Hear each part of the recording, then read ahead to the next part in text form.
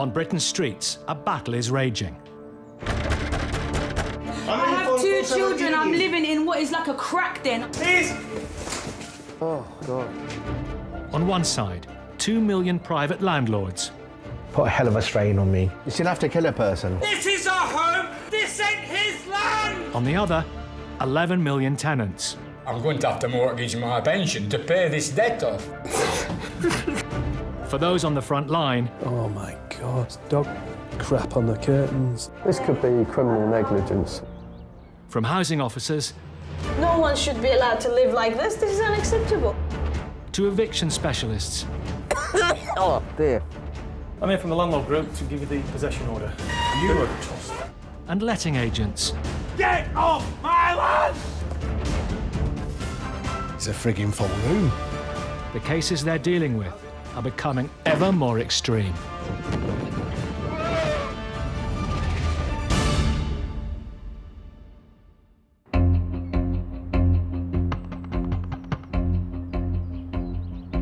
The laws around renting are complex and full of pitfalls for the unwary.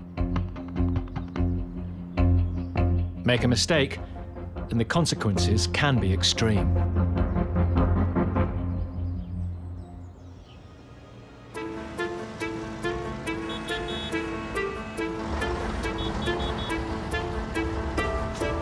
This one, the white one, this one. The white curtain in the middle, sorry. Father of 2, Hamza Omar, is returning to the council flat, which until recently was his home. This is my sitting room, and this is my kitchen.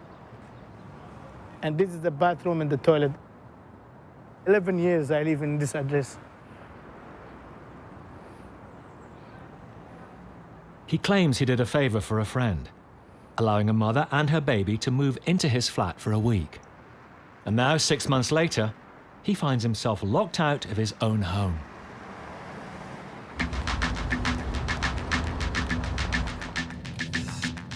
In desperation, Hamza asked eviction specialist Chris Sharp to start legal proceedings to get his home back. This is a kind of story that when you hear, it makes your blood boil. My client, being the kind of guy that he is, gave his own bedroom to this lady and to her baby. She moved her husband in. Hamza claims that after 3 weeks of repeatedly asking them to go, he finally called the police. But they told the police they were legitimate tenants and paying Hamza rent. The police, when presented with the young lady and her baby and her husband, they advised my client to move out. In an extraordinary turnaround, that night he ended up effectively homeless. I sleep one night there. Then I figured out in the morning what to do. I'm gonna call a couple of friends, somebody I know is bringing a bad memory. That's the way it is, what's happened.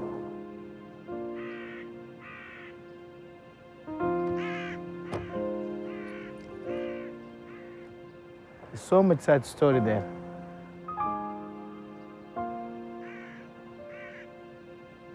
They look at us. The baby. I want to go back to my home as I look at it every time when I pick up the letters. Sadly, and I walk away.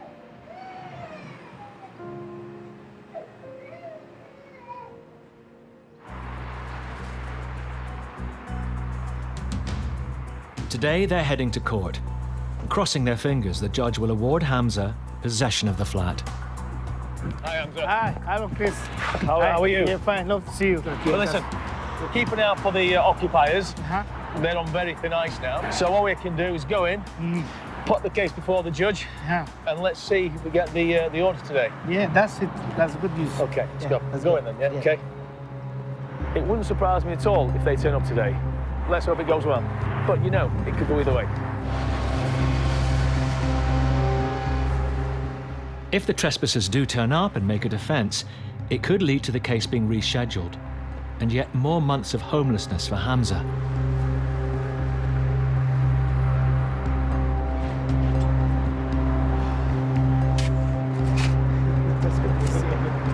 good to see you. Got the order. They didn't show. You were relieved. Yeah, I was relieved. Yeah, even the judge it's himself. Thanks for that. Oh, no. That's- This is why we do it. Yeah, Okay, yeah, this is yeah. why we do it. That's good news. I am as relieved as you are that Yeah, we've got yeah. that. This is the beginning of the end. It really is. Yeah, thanks very much, Hamza, Chris. pleasure. See I'll you. see you soon. Yeah, Cheers, bye-bye. Hamza. Bye-bye now. Okay. Hamza has got what's called a possession order in trespass, which means in theory he can evict the occupiers himself immediately. But Chris is recommending he calls in bailiffs. Because it's an order in trespass, and technically, Hamza could go down there and use reasonable force to get them out. I would never, ever advise that, because what's reasonable, what isn't, and he would run the risk of getting arrested. But not only is Hamza desperate to get back into his flat, he can't afford bailiffs.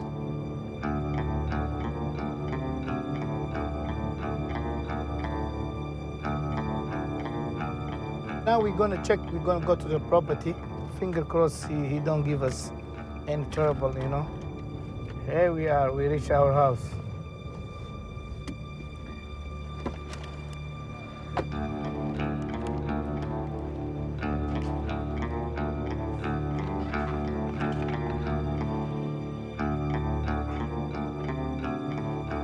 Let me check if somebody in. Yeah, we are. Mr. Omar speaking. Yes, how are you? Yeah, fine. We got the court order for eviction today. You didn't come to the court today. So we got the evictions. Are you ready? Pick your stuff. Which stuff? To go out because we got the court order today. When? Today? Is it today? Yeah, today. So let me call my lawyer first, yeah? When you gonna be ready to go? No, you don't need to ask me anything. Chris has got wind Hamza is at the property and heads over. So I need to talk to my lawyer first, yeah? Lawyer? Yeah. So I'll get back to you, yeah? When? Because we already have got the court order to leave the property. You know what? After 7 months. I've said it. I need to call my lawyer, yeah? After I call my lawyer, then get back to you, yeah? Say, when you gonna call your lawyer, you mean? Hamza, everything's in your court now. Uh-huh. Okay. Yes? You've got the order. Yeah? Let's move away now. Let's walk Yeah, away. I hope everything will be all right when you leave the house and in good position anyway. Why are you passing the Yeah? lawyer? Yes, sir. Yeah? Let me call my lawyer. Huh? Let's move away. Yeah. He's not going to go. You'd Yeah. have to use force. Yeah. I would not advise you do that. Yeah. You'll get arrested. We got the court order. You will get arrested. Okay, And that's I do fine. not want that to happen. Let's go. Bye-bye, yeah. Thank you. For Hamza, it's a real dilemma. Does he do it by the book and pay for bailiffs to get the trespassers out, which will cost yet more time and money? Or does he risk trying to get them out on his own?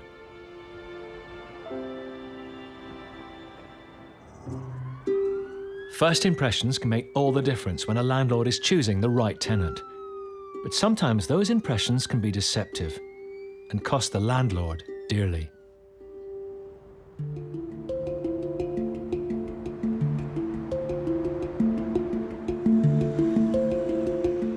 Just north of Manchester city centre is Prestwich, a quiet residential area popular with families.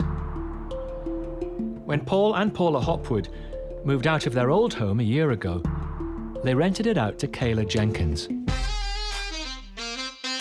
aka YouTube makeup guru Okayla, and her friend Casey Pecci. Hi guys, welcome back to my channel.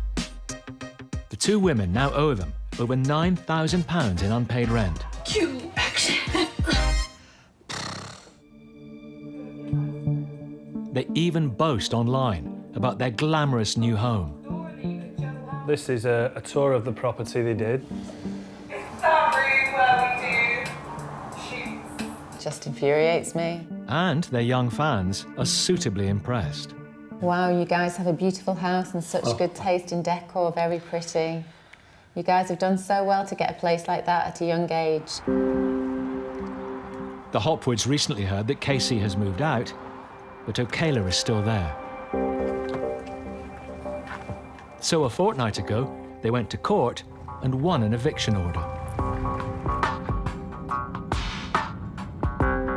Today is the deadline, and the couple are on their way to see if their tenant has obeyed the order and left.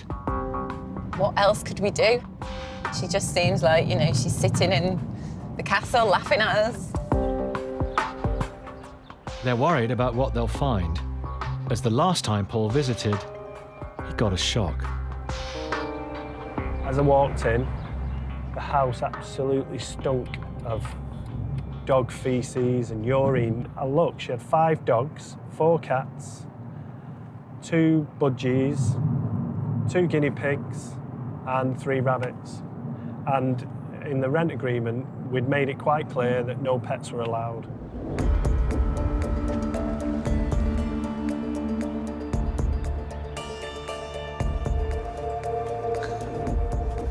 Oh, she's left us a little note.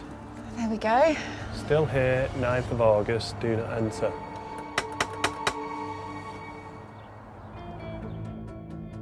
Next, in Manchester. Ah, she's in. She's just playing a game, isn't she? And in East London. This is a court order. You have to take it. Police! Yeah.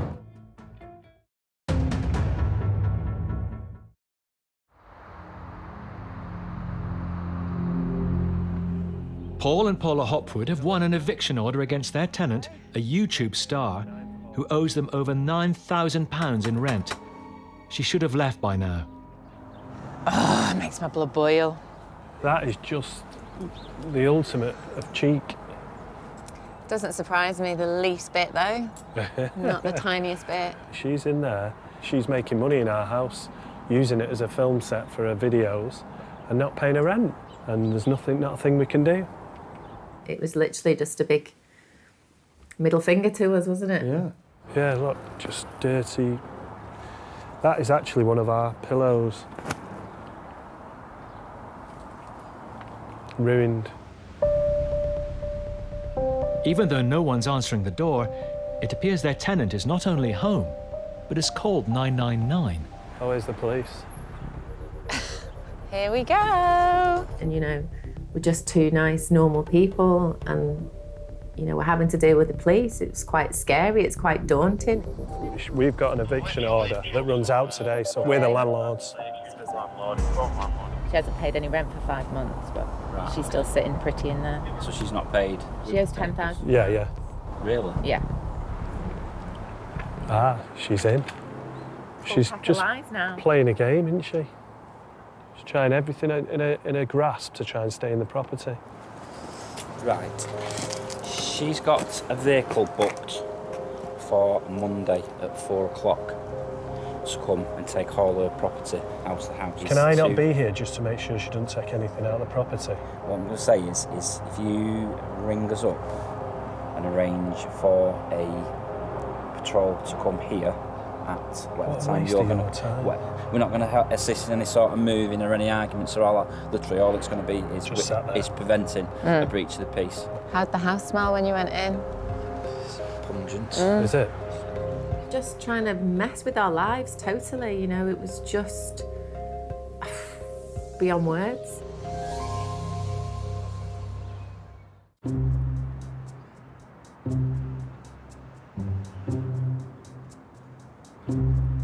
Hamza Omar claims that 6 months ago, he was kicked out of his own flat after inviting some acquaintances to stay with him, who then claimed tenants' rights. After a lengthy legal battle, a judge has ordered them to leave, and 2 days later, Hamza has the paperwork to prove it. This is an order from the court, so hopefully today is going to be the end. I hope so.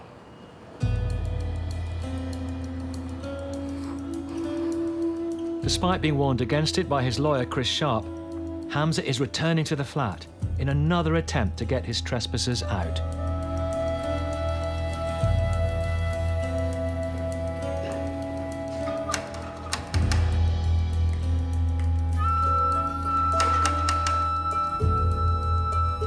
Yes, please open. Hello. We order for, we got the order for position. Yeah, I don't want to see the order now. Yeah, you have to see the order. This I'm not going to see it. by law, you have to pick up the order. No, me and you, we are seeing in court on the 14th. No, this is your order. See you on the 14th. Okay, let's call the police and see if it's gonna come in.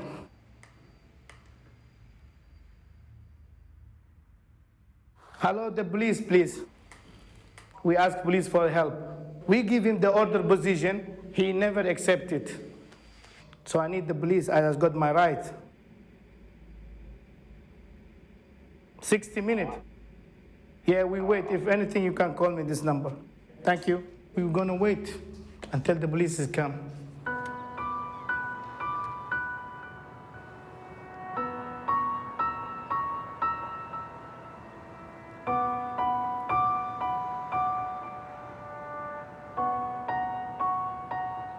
It's a nightmare. It's a nightmare. He don't want to listen to the law.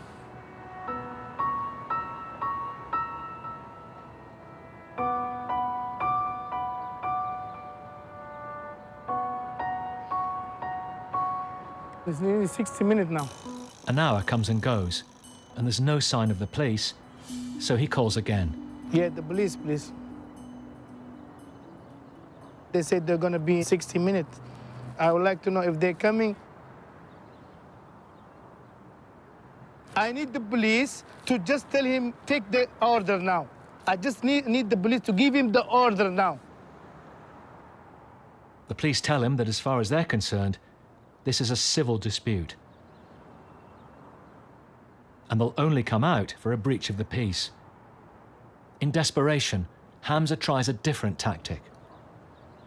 It's a counter property. Okay, if it's gonna be fight there, I'm gonna go there and damage the door, and whatever happened to me and him, then the police guy is gonna come.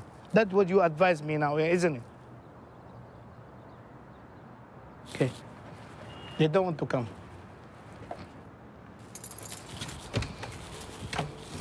Let's go back. We cannot pay the locksmith. We will do it ourselves. Hamza decides to confront the trespasser again and phones the police to tell them what he's doing. I'm going to the front door now, but it's gonna be a big fight. Then you're gonna come. Yeah. Yeah. And the bailiff is gone because it costs me money. It costs too much money to pay them by hour. It's gone. Yeah. Cut this your court order. No, I'm not going to take anything from you. Yeah? Yeah, this with the police now. No, let's if the police, I'm waiting to police. If they come, yeah, I'm waiting it's for gonna harm forever. This is your court order. I'm you have to take for it. Police. Yeah. Yeah, he shut the door now. We were gonna fight, then you're gonna come. Yeah. Mr. Case, what is gonna say? For your information, this I'm going to see your leg here again. Yeah, this one. Don't come to this place again. This one. This is the order. This is a court order. This is a court order, yeah? I'm going to see you in court January 14th. This is the court order you have to follow. This is the court order. You have to follow the court order. That's it.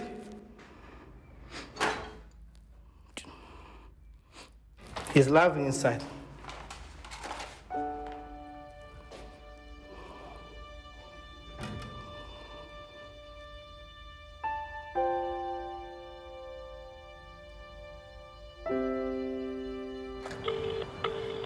With no sign of the police and out of options, Hamza calls lawyer Chris Sharp, who's been helping with the case. Hello? Yeah, Chris, this is Mr. Omar here. He was aggressive for us. When we called the police, they refused to come. Hamza, if the police are refusing to get involved, which, as I advised you, there was always this chance that they wouldn't, it's a grey area. What I now suggest you do is simply walk away and instruct the bailiffs. Because you will end up getting yourself into trouble if you try and take back possession yourself, okay? You will end up getting arrested, okay? I do not want you to do that, Hamza. Yeah, I understand. And I'm advising you against that, okay? Bye-bye, yeah, bye-bye. Thank you, bye-bye. Bye. Then that's the way it is. Only we have to involve the sheriff, and that's the law. You cannot do it in yourself. I just have to look at my property and go away as I do normal. I don't have any choice. Just look from the window, the door, and leave as I done it before for 6-7 months. That's it.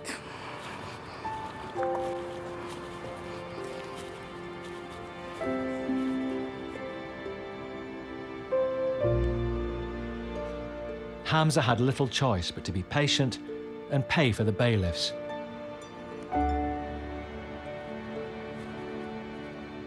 But eventually, he did get his home back.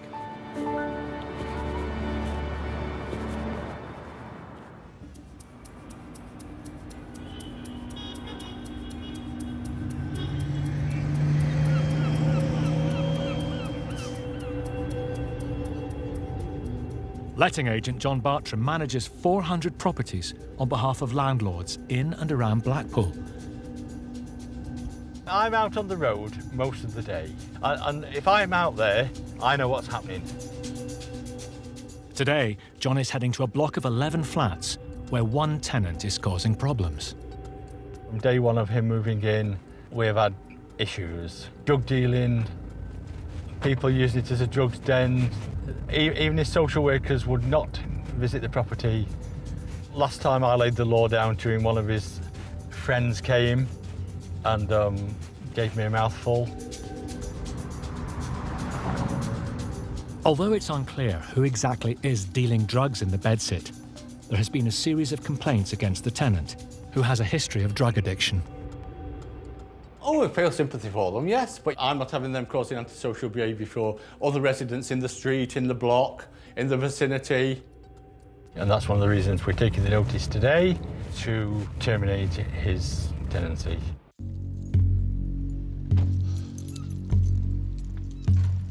Are you okay? John spots Ibrahim, another tenant who lives directly above the problem bedsit. So how's things been last night? It's not good. Not good at all. Same people say come into the flat and making noise. Someone was trying to get through the window yesterday. Did you report it to the police? Yeah, I ring them up this morning. Well, that's good, because the more evidence we can get, it's making... It's better. We will get to the bottom of it for you all. No problem. Okay. All right, cheers.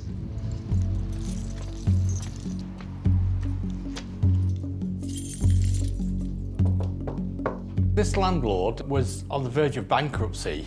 We actually lost 5 tenants out of the 11 because of the issues that we was getting in the flat. Landlord, JJ Properties, could you open the door, please? Nobody here. Hey?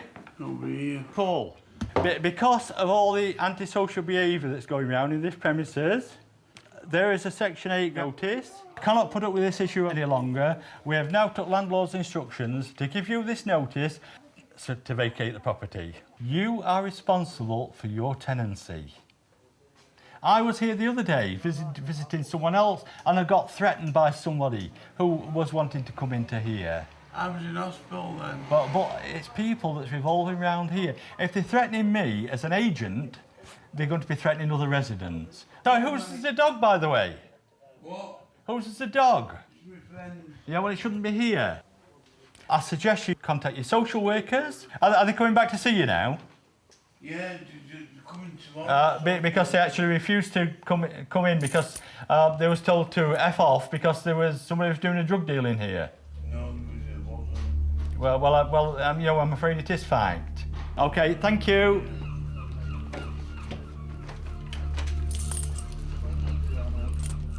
There is a problem with drugs in Blackpool. But this should not affect the normal lives of normal law-abiding people. We was hoping that we could get him out without any further issues, not just for the property, but for the vicinity.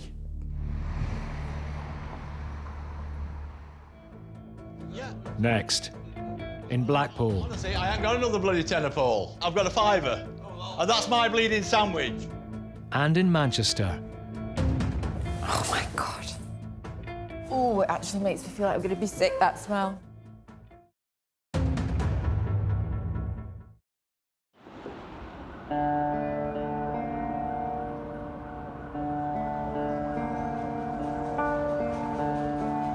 With more demand for a roof over your head than there is supply, unscrupulous landlords are cramming vulnerable tenants into run-down properties.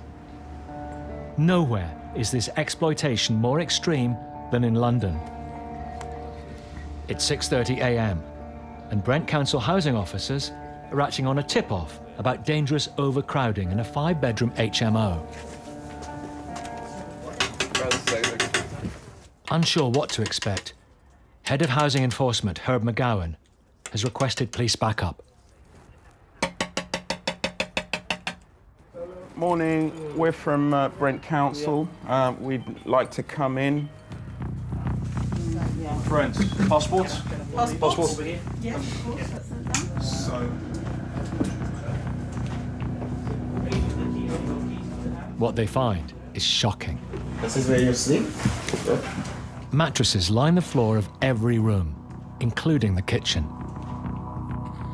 It does pull at your heartstrings when you come across situations like that with chronic overcrowding, and you think, well, your son or your brother or some other relative could end up in a situation like that. It's seriously overcrowded, and I think we would just have to try to establish what's happening here. How did they get in here? Who recommended this property for them?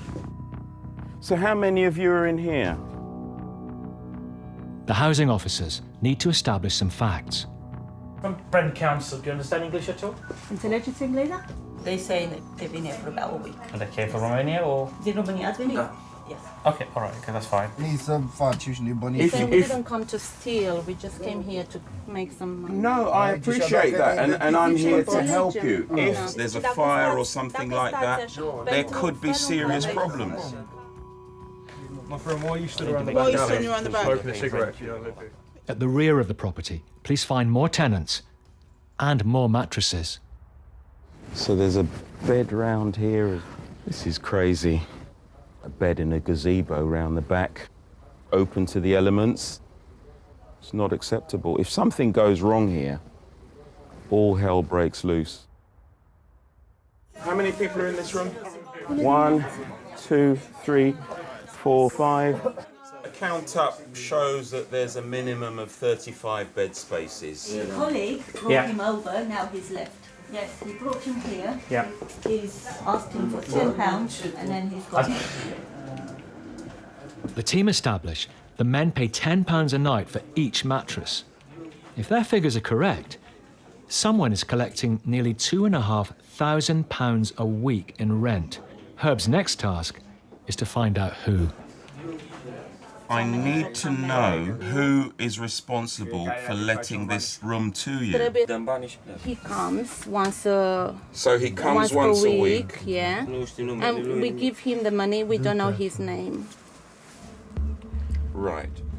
Not only are these men living in a potential fire trap, but they're also at risk of being evicted without warning by the person operating the scam. In these types of situations, landlords will often come and say, right, get out now. If that were to happen, we couldn't help you if we don't know who the landlord is. Okay. Tenants in those circumstances can feel a fear of authority. It's our job to develop trust. They're being exploited. It's as simple as that. You know, it's totally unacceptable. As the men either don't know or aren't prepared to name their landlord, Herb and his colleagues need to track him down. Thank you very much, gents.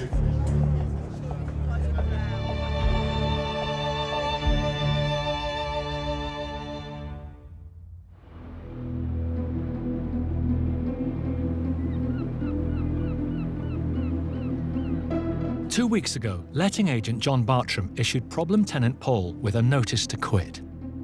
Since then, there have been yet more complaints from other tenants, so he's returning to try and persuade Paul to move out. He's having all his Dossa mates around there. They're pulling around there nearly every day because it's a hot spot for drugs. I think that people like Paul that think we're social workers, drugs advisors, medical advisors, when all's said and done, all we are is a letting agent. Keen to avoid a lengthy court process, John is hoping to convince Paul to leave voluntarily. John from JJ Properties. Can I come in? I just want to talk to you. Who's everybody here? Hey? We're not ones that take them. Do you know why I've come today, Paul? Can I sit down? Hey? Go on then, I'll sit in your wheelchair. How's that sound? Well, Paul, I came down last week, whenever it was, and served you a Section 8. Now you shouldn't be here. No. All I want to know flat out the way from this area. Idiots keep trying to break in and out, taking the piss out of me, taking advantage out of me. Well, enough of it. Wouldn't a few quid help you to do that? It would. Basically, we thought the easiest option was to offer Paul a cash payment to find alternative accommodation on his own behalf.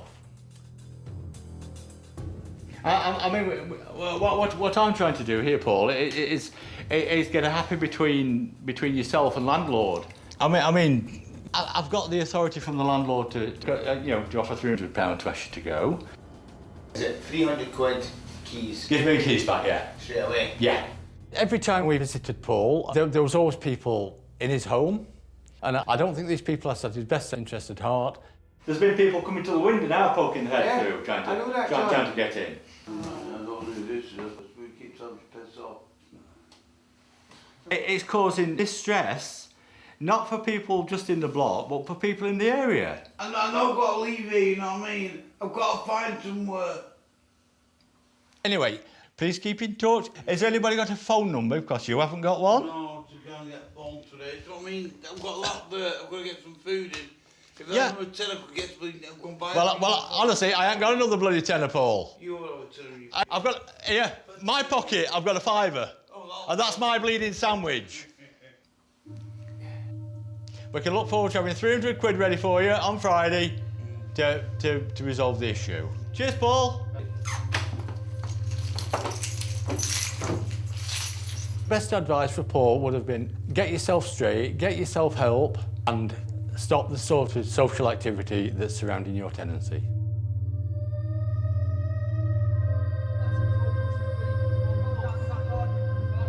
As more people gather outside Paul's window, neighbour Ibrahim comes down to confront them.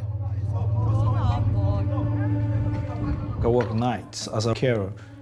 You know, there's people coming in and out, banging, fighting constantly. It's unbearable. Yeah? You get me, I understand what you're saying. Slow down. Yeah, man, sweet. Slow the fuck down, bro.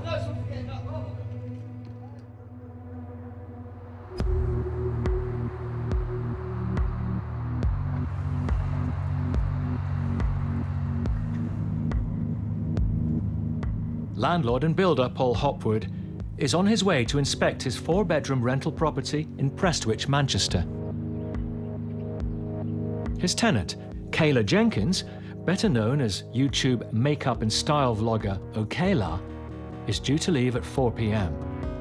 Paul wants to be certain she goes. She said she's got a van booked and she's going today. So hopefully we'll get the house back. I dread to think what it's going to be like and how much it's going to cost. When Paul arrives at the property, he's not sure what he'll find. Before going in, he heads round the back to check whether she's left. I think she might have gone, you know, the TV's gone. Kayla now owes over £10,000 in rent, but that doesn't include the legal fees or the cost of any repairs. And from first glance, it looks like there could be a lot. Look at the rubbish everywhere. She'd never once emptied the bins, she'd just thrown the bin bags in the garden. The cat wee and dog wee all over the curtains. Paula is going to freak when she sees this. All right. Yeah, you.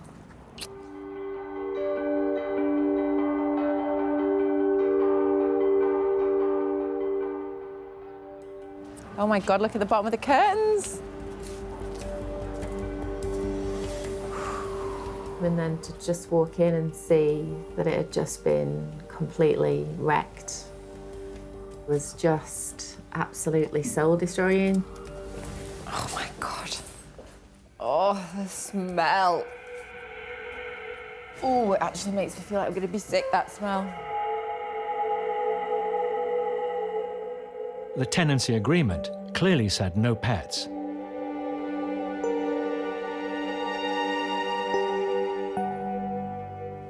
There's dog crap on the curtains. Oh my God, look at that. It hurt my eyes when I walked in, the smell was that bad. So I was in shock at the absolute mess she'd left. Look at the mirror. How do you do that? Smashed everywhere. Down in the basement gym, there's another nasty surprise. Little box of poos. It's just sitting there. It's disgusting. The dog has actually chewed the staircase. Oh my God. Wow. That Put is your hand in there. something else, isn't it? Oh my God, the smell up here is even worse. Look at that. Wallpaper coming off the wall. Skirting boards all chewed. I mean, why would we wash our hands? We'll just wipe them on the curtain, yeah? She's Don't need just to wash wiped them. her hands on the Let's just wash them on here, hey? A brand new mattress. Oh, look at that. Stains all over the bed.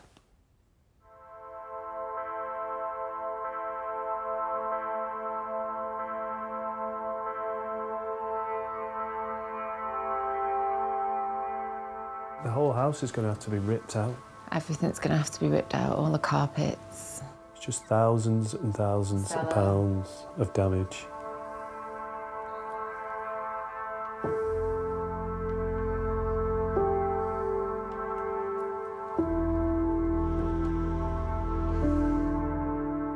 Totally and utterly appalled at what she's done to our home. Just can't believe it. Are you okay? I'm not okay now. I'm appalled. I feel sick. I feel just really sick. Not just from the smell.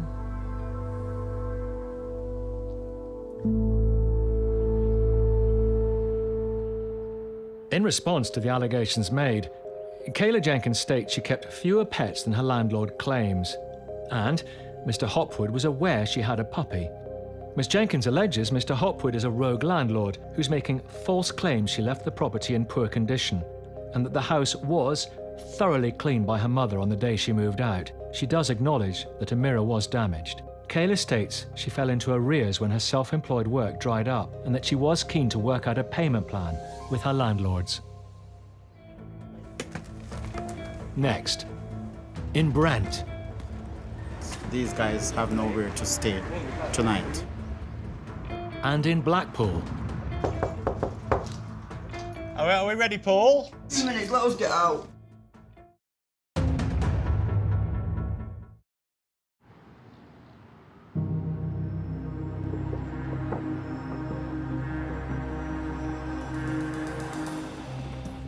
It's been 3 days since Brent housing officers raided a 5-bedroom house and found 35 men sleeping on mattresses. This morning, they returned to discover the men are out on the street.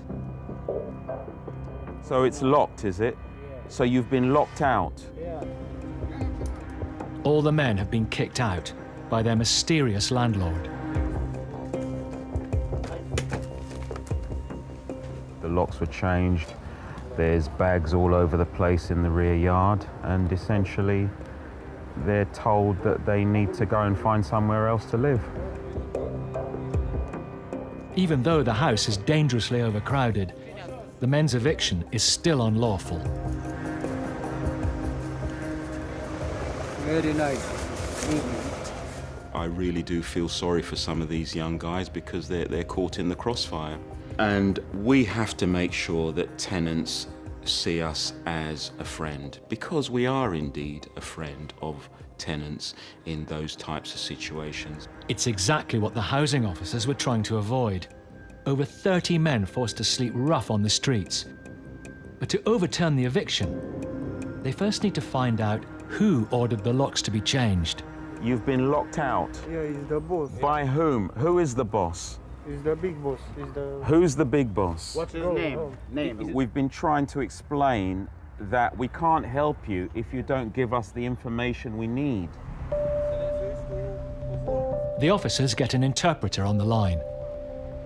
They're saying that today around 11:30, the landlord, which is Romanian, and their name is, they came and they evicted them. We need to have a full name with a telephone number and as much contact details as possible so that we can take this man to task. The situation is complicated. It appears the men's landlord isn't the owner of the property, but the father of one of the original tenants, and is unlawfully subletting it. We need him to open the door. No, we need him to open the door so that your son is not prosecuted for unlawful eviction. It may take time for the housing officers to track down the landlord and any others who are responsible for the scam. Okay, I think that's it. It's very disconcerting knowing that these guys have nowhere to stay tonight. I mean, we tried to get the landlord to come back to at least, you know, open the doors because they have paid rent, but he has not shown. So it's just sad that they'll have to sleep somewhere in the cold tonight. In the meantime, they will have to hand the case over to the homeless team, as 30 innocent men have nowhere to live. Someone was clearly making a great deal of money out of an unlicensed and unsafe property, and we were determined to follow that money to wherever it leads. 5 months later, and those responsible for the scam are fined over £20,000 by the courts.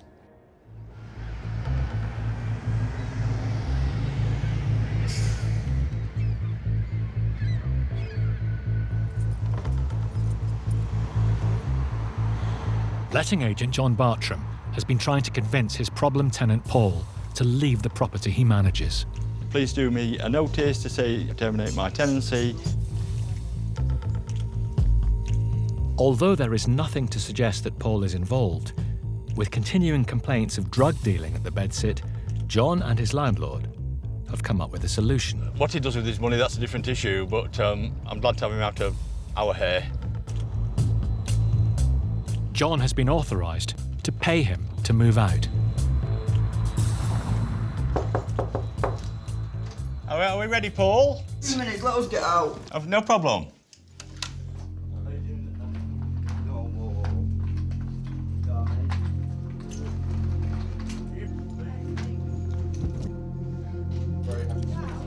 Right, thank you very much.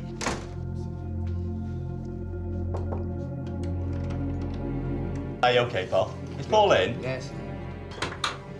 We've agreed £300, is that correct, Paul? Right, okay. 350. Okay, 350. Right, what I've actually done here, if you want, I hereby terminate my tenancy at the above address with immediate effect.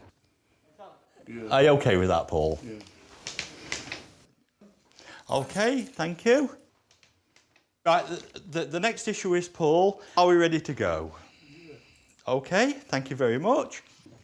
There you go, £350 there, Paul. Paul, if anyone tries to get back in here now, including yourself, you are classed as trespassers and people can be arrested. Get out, Ronaldo. Thank fuck, he's gone.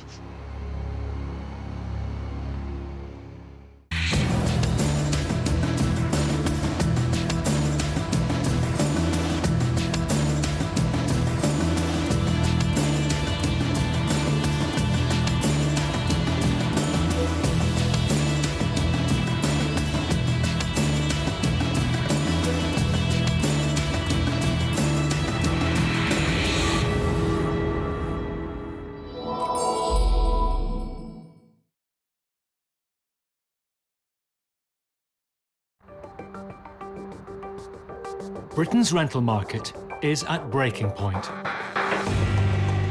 Give me hope, please. With not enough homes to go round and soaring rents, squatters are every landlord's worst nightmare.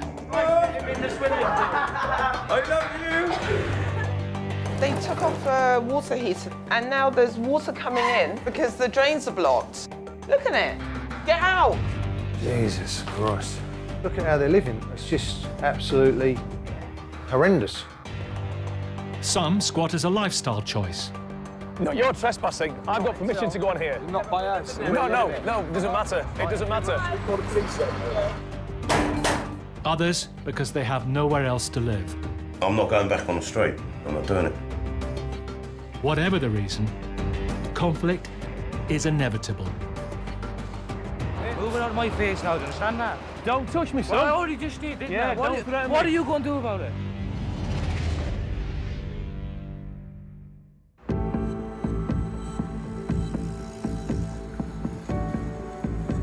Every year in Britain, over 20,000 properties are illegally occupied by squatters.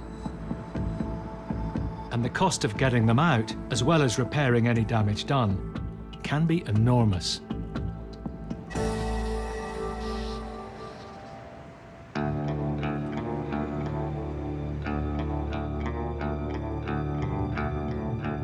Lawyer Chris Sharp has a number of difficult cases on his books involving squatters. His clients hire him out to get the squatters out as quickly as possible, and sometimes conflict is inevitable. This morning, he's heading out on a tricky job. We're on our way to the site now, and my client has already informed me that we are dealing with travelling squatters. Now, I'm not going to lie, this part always fills me with a bit of anxiety. You always have to have your wits about you because you do not know who or what you are about to meet. There were 10, perhaps 12 caravans on the site, but it's changing all the time. Sometimes there are more on there. It's added up to 20 on there this morning. Chris needs to inform the squatters he's started legal proceedings to keep them out, so things could turn nasty. I think there are going to be about 20 to 40 people there potentially. If there's any sign of confrontation, if I feel it's a proper or real threat, I will simply call the police. We're nearly there now, so it'll be interesting to see what we find in a moment. Site is here behind these walls and this fence. The law says Chris must put up notices about the upcoming court hearing on every entrance. There's a way around the back. This is the side entrance. I can observe what's going on then from this angle. Chris can see some of the caravans, but there's something shocking he wasn't expecting. There are. A mountain of dumped waste. Carnage. A week ago, this 1.5 acre site was completely clear. The disgrace. Taken them 2 to 3 days to do this. You know, they will fill this site. It's as simple as that.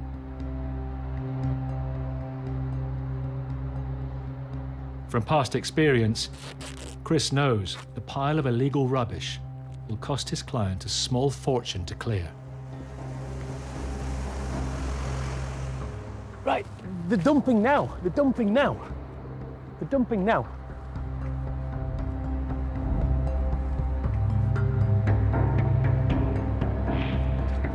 The truck's just pulled up now and it's reversed up to where they've been tipping before, and it looks like it's about to unload another load of house clearance.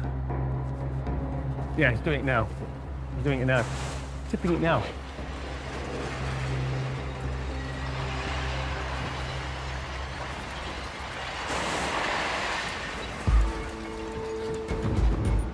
Okay, let's go to the top. Chris can't be sure whether the squatters themselves are doing the fly tipping or letting others in. But either way, it's essential he gets them out fast.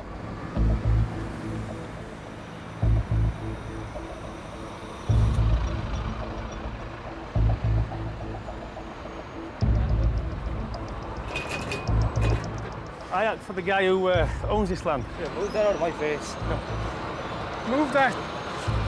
See that? Move it out of my face now, do you understand that? Move out with that out of my face. Guys, don't threaten me. I'm Don't threaten me. I'm not touching that. Move. Do not touch me. You don't touch that. Move out of my space. We didn't mind you taking a photo of the gate, but you're not taking a photo of in there because there's kids. Okay, lads, I'll take one with you guys. Before Chris can leave, he needs proof that he's stuck the court notices clearly to the gates. Don't touch me, son. Well, I already just did, didn't Yeah, I? don't threaten me. What are you going to do about it?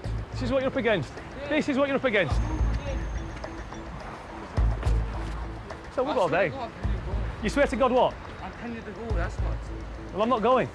This is not your land. Move from that gate there. Right, that'll do. See you later, lads. So, you like the friendly response there, okay? You've seen what they're doing over there. They've threatened us with violence if we go near the gate. This is what you're up against. As more people arrive on the other side of the gate, Chris decides it's time to disappear. Let's go. Come on, let's go. Get straight in your car and let's go. Time to leave Dodge.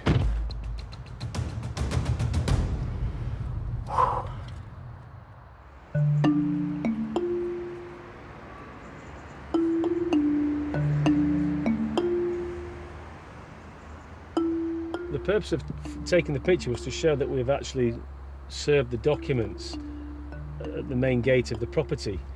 Unfortunately, my camera was a bit obscured by the rather mouthy, threatening guy who's now showing me his how big his muscles are.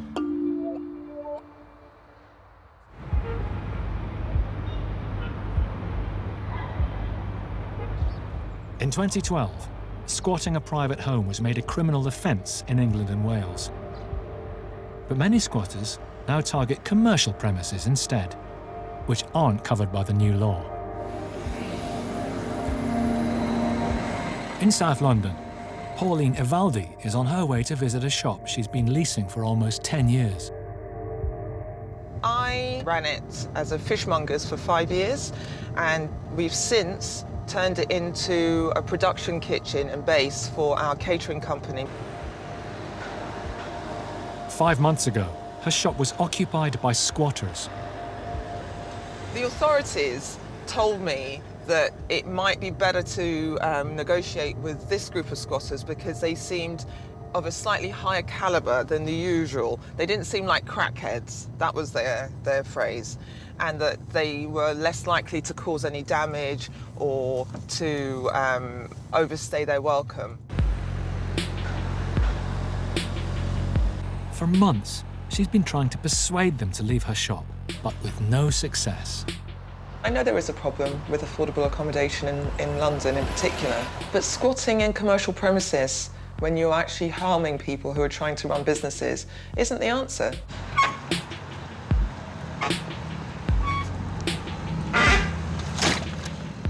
Pauline's up against a deadline, and she's asked lawyer Chris Sharp to help end her nightmare. Her lease runs out in about 3 weeks' time. She has to give it back to the landlord with vacant possession. If she doesn't, then her landlord will hit her with severe financial penalties. It has really impacted adversely on my mental health and my emotional well-being. It's surprising how much of a toll it takes on you. Today, they're going to court to try and get a possession order.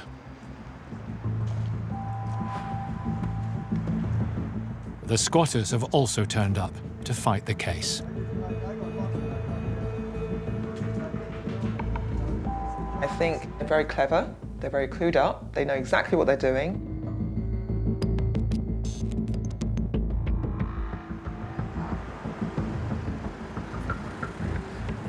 Well, those guys didn't make it easy for us. They told the judge that they had a right to be there. The judge said, "You're trespassers, you've got no right to be there." Pauline, how do you feel? So relieved, honestly. It's the order, it's what it's all about. Absolutely. Next, in Norwood. Are you going to leave? In Bristol, Entry or attempt to enter into this premises is a criminal offence. I love you. Hello? Anybody home? and in Chelmsford. I'm not going back on the street. I'm not doing it.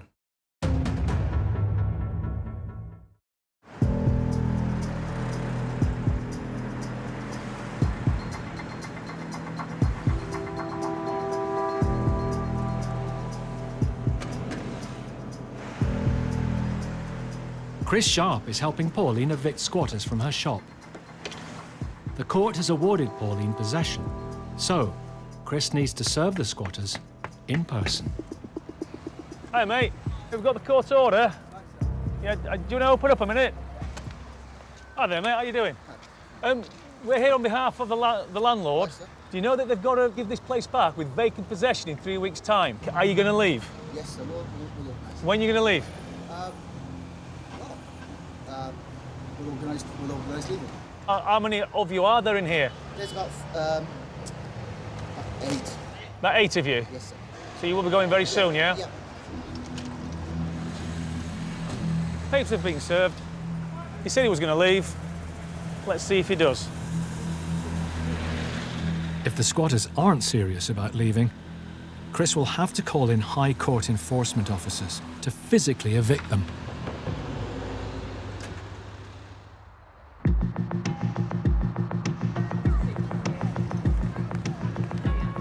Britain's housing crisis isn't limited to London and a few wealthy towns. With rents soaring, the number of homeless people in the east of England has also been rising. And that means empty properties are a prime target for squatters. Chris Sharp is acting for a property developer who owns a former print works, which is being squatted by a group of homeless men.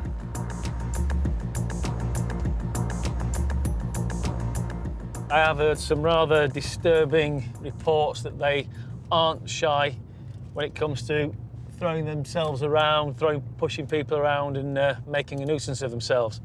The very nature of a squatter's action is that you never quite know what you might meet or expect. There's always a sense of anxiety. Chris has just won a court order telling the squatters to leave the property or be thrown out by the High Court sheriff, and he needs to serve it in person.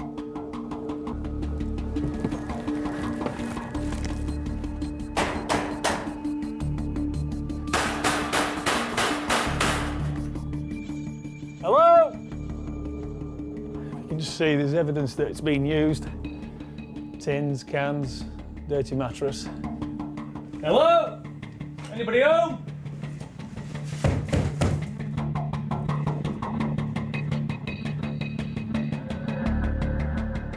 It's clear the squatters have taken over most of the building. Hello? But mysteriously, one area is padlocked. This lock isn't ours. That has been put on by somebody that we don't know of.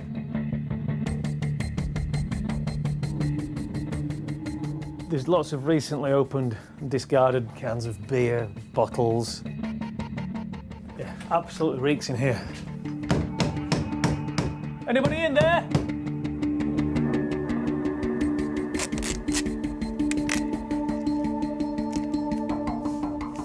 What's going on? I'll be honest, when these guys rode up, I had to be prepared thinking, here we go again.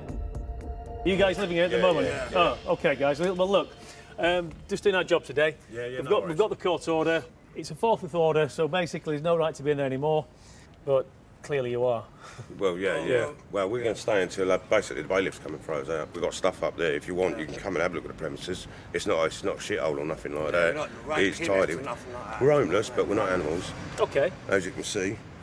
If you want, if we can go and have a quick look, that's no absolutely worries. fine. Yeah, it smells a bit damp downstairs, obviously, but we live upstairs and it is reasonable. It's not brilliant, but it's better than getting your head kicked in living on the street. Yeah, you know, like I've been homeless for about 8 months now, do you know what I mean? Yeah. But like, you know, like all I need is a place for a month. Yeah, and then we can sort ourselves out. Yeah, it's been me ex, 19 years, split up, lost my job and then ended up homeless, yeah. Well, I'm born and bred Chelmsford. I'm a plasterer by trade, 16-year relationship, 3 children. And unfortunately, when I split up with missus, alcohol dependent, and yeah, things just didn't work out. And so this is the scenario I'm in now. I met Dave on the street. Yeah. And yeah, we pretty much kept an eye out for each other. There are other homeless people living in the building, but the 2 men prefer to keep themselves to themselves. We have took a couple of other people in, but some of them we didn't realise they were drug users. I'm totally against drugs, so they had to go. I've got enough problems as it is, let alone getting on drugs and all that crap, do you know what I mean?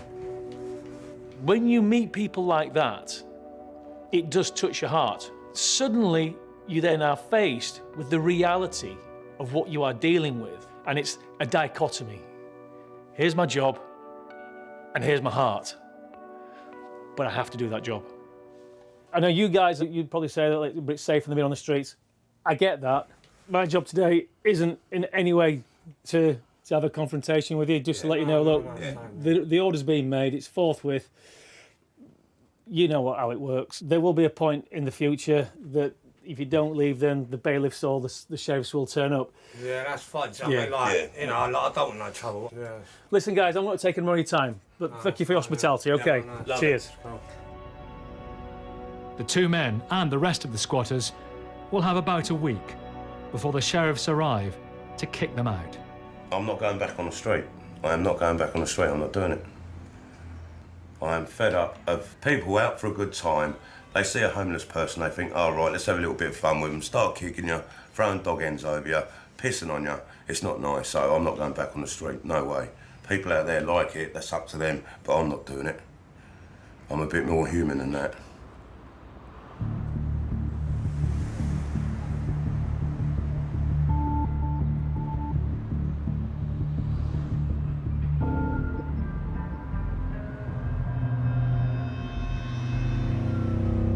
In London, there's been progress in Chris's battle to evict squatters from his client's land.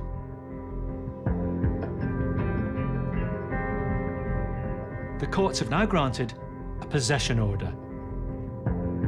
But to ensure it's legally binding, he must act fast. We're now on the way to the site to serve the order like the law says we have to do. We have to serve it within 24 hours. I'm hoping that we will not be met by the same hostility as we were last time.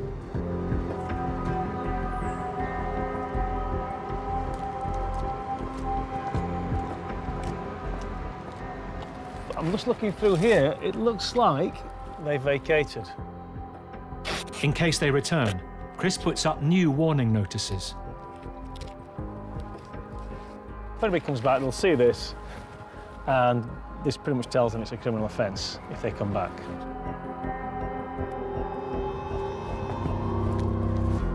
The landlord has his land back, but the place is now a massive refuse tip.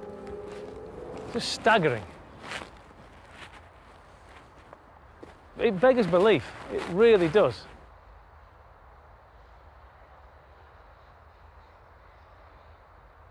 What you have to remember is this, whilst this was a derelict piece of land, it was clear. There wasn't one bit of rubbish here. Everything that you see, this sea of rubbish, has all been dumped by people who took it upon themselves to use this as their own private little dumping ground.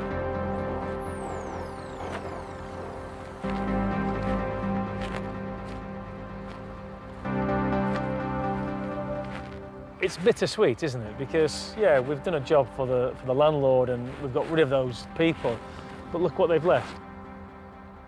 It really is a disgrace, an absolute disgrace.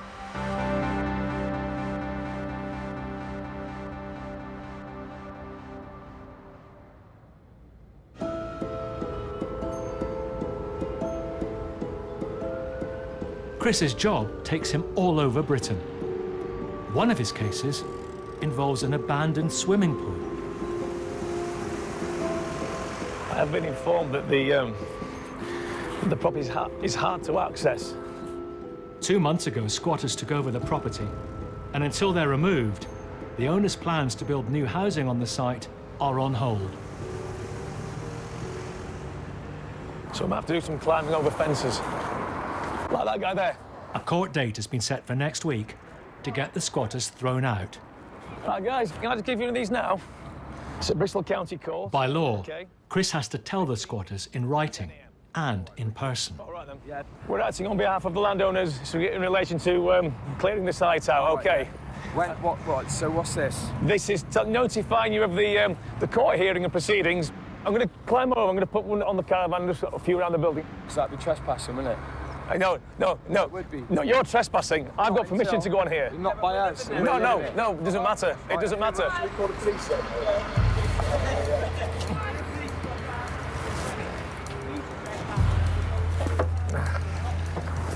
I have permission of the owner to be here, so that's not a trespass. We'll go to the back. Chris puts up notices in plain sight. If any of the squatters claim they didn't see the documents, they could use that excuse to fight the eviction in court. Hi, guys. I'll just leave that for you there, guys. Okay. It's on Friday. No, excuse me. Entry or attempt to enter into this premises without our permission is a criminal offence. I've got permission of the owner, but you're unlawful occupiers in any event. Okay. Do you want to come up? Work away, man.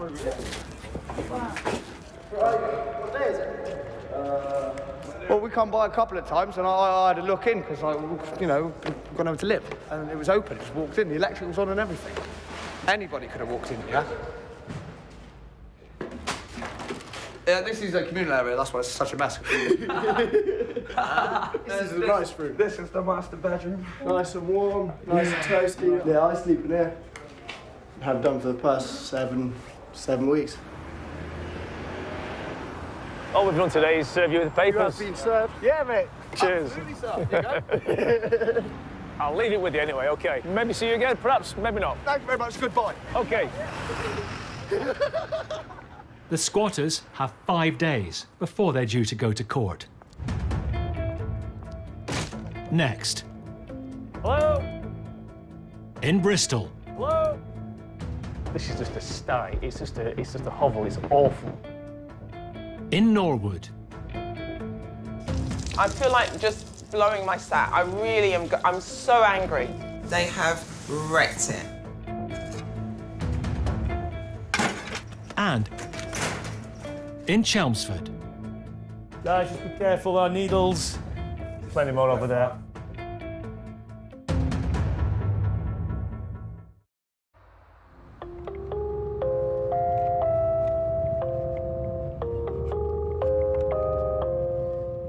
Chris Sharp is on his way to court to try and regain possession of a derelict swimming pool that's overrun by squatters. These people simply have no right whatsoever to be in that property, claiming squatters' rights and one thing and another. We're not really convinced that even if we get the court order, the squatters will leave, so it may necessitate us going further and having to get a warrant and get the bailiffs around there in a few weeks' time. Chris's client is Bristol property developer Brad Hughes, and he's meeting him at court. We bought the property from a bankrupt company. We bought 3 sites off them, me and 2 colleagues. For 70 years, the swimming baths were at the heart of East Bristol's community. But in 2005, the council closed the doors. 8 months ago, Brad paid £400,000 for the property, which he wants to turn into much-needed housing. We had a couple of different phone calls from neighbours saying that there was people climbing over the fence, looked like squatters. And then it's kind of snowballed from there, more and more phone calls. And more so in the last week or so, it's been more and more phone calls, people saying that there's been parties in there till 4 in the morning, loud music, stuff like that, frustrating the neighbours. The only way to get them out is to go through the courts, and that takes time and money. I said, what's your plans?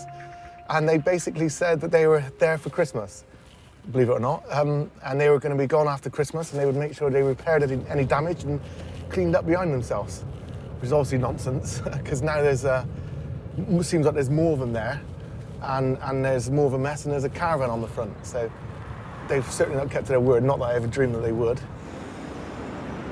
We'll see if they've turned up. I've not seen them so far. Right. And we'll take it from there. Do they normally turn up? Sometimes they do. Sometimes they do. There may be a surprise waiting for us. Okay, Ben.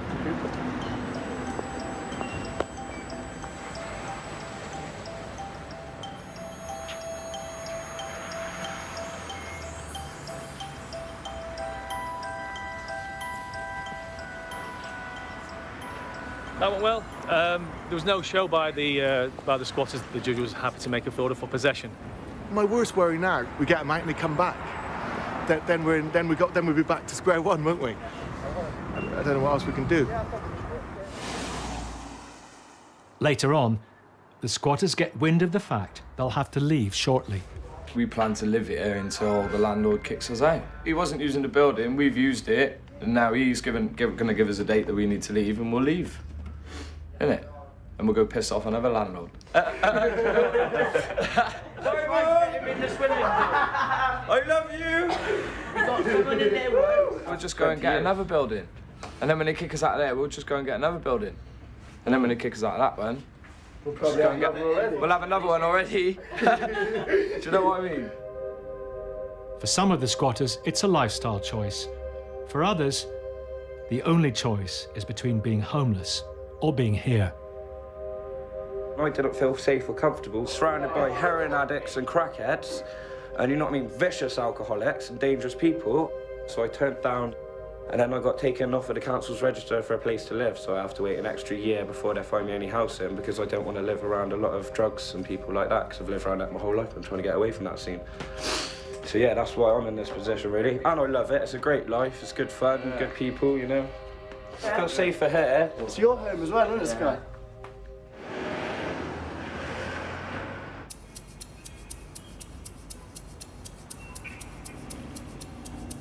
It's D-Day for the squatters at the High Street shop in West Norwood.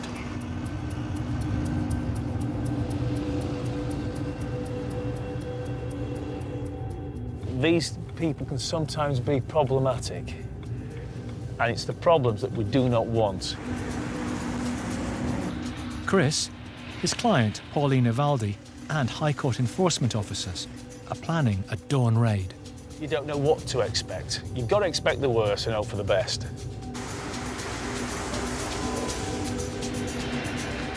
I felt just so shaky and really apprehensive. I've never had to deal with anything like this before in my life. How are you, mate? Good to see you again. Pauline? Hello, hello. To be fair, if they get out and jump over the fence and do a runner, that's the result. Okay, let's go.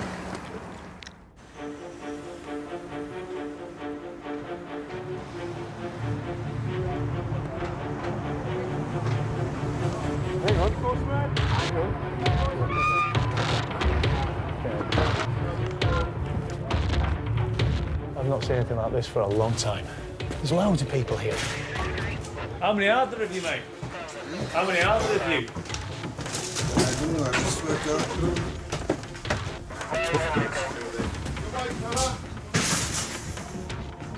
Right, quick as you can, mate, please. It was just overwhelming to see it, to smell it and see it.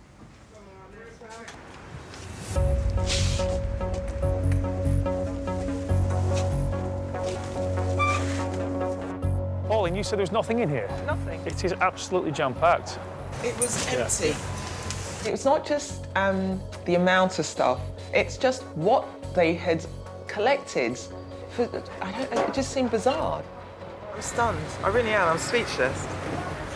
I can't believe they've got a piano in there. Well, this one is for the book.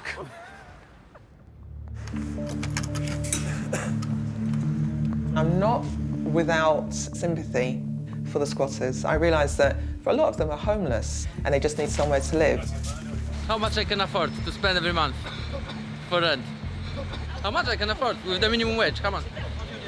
Give me home. Please. But I have to hand back this property as quickly as possible.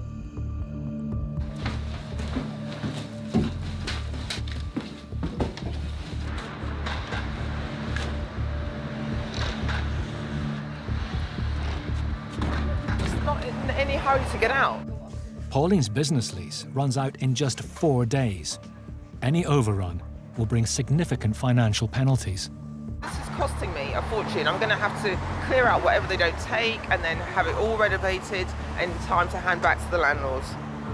Pauline is facing financial ruin because of these guys. We all are. You think you're the only one in this world that's suffering? We're suffering too. Get your stuff, get your stuff. We're getting out now. Get your bags, get your stuff, and get out.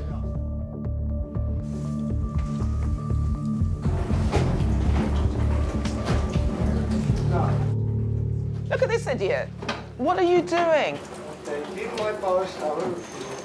I feel like just blowing my stat. I really am. I'm so angry. It's really hard just to listen to this and to see this. Look at it. Hurry up. Get out. Yeah, you can always give me extra 100. Don't worry, let's try to get everything out of it. To get myself. Sorry, you'd like me to give you money? Yes. What if you for? want me to leave my stuff in here? We're not malicious against you. Okay, you're not malicious. Clear out every scrap that you... No, all of it. Yes, we will miss. All of it. Who's been paying for the electricity? Who's been paying for the water?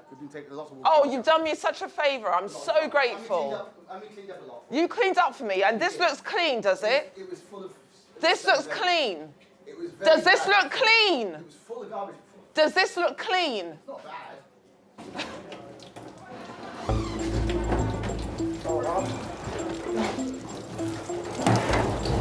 They took off a water heater, and now there's water coming in because the drains are blocked. Thank you very much. Cheers.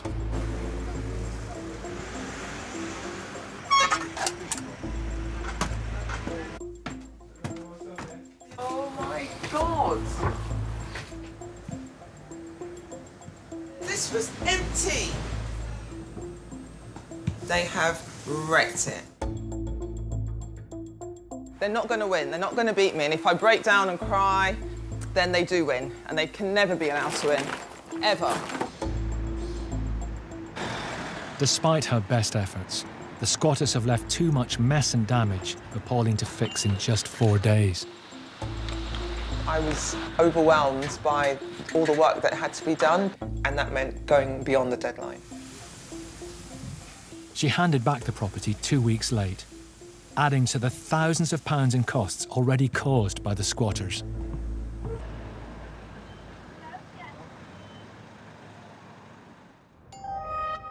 For the past 2 months, a dilapidated swimming pool in East Bristol has been home to squatters. A court has today handed possession back to the owner, Brad.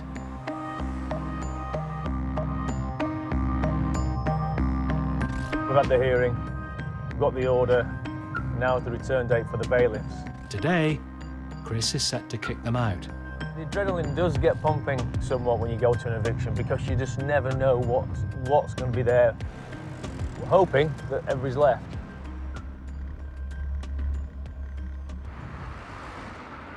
Hi, Chris. Are you doing all right? Not too bad yourself? Yeah, good. The owner, Brad, can't make it, so Donald, his business partner, is here in his place. Okay, let's go. Not a pretty sight. Good morning, guys. The bailiffs arrive to start the eviction, not knowing if they'll find anyone inside.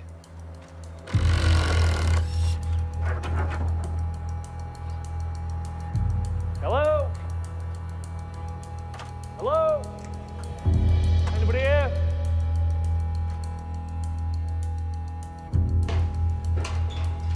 We'll do a sweep around the property to make sure it's empty. That way they can be satisfied that it's empty and they can execute the warrant, and then they can be on their way. At 10,000 square feet and over 2 floors, it's a mammoth task. Should take them 15 minutes to make mind how big this place is. This floor's clear. Done that one, yeah? Yeah, it's all been done in that one.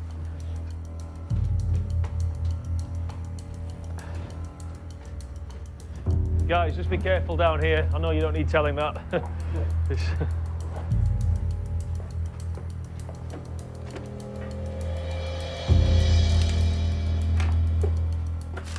Empty. The building appears to be clear, but Chris still has his concerns. This lot here suggests to me that, yeah, they've gone, but they may have plans of coming back. Well, I did think that. They usually do carry around with them their own bedding. I think you have your work cut out. I think they may well I come tried back. to keep them out, just absolute nightmare. I really do think that this is going to be one difficult place to keep secure for long enough. There may well be more trouble.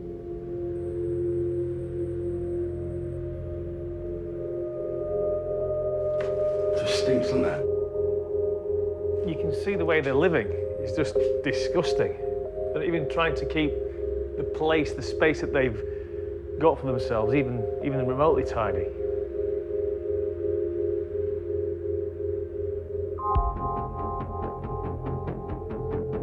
Absolutely disgraceful. It really is. This is just a sty. It's just a hovel. It's awful. They've made this worse than it actually was. So, if it's sympathy that they sometimes are crying out for, then I think sympathy is going to be lost when you see the state of this place and how they have used it. It just absolutely beggars belief. It won't be long before the council, if they get wind that it's in this state, they'll be on to you saying, look, there's rats. Environmental, yeah. Absolutely. Left in a shocking state, the property needs thousands of pounds spent on it to clear it out and make it secure. It's just unneeded or unwanted inconvenience, isn't it? And it's going to cost him, isn't it, though? Yeah. It costs thousands. Yeah, this doesn't get cleared up for free. Exactly that. We may well see it here again. Yeah. Fortunately. Shall we do you want to sign the paperwork here? Yeah. Don't know who's got a warrant. Yeah. Thank you very much. We've now been given a property back empty. But Chris is worried about another pressing problem. Now that the warrant's been executed, there's an urgency to secure and somehow deter people coming back, because between now and when the planning is finalised, it's going to be maybe weeks, maybe a couple of months. Yeah.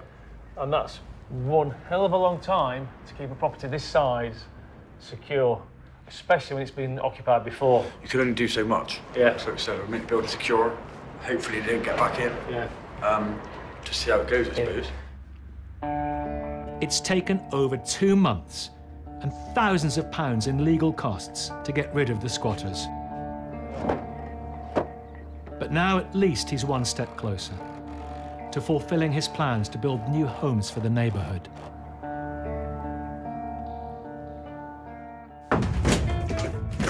Next, Sheriff's office! in Chelmsford. You see the needle there? Look at how they're living. There's needles everywhere.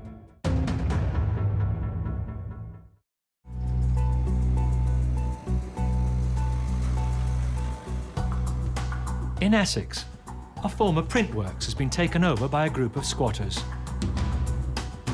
Today, Chris Sharp is joining High Court sheriffs to have them evicted. You can never second guess what reaction you'll get from squatters. From what I've seen so far, these squatters seem amicable enough. They were pleasant, they spoke to us, they even invited us into the property. But the bottom line is they weren't prepared to leave. So that means that we've got to get the sheriffs involved. Meeting Chris at the property is the building's owner, Dean Morrissey. Dean, how are you? You all right? Yeah, very good. These are demolition guys. Yeah. Dean has been given planning permission to build 5 flats on the site. But first, he needs to demolish the derelict building. So, he needs a sheriff to clear out the squatters. This is the sheriff.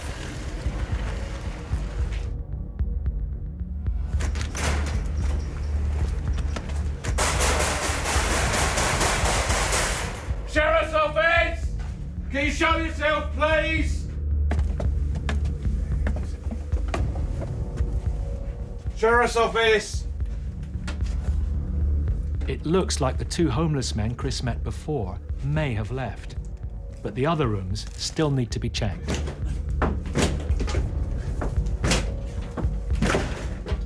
Sheriff's office, can you show yourself?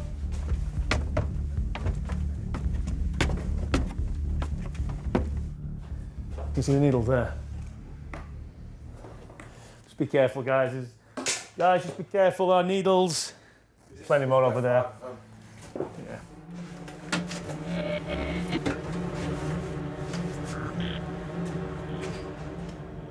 Jesus Christ. Look at how they're living. They're living on a piece of insulation and there's needles and stuff everywhere. It's just absolutely horrendous. Now they're sure that every room is empty. The demolition team move in. If your guys want to start... We're going to fence off. We've got to fence off because obviously health and safety. Nobody's coming back in here now. No, good.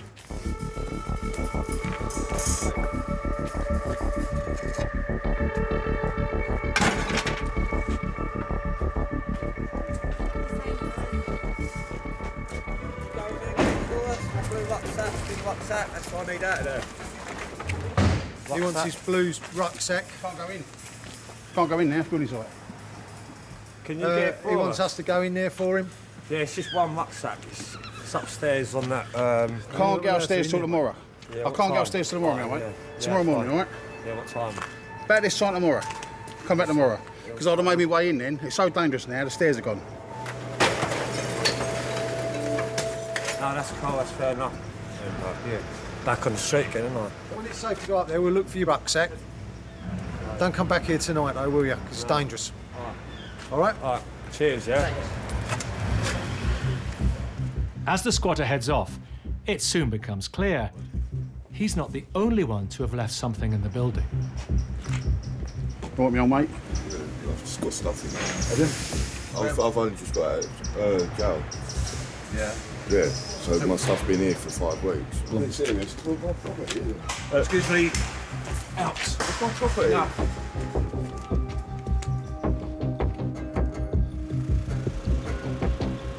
If the guys just come out of prison, you know, he needs to be going to the authorities because this isn't a place for anybody. This is no halfway house. I've been incarcerated for a couple of months. That's HM prison, so I've just got out of jail. This is my belongings. That's all I've got. You know, I'm disgusted about it, to be honest, because I've lost my job. I've got 5 children. I've lost my job, everything. My life's just gone bang. I need help. I need help. I'm not asking for help. I've gone. I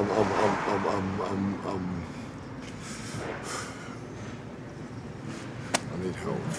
They can't find nowhere for you to live? No, mate. No. Is there no one that can help you? No, no one can help me. Chelmsford is riddled with homeless people. Yeah. It's riddled, mate. I'm telling you. But the problem, I mean, honestly, the problem we've got now is this is now a building site. Oh, not problem. No, I'm just saying, you can't come in here no matter what. It's honestly, I swear to you now, it's dangerous. We can't go looking for tobacco and all that sort of stuff. I'm sorry, now, mate. Yeah. But, here, let me shake your hand. That's all right. Take that.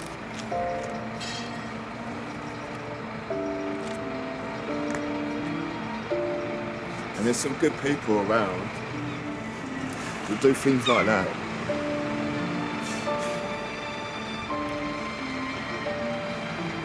You do get some good people. I think to myself, just takes that little bit of bad luck, lose your job, next minute you know you can't pay your rent. What do? You walk out, you live on the streets. They all not sticking needles in their arms and not all relying on alcohol, they just are stuck.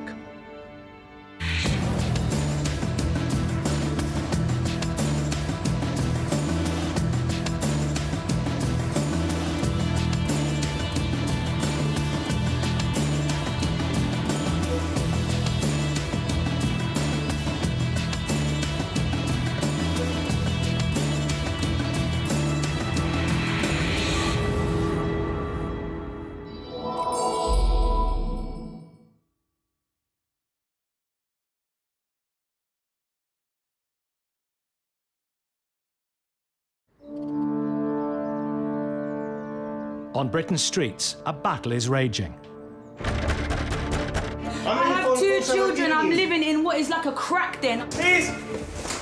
Oh, God. On one side, 2 million private landlords. Put a hell of a strain on me. You should have to kill a person. This is our home. This ain't his land. On the other, 11 million tenants. I'm going to have to mortgage my pension to pay this debt off. For those on the front line... Oh my God, dog crap on the curtains. This could be criminal negligence. From housing officers... No one should be allowed to live like this. This is unacceptable. To eviction specialists. Oh, dear. I'm here from the landlord group to give you the possession order. You are a trust. And letting agents.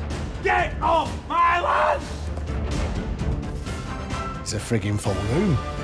The cases they're dealing with are becoming ever more extreme.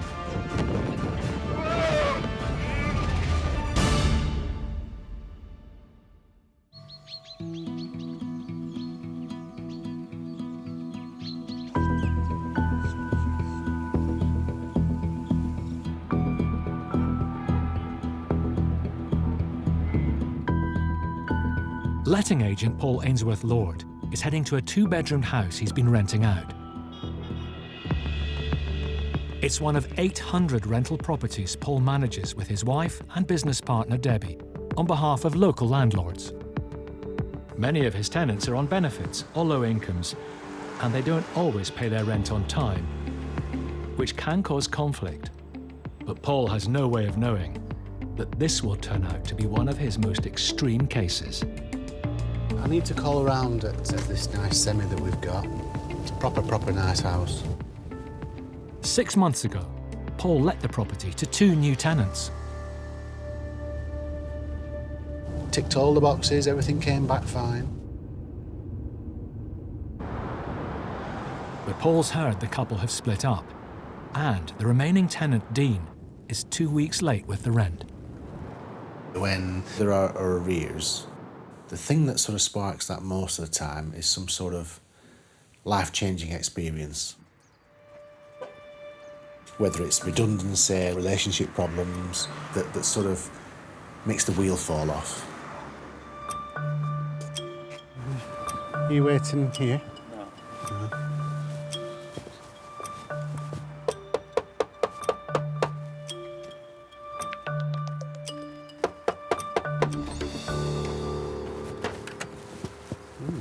Not locked. Must be in then. Hello? Hello? I'm thinking, well, nobody's in. House is unlocked, it's insecure. So I thought, well, I'll go and have a chat with these guys at the front to see if they knew anything.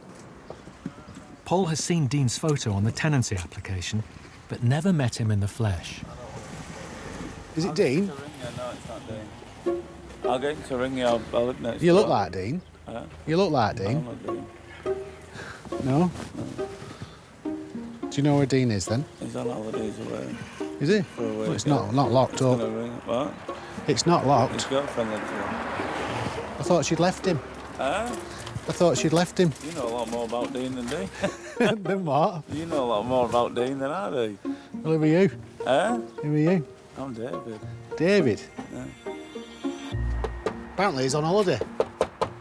But why would you go on holiday and leave the house unlocked? Hello? Hello? All sorts of things go through your mind, one of which is, have they done a bunk? Hello? But there's dogs in there. For all I knew, he could be dead. Hello? It's a funny how do you do, isn't it? So I'll look upstairs, see what's going on. Hello? Nice and warm. Wow. Yeah, there's something not right here, isn't there? Obviously.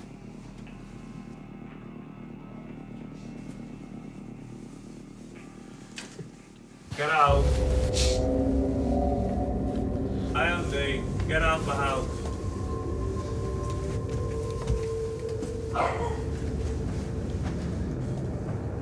You're not allowed in here. Yeah, I've got every right. Under the circumstances, I've got every right. No, you don't. Yes, I do. I come to a house, Dean, that is abandoned. The door's not locked. It's not abandoned at all. Yeah, because It's not I spoke abandoned. to you. The door is a yellow lock. I spoke to you clearly outside and asked you if you were Dean, and you said you weren't. Yeah, because I don't have a clue who you are. You right? said Dean was on holiday. Yeah, right, because I don't trust people. So I tip up, and the door's not locked. It was locked. I didn't come with a key. I'm not stupid. I didn't right, come with a can you key. Please leave a spot. I didn't come with a key. It's a court. not, trust me, I'm not stupid now. I didn't please come with a leave. key. This house was It unlocked. It wasn't, I'm not stupid. So whilst I'm here, we have a situation with money.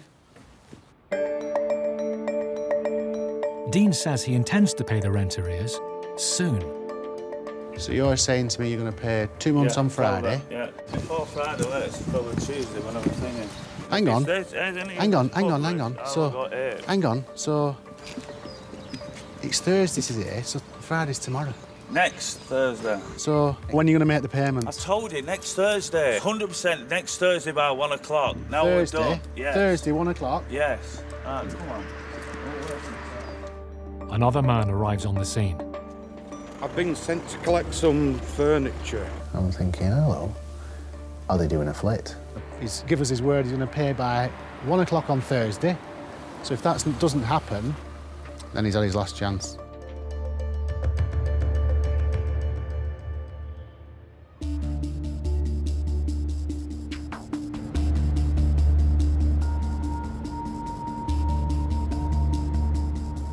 It's 7:30 a.m.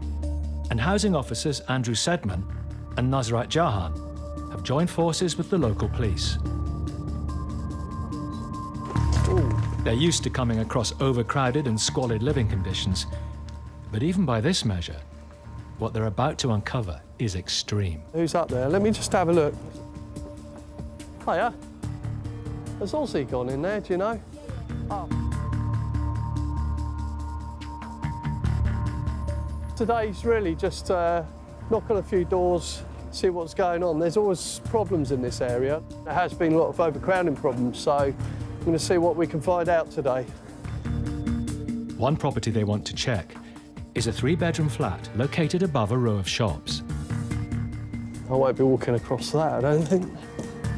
Lots of people have been seen coming and going.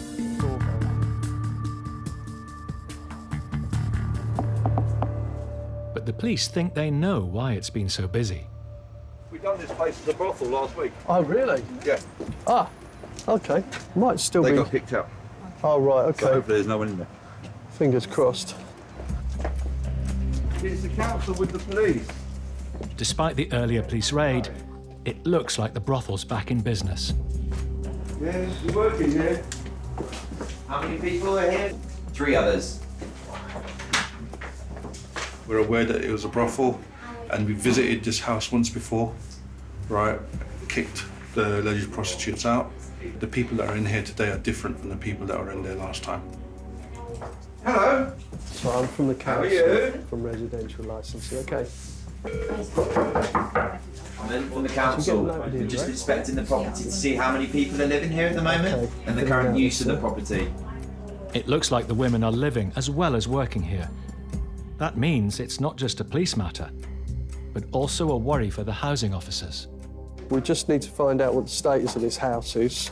Obviously, there's been some problems here in the past, but what we're concerned about is that it's safe for the people living here, and there's not too many people as the other reason as well.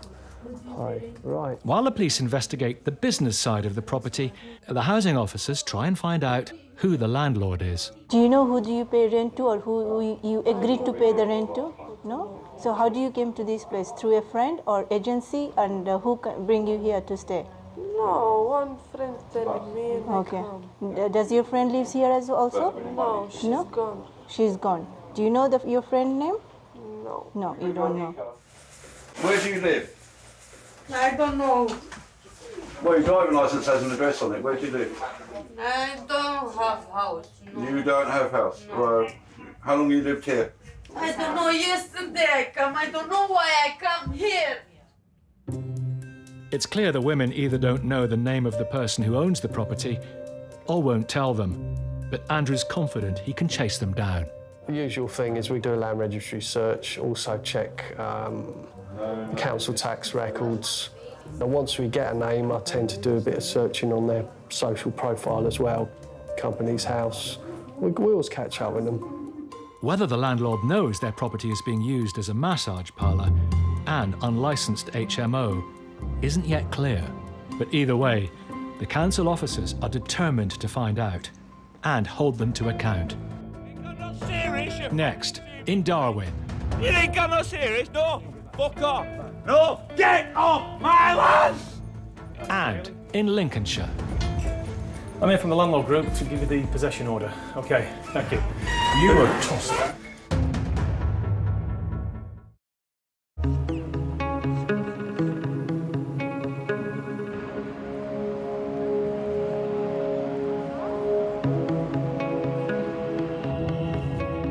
letting agent Paul Ainsworth-Lord is concerned about the behaviour of his tenant, Dean. He's worried he may be doing a runner without paying the rent. Well, all right. That it? He's arranged to meet with the owner of the house, landlord Steve Dixon, so they can conduct an inspection. There's a light on upstairs. Dean? Go away, you illegal prick. Dean? Go away. I need to do the inspection, mate. No, my contract. No suspension in the contract. Go away. Yeah, we wrote to you the other day saying we're doing an inspection. We need to do the inspection today, fella. Fuck off. You need to open doors so we can talk about this. Talk about it, I talk. See you go, you prick.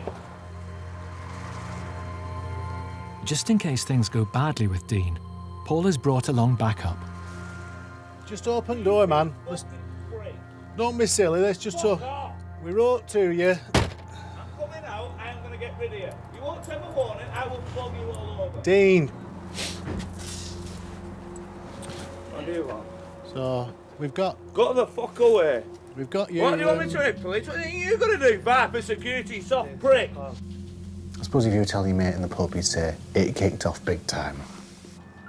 Get the fuck off my property now. Get off. Leave. Go on. Leave. Get him out my way or I swear to God I'm going to fucking lever him. Right, Dean. You're going to cause shit here? You're going to get a guy hurt here? Yeah, you are. You think I'm not serious, you fucking stupid prick? Do you think I'm not serious? No. Fuck off. No. Get off my land. Get the fuck away. Get off. Get the fuck off. Go. Go on, prick! Go on, that's it, fuck off! Yeah, my lad, yeah. What? No, now you're on, are you? No, fuck you, I know the law. Go on, fuck you!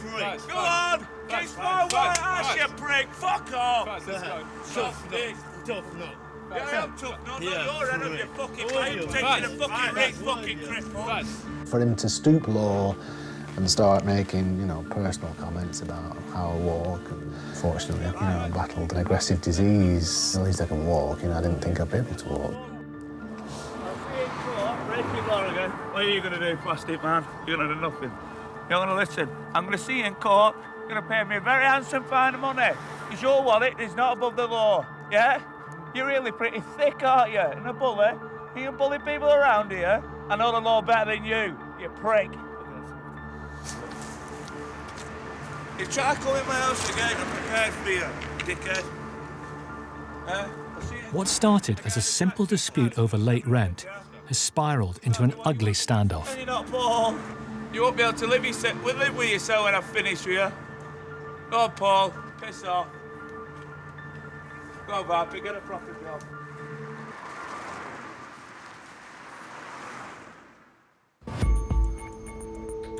Evictions are fraught for both landlord and tenant, and can sometimes spiral into serious conflict.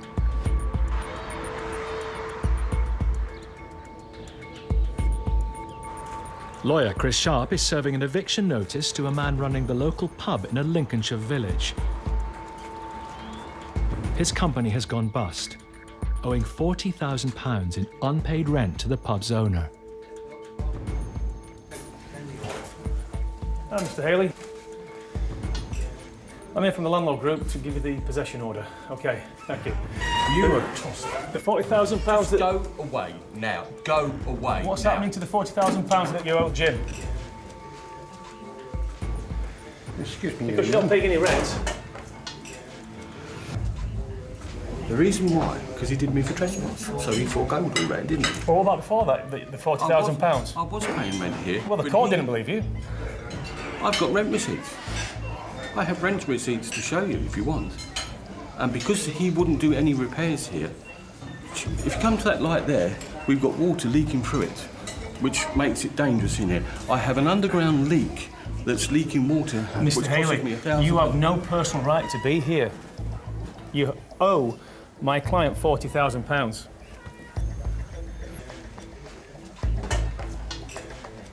You don't pay any rent, you're a trespasser. Thank you. Thank you very much, Mr. Haley. Bye-bye. Chris is shown the door.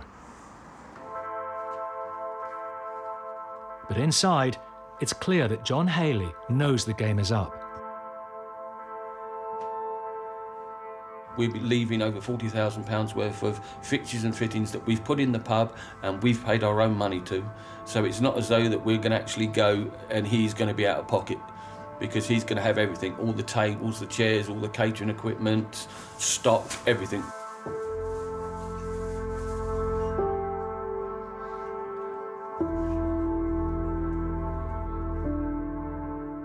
I can't even get a job in a pub trade because of this court case being done for trespass. I can't even rent a house for myself because of this court case, because it comes up on the record and nobody wants to touch me. When I walk out here, I'm homeless. I've got 2 dogs going into a caravan and we're going to be pulling up on the side of the road. He's got the order. He clearly wasn't expecting that. The fact is, he's got no right to be there. He's still trading there, not paying my client a penny. Where's the money? What's he doing with it? He knows he's got a few days left, but he's going to wring every penny he can out of this business. In a bankruptcy case like this, everyone loses. Chris and his client, owner Jim South, have to hope John Haley leaves the pub without a fight.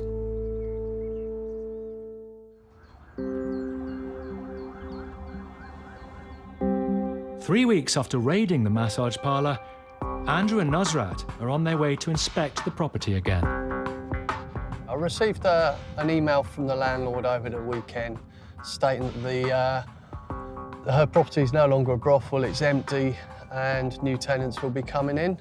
So we're just going to go down and check out if she's telling the truth and see that the property is empty. Hello, how are you? Hi. The landlord has given her property to a new agent. But Nusrat checks she still knows she's responsible for whatever happens here. Do you come to visit the property or, I never every did 3 months? visit the property. Because no. as a landlord, you should, because Yeah. then you know what's going on in your property. Now I know, because the agent was dealing with it and I thought everything was fine. They done all the checks, all the referencing and all that, and I was totally shocked to hear about that. It is your responsibility, although agent Yeah, are no, I involved. know, but you this is your opportunity to come across Yeah, and exactly. say like what, You don't- because we are you not don't blaming think you. of this No. kind of thing. I didn't even think that this kind of things were possible. Okay, let's have a look. All empty. It still looks like people's personal belongings are there. They already start living in. We did agree on the tenancy agreement that they have 1 week to prepare, to arrange, to do... To put their own stuff. Yeah, exactly. And you have checked them, referenced them, and vetted them properly? Yes, sure. Okay. We will be taking extra care of this place now that we had those problems previously. We are planning to do monthly inspections at the beginning, and yeah, hopefully everything will be all right. Satisfied that the brothel has closed down, Andrew and Nusrat's job here is done. Take care and good luck with everything. Thank you. Bye-bye. This is a good result. I mean, now that we've met the landlady, we've now met the new managing agent who's on board. He seems to be quite sincere and on top of things. We are happy with that, and Yeah. she is happy to make the application for license. So hopefully everything will go well. And now we have the agent in front of us as well. So if anything goes, we can hold the agent and the landlord both accountable. It's one less brothel in our borough, so sure. they're not there now. That's great. Yeah.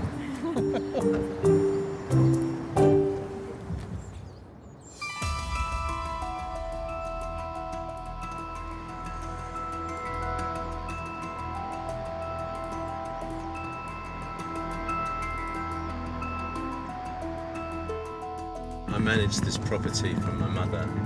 The house is actually, you know, my mum's pension. Do you really want your pensioner mum being kept up at night, worried, courtesy of somebody just unwilling to pay the rent? Dale is on his way to court. He's begun eviction proceedings against his 81-year-old mother's tenant, who is in serious arrears. It's about, I think, £8,000 now. Yeah, coming up to 9. A lot of money. The house is the former family home, which adds to his mum's distress. I tried to say to her, stop looking at it as your home. It is a property you rent out that you derive an income from, but she can't let go of that. Going to court is Dale's last resort against the tenant. She's not paying the rent, she's not picking up the phone, you know, she's changed her number. There's a point where you have to say she has to go. There is a certain amount of apprehension when you go to court. You don't know what scheme or what plot they're going to come into court and try for their benefit.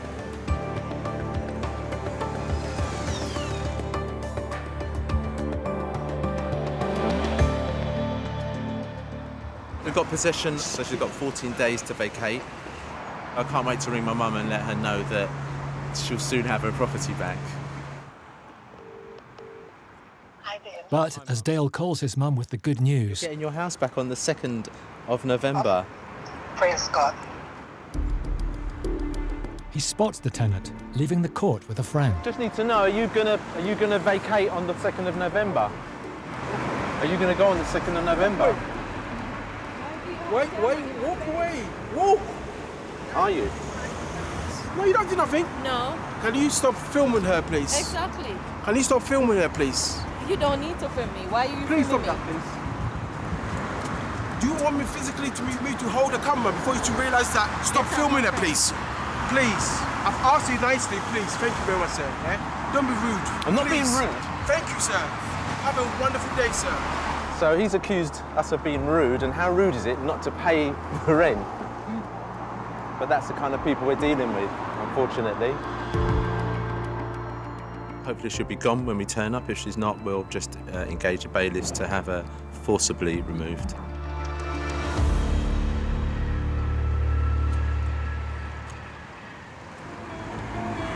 Next, in Darwin. Come anywhere near me, I'm gonna snap your fucking neck. And in Lewisham.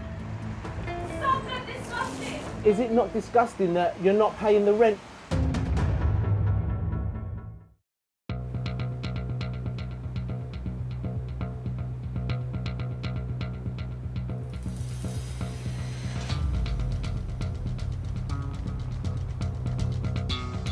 Good afternoon, Ainsworth Estates. Letting agent, Paul Ainsworth-Lord, has decided to take action against his troublesome tenant, Dean. His extreme behaviour has only strengthened Paul's resolve.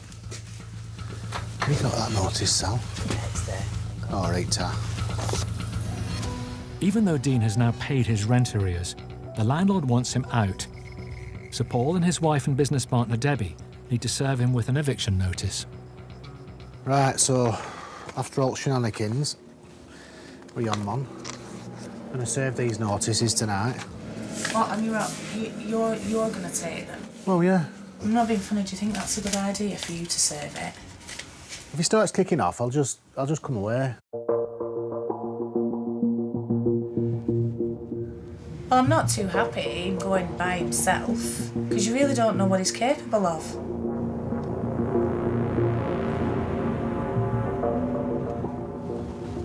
I don't like to admit that maybe I'm feeling a little bit anxious. Before I could get out of the car, I'm gonna get you done for harassment if you carry on. he was out the house. You're okay? Yes, I'm fine. No problem, yeah. To be on the safe side, Paul has again brought along security. Man, I've got loads of shit going on right there. Are you all right with the guy just talking to you, David? Yeah, of course I come down and spoke to him, but I'd seen the car come up, I'd seen you lads, I'm not silly, you know what I mean? Oh, that's fine. Oh, we've come down so that we all chat. I know. Do you know what? We don't want either, mate. You okay if the guy just comes out and has a chat with you? This is fine, like, you know. Landlord Steve has also arrived. He's my landlord. I have one problem with him, and he's making stuff up that the neighbours have a problem. And what? For money, greed and bullshit. I am aware. Don't talk to me, I don't care. I'm a good person, I'll help you, I'll give everything for you. But I'm not a liar. I don't pretend it's something I'm not. That's how you should be.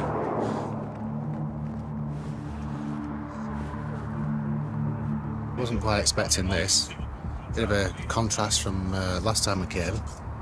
He was all the big hard man. Today he's the kid in tears. Don't know what to make of it, really. There's a little bit of me in my head saying I do feel sorry for him, but I can't let that get any bigger, you know. But then things changed. Paul, really? I just want to give you this. I just want to give you this. I'm giving you a warning. You come anywhere near me, I'm going to snap your fucking neck. Give it him, I'll talk to him.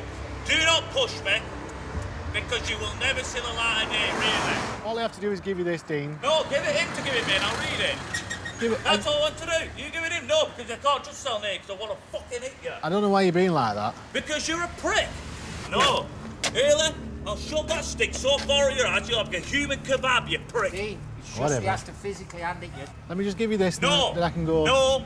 Give it to him. Go home. Go on. Go home, I know where you live.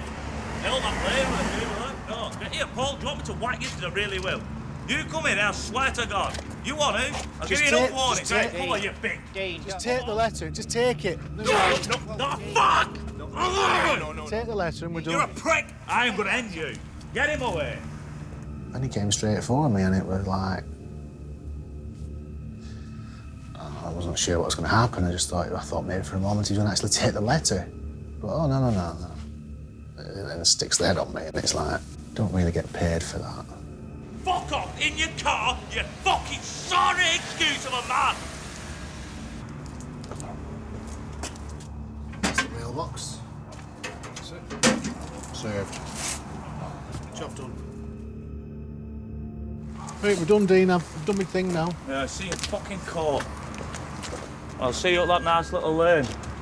Whatever.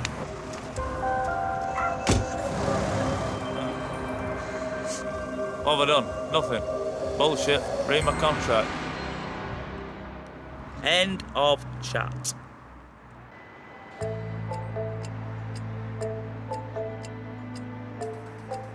Two weeks have passed since Dale won the case against his mum's tenant, who owes £10,000 in rent. And today, she's due to leave. Hopefully today she might do the decent thing and just move, you know, stop costing my mum even more money.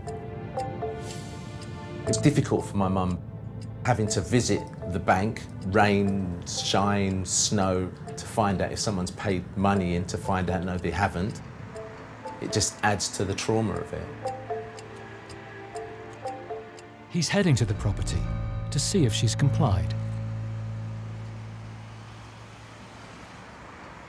I don't see any removal trucks, so... Hi, yeah. Today is the 2nd. Are you moving today? I can't move today till they give me the eviction notice. So you want us to bring the bailiffs? You do realise it's going to be fairly disruptive. Is there a reason why the rent hadn't been paid?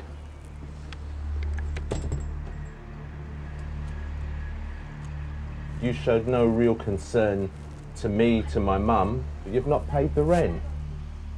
An unfamiliar voice shouts at Dale from inside the property. Come on! We're all human beings at the end of the day. What are you doing? What's the problem? The problem is you're living in a house for free. Not even renting the house to you. Don't know why you're there. Stop being disgusting!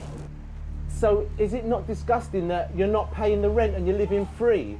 And there is now 3 adults in the house, you couldn't muster enough money to pay the rent.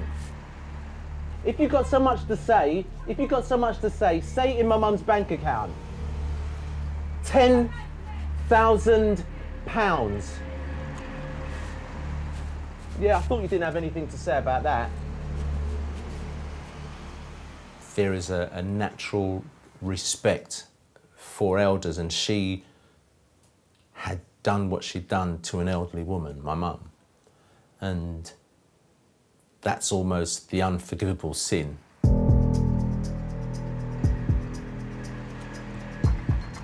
Dale and his mother have little choice but to call in the bailiffs, costing yet more time and more money.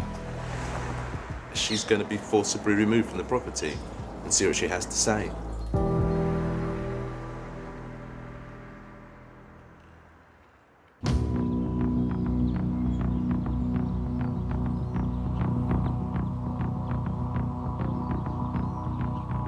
It's over a month since the court ordered pub manager John Haley to leave the pub he runs in Lincolnshire. Lawyer Chris Sharp is now on his way there to find out whether he's gone. The court order has now expired, so this guy's got no right to be there. And I'm hoping to be able to give the property back to Jim officially. If we get there and he hasn't left, we're going to have to err on the side of caution and unfortunately step back and get the bailiffs. But that might take another few more weeks. The pub's owner, Jim South, is owed over £40,000 in rent and legal fees. But as John Haley's company was dissolved with no assets, there's no chance he'll get his money back. Morning, Jim. Morning. Good to meet you again. If he's gone, you can go in and you can take it back. Hello? Is anybody in?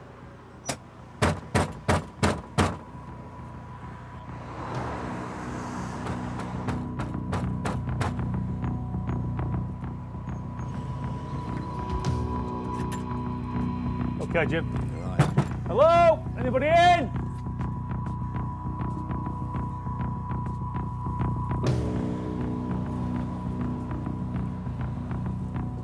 Hello?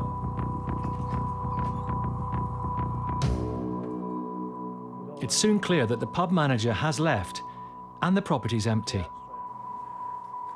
Jim's 19-month ordeal is over. Well done. Now he needs to try and recoup some of the money he's lost.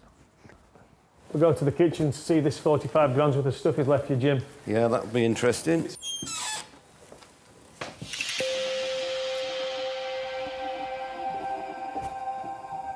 So is this what has pretty much been left? He said he wouldn't pay me because he'd spent £45,000 on the building. But when we asked him for what was done, when it was done, who did it, how much was it, and receipted invoices, he then said, well, it isn't actually that. It's equipment I brought into the building from other pubs. Is that in another room, then? It probably is. Because there's no 45 grand's worth here, mate. No, I know. Outside, the only thing Chris and Jim find is a fridge full of old dog food for the pub landlord's pets. No.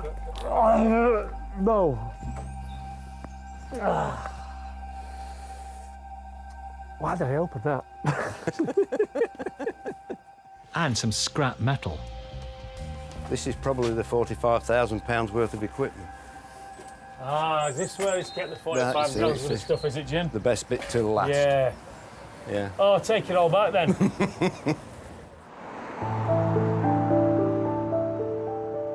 Now that John Haley has gone, Chris's job here is done. One last thing. There's the keys. Jim, it's been an absolute pleasure meeting you. Thank you very much. Thank you.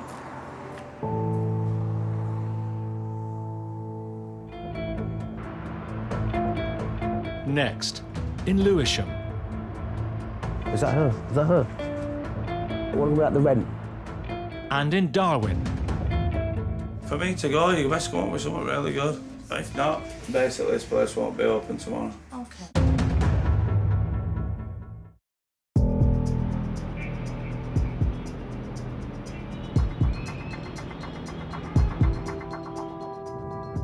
In South London, Dale Prime Holder is hoping to get his house back for his elderly mother. Now over £13,000 out of pocket, Dale's meeting eviction expert Paul Champlina at the property. For Paul, it's one of his more extreme cases. We've got the possession order. So today is going to be D-Day for us to get the property back. I don't know what state the property is going to be in, but what I do know is we're going to be getting the property back. There was apprehension. You know, what's going to meet me when I arrive there? Is it up there? Bearing in mind all that anger towards me, on our last encounter, we could now potentially meet face to face.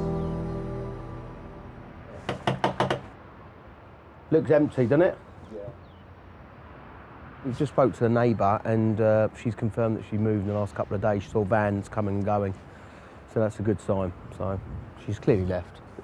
Just annoyed that they've taken it to the wire at a cost to my mum, you know, time and effort for everybody concerned.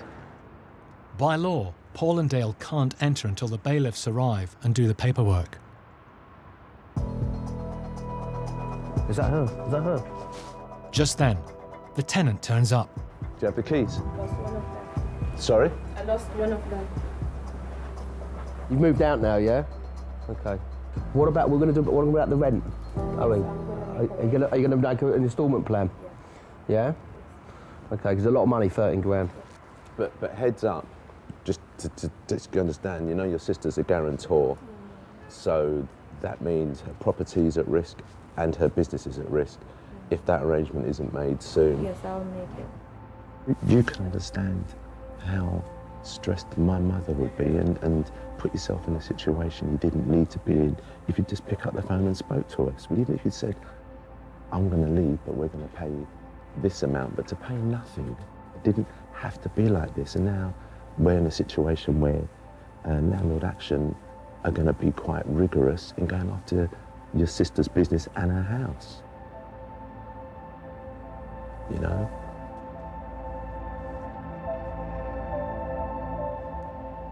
The tenant's turned up because she wants the document from the bailiff to say that she's been made homeless. So she can take it to the council and try and be rehoused. So yeah, so the tenant's just getting the document signed with the bailiff just in there. No, it's not bad condition, is it, Del? No. Normally tenants, they just leave a whole load of rubbish, the stuff that they can't take. No, it's not too bad, Could have is been it? a lot worse. Thank you. Thank you very much. Because obviously you've got a family, and you know if the council said it'd be temporary accommodation and all that. They said they will put me up for 56 days. 56 days in temporary accommodation, yeah, which could be like a bed sit and stuff. It can't be easy for you with your little ones having to deal with that. To see her standing there, almost sort of stripped of everything, it brought a different feeling to me. Okay. Yeah. Oh, we'll let you get anyway. All right. Okay. I'll see you later. Thank you. Thank you. Bye. My attitude changed because I'm now looking at somebody who's homeless, in effect. I'll see you later. Good luck. Bye. I feel awful for her, really. I'm not vindictive in that sense. No, there isn't. You know what you need to do? Yeah. You need to call your mum. I do. Call your mum. Give her a good news. I do need to call my mum. Hi, Dale. Hi, Mum. She's gone. Praise the Lord. It has been a long time coming. Yeah, very much so. It caused me lots of stress and what have you. Yeah. Name it, yeah. She said she will call you and apologise. She did call me and apologize. Well, that's she a good was sign. in tears. Right. You know, she was in tears, and I appreciate that. All right, Mum. Have a good day. Thank you so much, and your team. No, you're welcome. Yeah. Thank you. All right, Mum. Okay, God All right, bless. you too. God bless. Bye. Bye-bye. Bye. Sorry, don't cut my mum off. My mum will go down a road and bless her. Well, listen, when you see her, you'll give us some keys. So Yeah, give you a big hug. Don't worry about that. Now that my mum has the flat back, it's altered the relationship of the past 2 years. You know, I can have normal mum phone calls now. She's back to asking me when I'm going to start going back to church.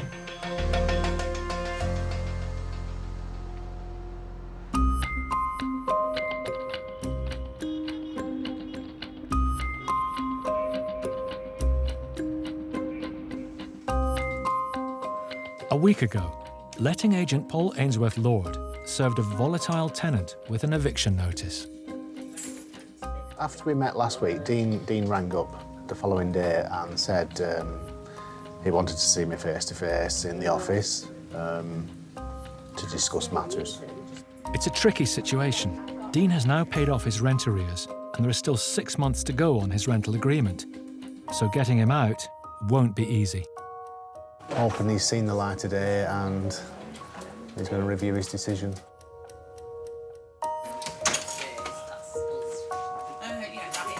Yeah, I think we should do, yeah.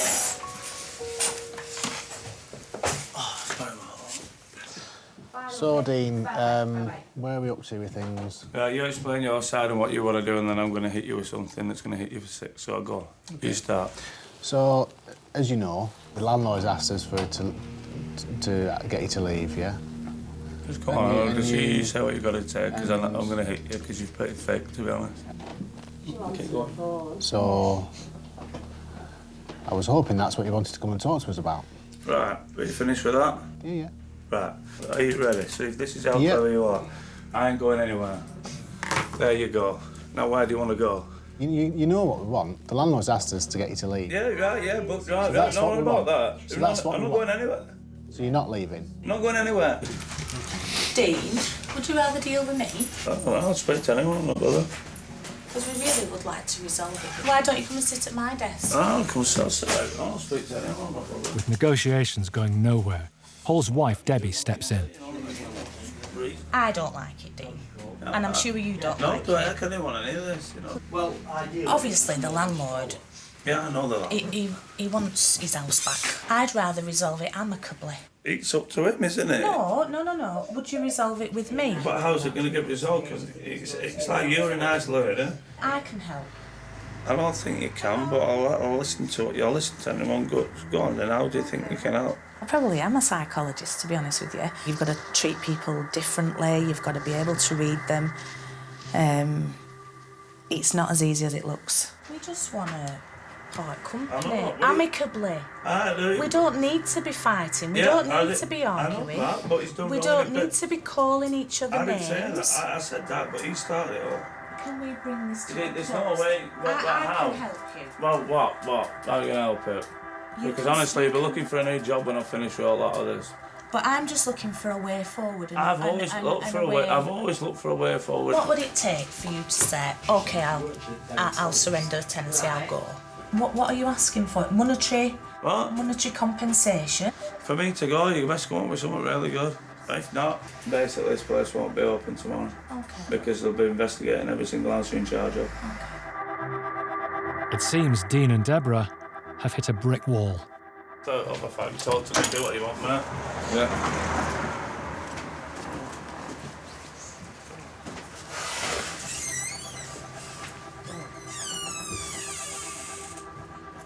It was a bit like a plate of spaghetti, really, wasn't it? It was all over the place. I'm beginning to wonder if he's looking to just pick an argument as well, because no matter what we say and what we discuss about anything, there's always a reason to have a row. What are you hoping to get? A pretty big cash offer. A few million, anyway, for that way. I want to go around the world instead of the world. He's clutching at straws, I think.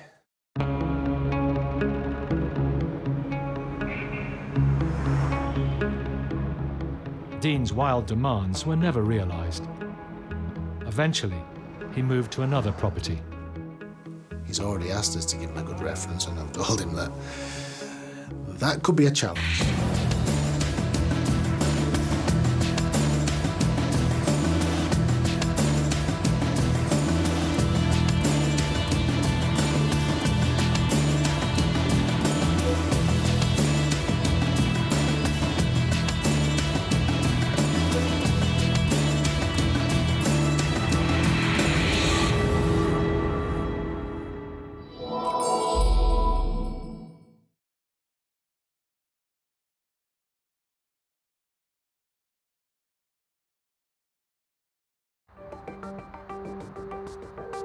Britain's rental market is at breaking point.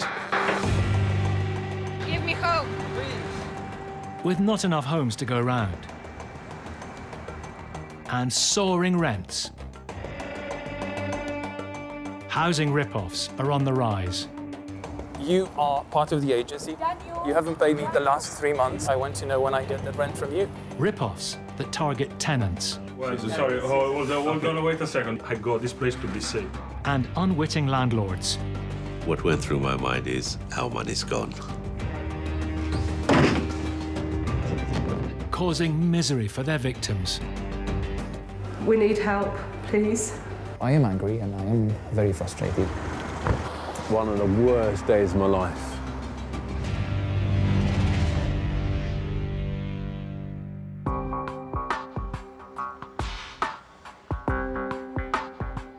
Out of the shadows of our overstretched rental market, a new breed of unscrupulous letting agent has emerged. Their MO varies, but commonly they will sign up small landlords, put in tenants, and fail to pass on the rent.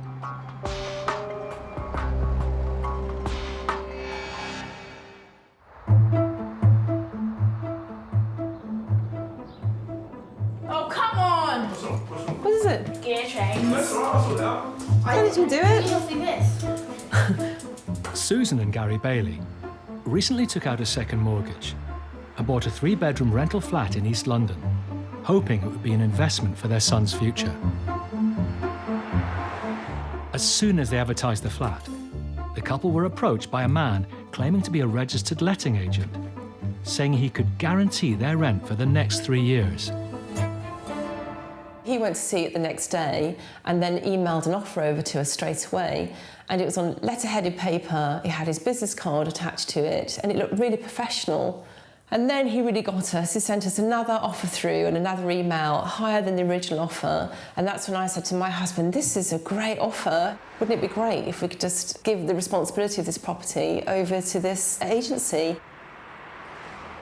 We signed the contract on the evening of the 18th of February and emailed it over to him. That evening, I looked at his website again, and that's when alarm bells started ringing. She realised his website was a carbon copy of another legitimate agent's website. I called him at 9:20 in the morning and the phone number didn't go through. It said, sorry, there's a fault on the line. So then I really started worrying. Immediately, Susan emailed him, trying to cancel the deal. But in an alarming new development, the agent broke into the Baileys' new property in the middle of the night and changed the locks. They called the police, but were told it was a civil matter. So in desperation, Susan and Gary have called Paul Champlina from Landlord Action for help. Tell me what the latest is. He broke in at 2:30 or 3 a.m. in the morning of the 28th of February, and we're presuming he had a locksmith with him. That's shocking, that is, yeah.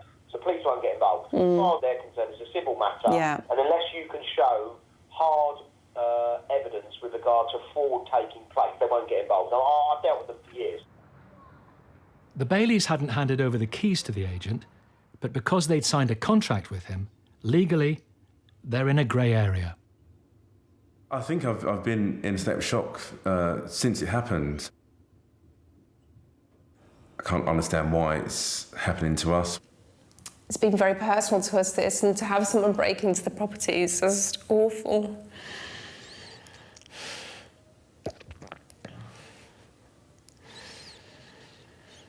And to have nothing that we can do about it. So yeah, it does make you feel a lot less secure. In another twist, the agent has put tenants in the Baileys' flat and is collecting their rent. Rent he's not handing over to the couple. While he's earning money out of your property, he doesn't want to give it up. No. We need to try and remedy that problem so that you can get control of the tenancy. That's the key to this. She wants the property back. He doesn't want to give the property back because he's earning money out of it. I do blame myself. By signing that little piece of paper, we've allowed this person into our lives. She's really stressed. She's desperate to get her property back. The most likely likelihood is that she might have to do a deal with the subtenants, give them new tenancy agreements, and they pay the rent directly to her. Yeah, I've got the keys, yeah. Taking Paul's advice, Susan and Gary are heading to their flat to talk to the new tenants, but they're nervous. Worst case scenario that he's got associates of his in the flat and they might be quite aggressive, so that's something else to be concerned about. Here we are. They're hoping they can persuade the tenants to tear up their contracts with the letting agent and sign new contracts and pay rent to them. Hello, hi.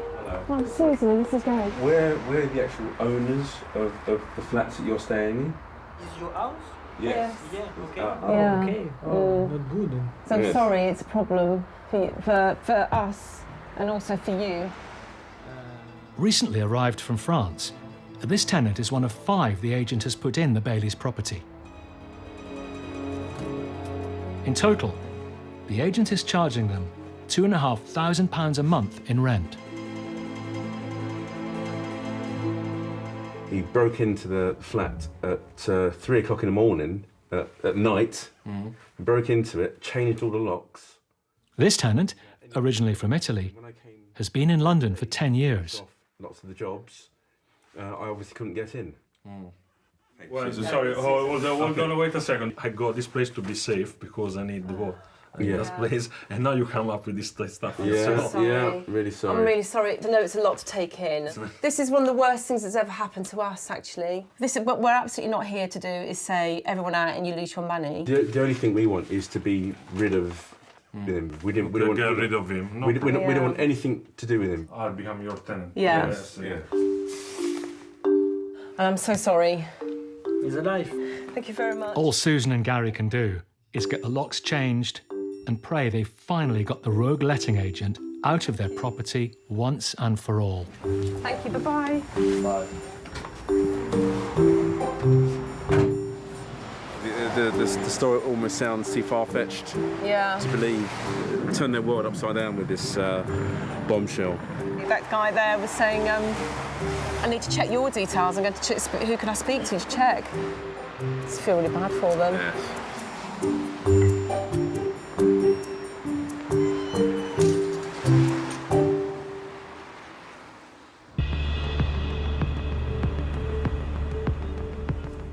The role of letting agents is to collect rent from tenants on behalf of private landlords. Most are fair and honest. Nonetheless, for Paul Champliner, going after rogue agents is an increasingly important part of his job.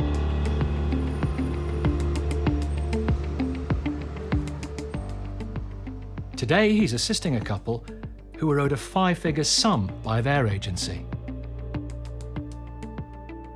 Landlords, Monwara and Mohammed, instructed a letting agent called Lang & Ward to rent out their property, and the agents appear to have turned rogue on them.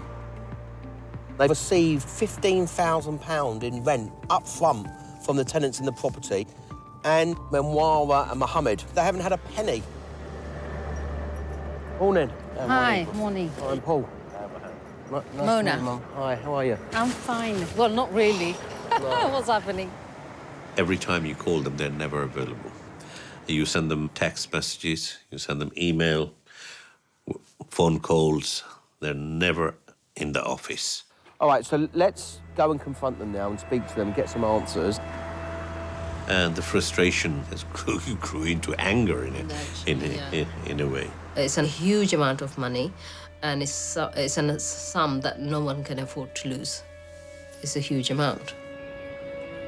Let's hope that there's someone in the office.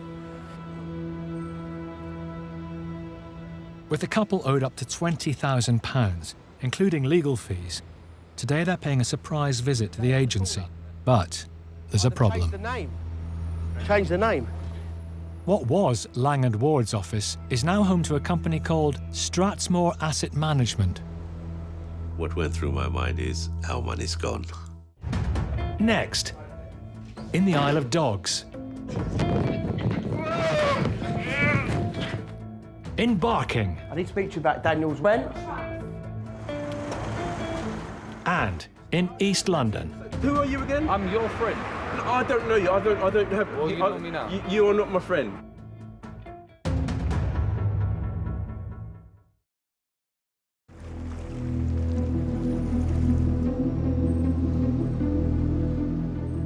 Paul and his clients, landlords Manwara and Mohammed, are paying a surprise visit to letting agents Lang and Ward. Now called Stratton Asset Management, the agency owe them £20,000 in rent they haven't passed on, and legal fees. Lang and Ward? No? No, we've got... She's owed some money from Lang and Ward. And Lang and Ward are in there, are they? Who's in there? OK, let's have a chat. Hi, guys. Lang and Ward? There might be a different name above the door, but Paul suspects there's a link between the current occupiers and Lang and Ward. So they're owed about £20,000 for their property. Okay, that's got nothing to do with me, so... Huh? That's got nothing to do with me. I'm just working, mate. Let me tell you. You're just working here. She's owed £20,621 for her property from Lang and Ward. Come on, what, she needs her property back. She hasn't had a penny's rent. A lot of companies, they were Phoenix, they would close the company down and then they were set up again. It's really rife. Have you met these guys before? Yeah, the guy who was sitting here. Yeah. He was working for Langham. Right. Then trying to collect the money is really, really difficult because, of course, as soon as they close down or go into liquidation, the money's lost. We want £20,621. Also, we want to make sure that you're not instructed as the letting agent. What about her property? She's had no money for her rent. Well, I mean, yeah, but you've had £15,000 rent in advance. You had it in September. But staff are denying they're responsible. Pardon, and we've had other complaints from other landlords from Lang and Ward, but you've changed your name. 2 months ago. Pardon? But who's Strathmore? Who are they? Strathmore is the estate. Is there anyone we can speak to? Is there anyone we can speak to? Because I've got the letter here. I mean, they just want their money for their rent. Okay, so if I joined 2 months ago and I joined while the Strathmore property was active, when I joined here, this was Strathmore property. Right. Nothing to... So how are you telling me that I know about Lang and Ward? Listen, I've been here only... They've been here before. They just want their money. You're telling me... Lang and Ward were here, weren't they? Okay, I'm not too sure. Look, he said he doesn't know about Lang and Ward. He's actually sitting on the Lang and Ward. He's on a Lang and Ward. Yeah, he's on a Lang and Ward website. It's ridiculous. You know they're Lang and Ward. They've changed the name. Yeah. It says Lang and Ward there. It's all Lang and Ward, so they've changed the name. They come across as really genuine and things like that, but it was very hard to believe anything coming out of anyone's mouth. Mohammed puts in a call to Faisal, Hi, Faisal. Yeah, it's Diwan here. the man who originally let their flat. Who's that, Faisal? Yeah, Faisal just spoke to Mohammed. What did he say? But what did he... He's going to be here in 5 minutes. He said he's going to come here in 5 minutes. Thank you. Yeah. Meanwhile, another member of staff shows up.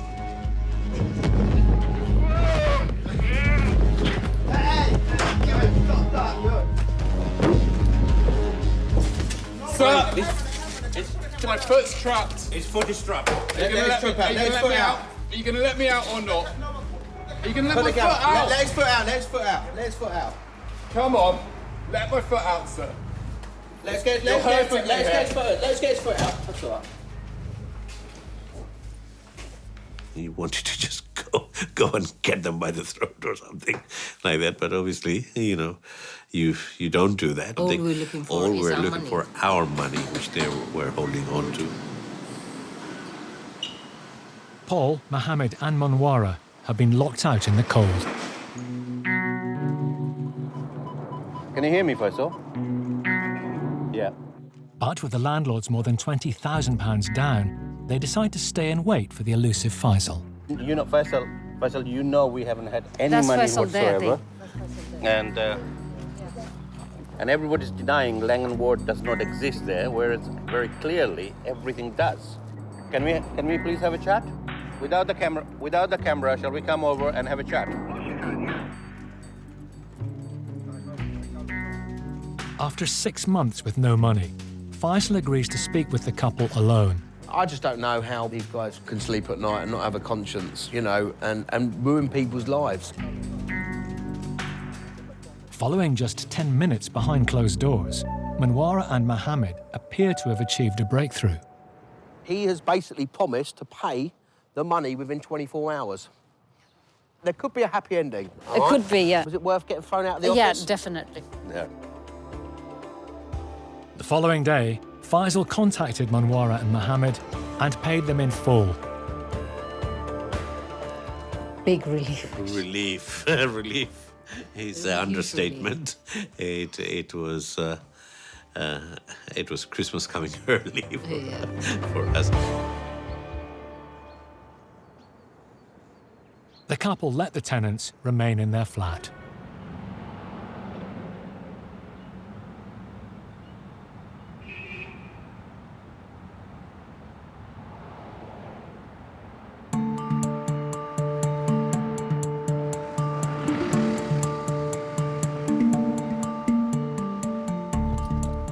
Gary and Susan Bailey are battling to take back control of their rental property from an unscrupulous letting agent. You live in the top floor flat? They've put in new locks and persuaded the tenants to sign new contracts directly with them.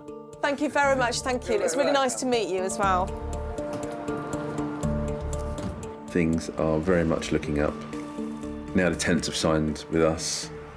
We feel pretty confident that they're happy to be with us. And straight away, we've done loads of things for them anyway.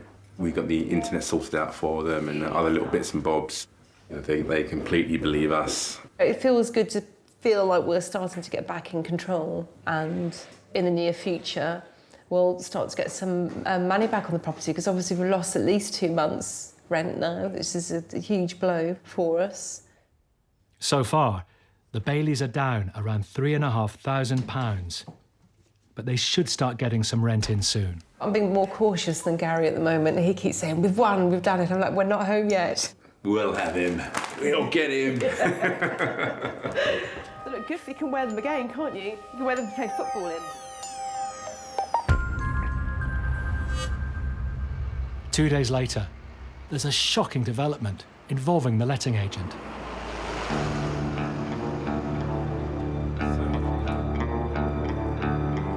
Awful. He broke back in when I got there. He was just there with the police. As soon as Gary heard about the break-in, he called the police and raced to the property, where he met the agent. Again, he was as cocky as anything. Said, this is my property, I can do what I want with it.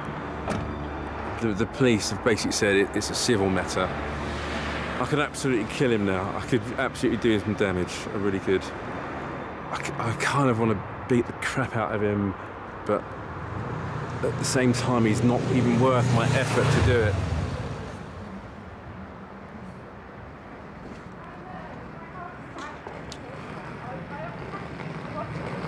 I just don't know what to do next. We can't keep bankrolling this. We can't afford to pay 2 mortgages.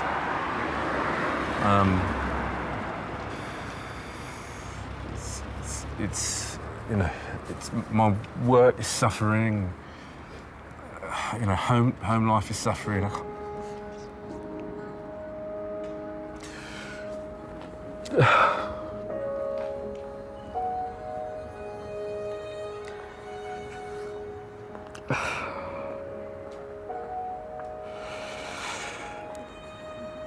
Oh, God. I can't let him win. He absolutely cannot win this. With the police unable to do anything, Gary has little choice but to watch helplessly as the agent re-signs each tenant and gets the locks changed yet again, locking Gary out of his own property. To rub salt into the wounds, one of the agent's associates tells Gary what he thinks. There's nothing in the contract that states he's not allowed to do what he's doing. Listen. That you do not know. I do know. No. What's in the contract? Have you seen the contract? I've seen the contract, yeah. So why does it say in the contract he can do that? It doesn't say in the contract that he can't do it. So... Sorry, who are you again? Don't worry. Sorry? Don't. No, I'm worried. No, I need to know who you are because obviously you've seen the contract. No, come on. No, it's not irrelevant. No, it's not irrelevant. You've come in here. Listen. Listen. Listen. It's got nothing to do with the situation. No, it has. I'm trying to help you out here. It's like you're almost confused about the agreement. No, I think you're confused. How am I confused? Actually, so who are you again? I'm your friend. No, I don't know you. I don't have. Well, you know me now. You are not my friend. You obviously are friends with him, aren't you? No. You know, Okay, give it on. anyway. No, I don't care if you had enough of this. I don't give a fuck if you had enough of this. Alright, cool, man. No, nothing's cool, is it? Cool, man. Eh? What's cool then? Oh my goodness. You wanted to be here, didn't you? We still cool then, are we? Who's that? Not a clue. Not a clue who that is. All Gary can do is walk away, leaving the letting agent inside the property. But when he gets home, more disturbing news. We got to call 999 and there were 3 men standing on our front path, looking up at the house and pointing. What, pointing at this house? They were standing in a row, one at the front door, and then the 2 immediately behind them. Do you think we can get the boys to stay somewhere else? It's just gone beyond. It's gone beyond anything normal. This. Susan doesn't know who the men are or what they're doing at their home, but fears the visit may have something to do with their dispute with the agent. My name's Susan Bailey, and I'm appealing to the police for help, please. And they're coming to our home now to threaten us. We need help, please. They came to our personal home, yes, and they were standing by my front door, right outside my front door, on my front path, all 3 of them, all looking up at the house. And when I pulled up in the car, they already slowly walked away from the house, all looking at me. It's clearly escalating, and we need help. Thank you. Bye. I'm just going to make an appointment for another policeman to come round and see us. Tonight? It might be tonight, yeah.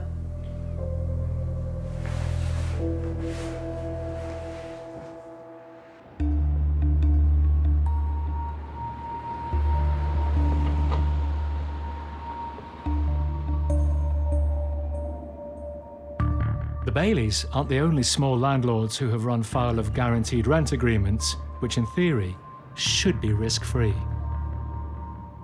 After entrusting his house to a letting agent, Daniel Shearer has been left over £5,000 out of pocket. Paul is helping Daniel to chase his missing cash. We are going to the offices of a letting agent who Daniel signed a guaranteed rent agreement with, who was supposed to guarantee and pay his rent for his property, and he's owed 3 months' rent. 3 months ago, payments for the 3-bed semi stopped without explanation, despite the agency's own contract stating they would pay up even if tenants didn't. We signed the agreement, and I thought I'm in safe hands. But after 4 months, they stopped paying me altogether. I kept calling them, asking why they're not paying me.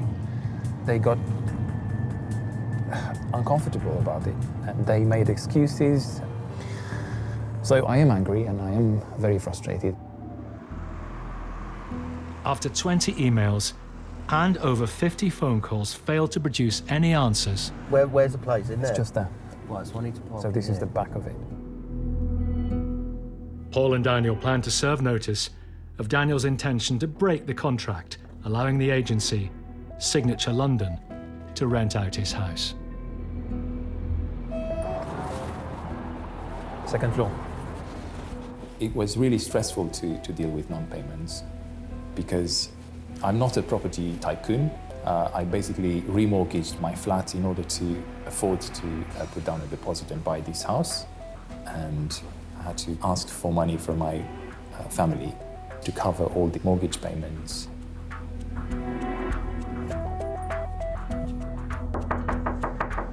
May not be there.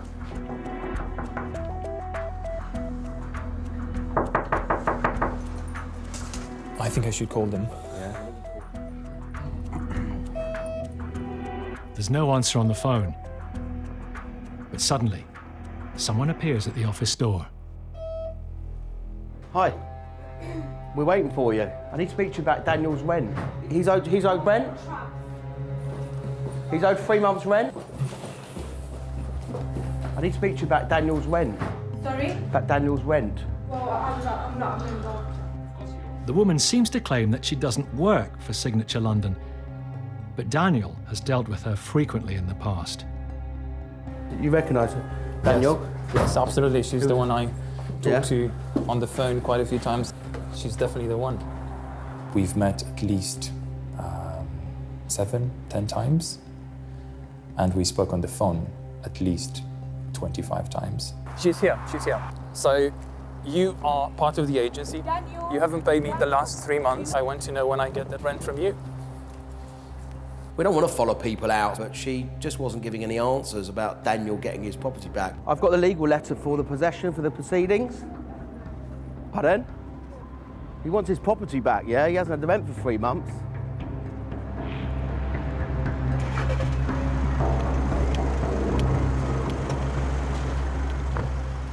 The woman heads off in a cab before Paul can hand over the legal letter. Well, let's go and serve the letter. So they decide to return to the empty office. Next, in Barking. He just said to me he hasn't got 3 months' rent. Proof. He has proof. Yes, I'll show you right now. And in East London. The police said if he does this, then they're going to arrest him.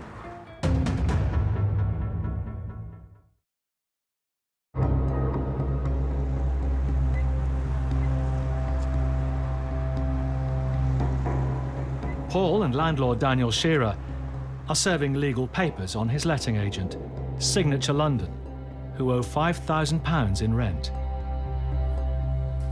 And it's been served. So what happens now? We have to wait. We've given a deadline on the letter. I hope they will come back and say we're surrendering the lease, but at least we're a step closer of gaining control. Hello. As they leave, Paul and Daniel bump into the woman from the agency, who just 5 minutes earlier fled in a cab. Rob, they're outside. I'm lucky I come out the office and I see these are outside. She's now denying that the company has failed to pay Daniel. Daniel, you've got your rent. He hasn't been paid. He's owed 3 months. Why hasn't he paid his rent? Excuse me, I'm a tenant. Pardon? No, you're managing the property. You guaranteed rent. Signature property, guarantee the rent. Signature, Yeah. He's got a mortgage to pay. Do you not feel for that? Fine, so how can he get his rent? So why don't you get one? Fine, get one of the directors on the phone. He'll speak to the directors if it's not you. Okay, yeah, okay, I will. He's owed 3 months' rent, okay? It would be paid. Just wants his rent. You've got your rent. No, you didn't pay Yes, me we the last pay 3 you. months. He's owed 3 months' rent. Show me proof. The agency office is being manned by only one member of staff, Yeah, that's people. and she gets a colleague on the phone. Yeah? Okay, let me just have a quick word. Hi. So we've just served a letter, which is giving notification of forfeit the lease. Sorry? Yeah, carry on, talk. Yeah, I'm talking. He signed a rent guarantee agreement with you guys, so he hasn't had the rent for 3 months. Pardon? Even though the tenants have not been paying, we have been paying him. She made out that they weren't getting the rent. Well, that's not our concern. You know, Daniel signed a contract of guaranteed rent. Whether the tenant doesn't pay you or not, you're still liable for the rent. It's rent guarantee, you know the score. We are paying him. We are paying him the rent. Right. Daniel, you're such He just said to me he hasn't got 3 months' rent. Proof. We need proof. He has 3 proof. Yes, I'll show you proof right now. When she called me a liar, I realized that was her way of dealing with the fact that she was lying. Daniel has no way of knowing if the tenants are paying, but he can prove he hasn't received any rent. I'm going to hand you back now. Let you get on with your day. We'll get on with our day, but deal with the issue in hand, which is the letter that I've just served. Fine, but because what I'm saying is, he wants his... Oh, is that right? He's not going to get property back? Really? Okay. All right. She was trying to make out that she was a victim. There was only one victim, and that was Daniel. Good luck. Have a good day. Bye-bye. I thought rent guarantee will keep me away from those kind of problems. So it's really frustrating. It appears that the visit does have an effect. Because an hour after Daniel and Paul leave the office, the letting agency pay up part of the debt. Hello? Hello, Paul. I've got some good news from the agency. They basically paid me for 1 month. They still owe me 2 months' rent, but they did something, so I think that's great news.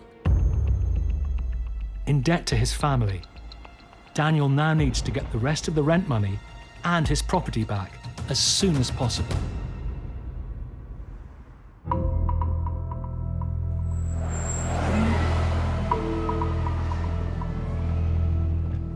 In East London, Gary and Susan Bailey are struggling to get their rental property back from an unscrupulous letting agent.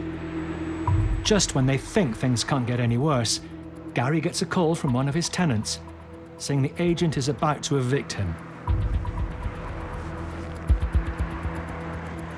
The tenant, a chef, has come home after a 17-hour shift to find he's been locked out of the house.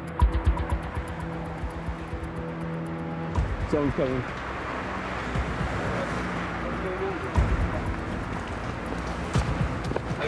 What is it? Is it not clothes? Yeah? Why is it, yeah? No, okay. Why are you wearing my glasses? What am I gonna do? Was that him, was it? Yeah.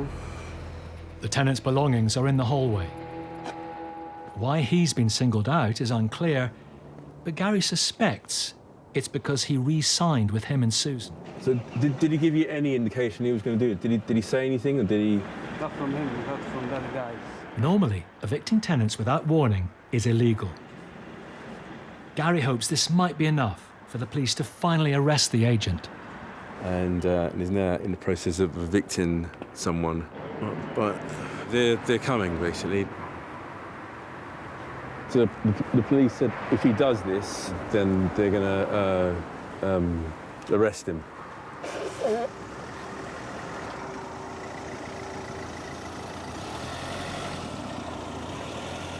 Yes. Yeah. Yes. This gentleman's been evicted. He's tried to get in. All of his bags are just in there. He hasn't been given any notice, and that's illegal. So It does sound all very like civil law. So just Yeah. so you're not confident you can do anything because this guy's homeless. I don't know what to say to him because I'll pop upstairs and have a see if I can join.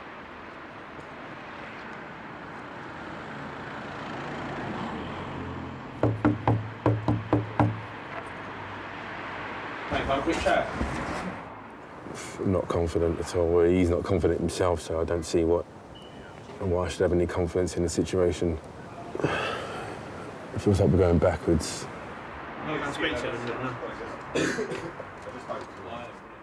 The agent has outfoxed them yet again. Go to that hotel tonight. Yeah, everything. We'll just grab your stuff. He's managed to avoid any problems with the police by offering to put the evicted tenant up in a hotel for 2 nights. Who booked the hotel then? He booked it.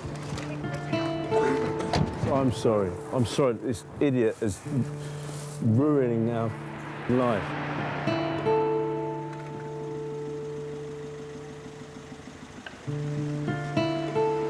After 2 nights, I don't think he's going to, give her 2 hoots where he's going to be staying.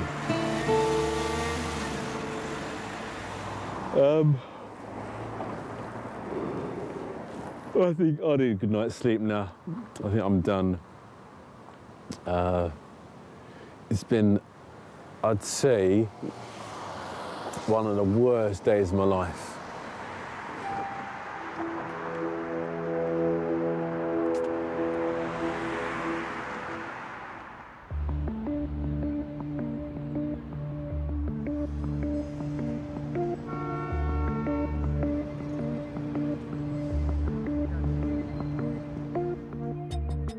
A month ago, landlord Daniel Shearer started proceedings against the letting agency who owed him over £5,000, despite offering a rent guarantee. I was really, really disappointed. They simply ignored the contract we had.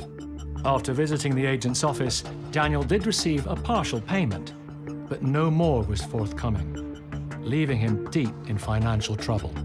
I was in a really bad place because I simply couldn't afford covering these mortgage payments, and I struggled a lot.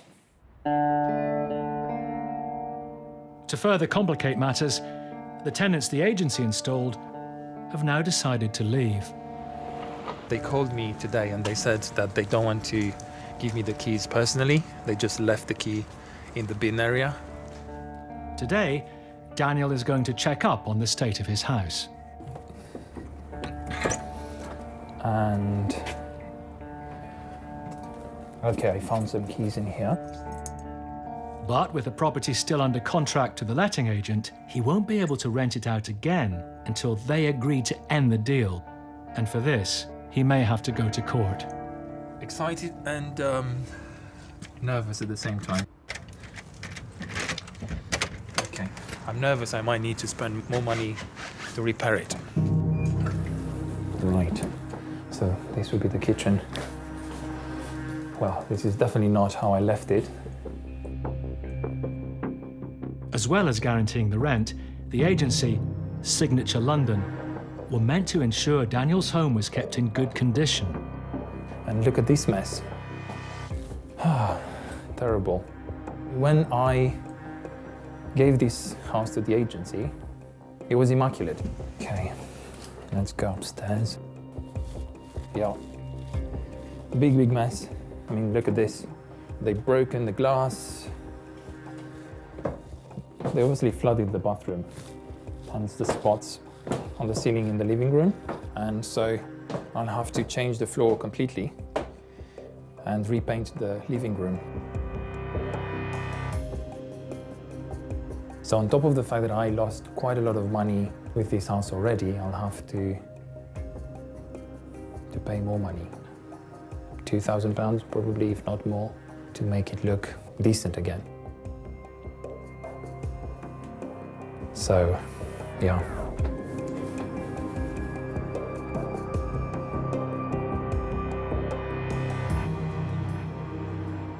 But before Daniel can begin work fixing up his property, he needs to get the letting agency to tear up the contract.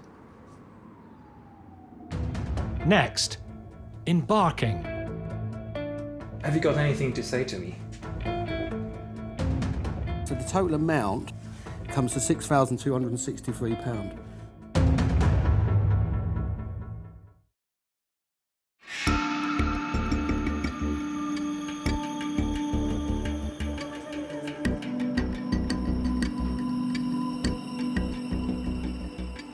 Landlord Daniel Shearer entrusted his 3-bed house to a letting agent who guaranteed his rent.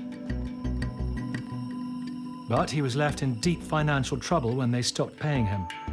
The tenants decided to leave, but as his contract was with the agency, Daniel still didn't have control of his home. Now, finally, he's had a breakthrough. Hello. Hi, Paul, this is Daniel. Hi, Daniel. How are you doing? I'm good, how are you? Yeah, not too bad, thank you. I've got some good news. Yeah, what's that? So they basically surrendered the house. That's good. Thankfully, Daniel has got his property back, but he's still owed some money from outstanding rent to utility bills, because believe it or not, the actual tenant in the property changed the utility bills and put them in Daniel's name. So I'm here today to serve a debt letter to try and get the money back for him. Daniel, we meet again.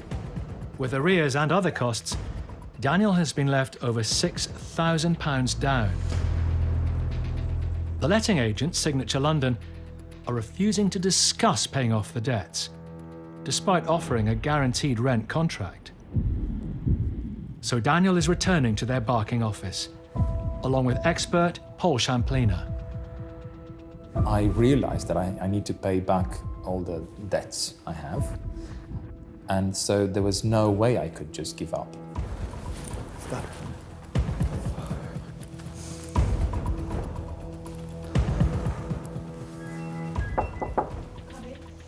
Hello. I'm here with a solicitor to sort things out. Hi, 1 second, let me pull you back. I'm just going to give you this letter. It's a debt letter for Daniel. It's the outstanding debt that he's owed. Part of it is rent. Part of it is damages to the property. And then actually the tenant that you put in, they put utilities in Daniel's name, plus legal fees. So the total amount comes to £6,263. Okay? I mean, have you got anything to say to me? When are you going to pay me for, all the repairs and the rent you owe me and the legal fees and the money that I lost, basically? So still nothing to say. Okay, thank you very much for your time. Bye-bye.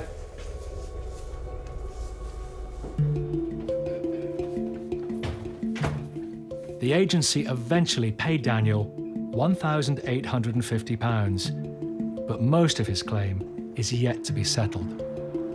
Despite the experience, Daniel has decided to keep renting his house out, but through a different agency. I made a decision not to allow this unfortunate story to make me suspicious about people in general. Because if you do that, your human interaction becomes poisonous, and you poison yourself in the end.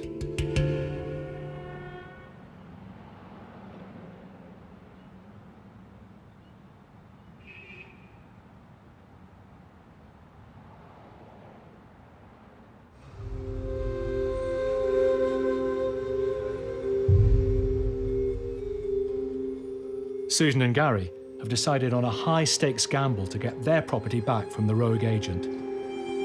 They're attempting to take out an injunction which would ban him from the flat on the grounds of trespass. How are you? You okay? Yeah, good. Meeting them outside the courthouse is their barrister, Leon Glenister. Today, the couple's main worry is that the letting agent will turn up and challenge the injunction. We're not expecting it, are we? I don't know. Play the wild card on that one. I really don't know. 10. Fingers crossed.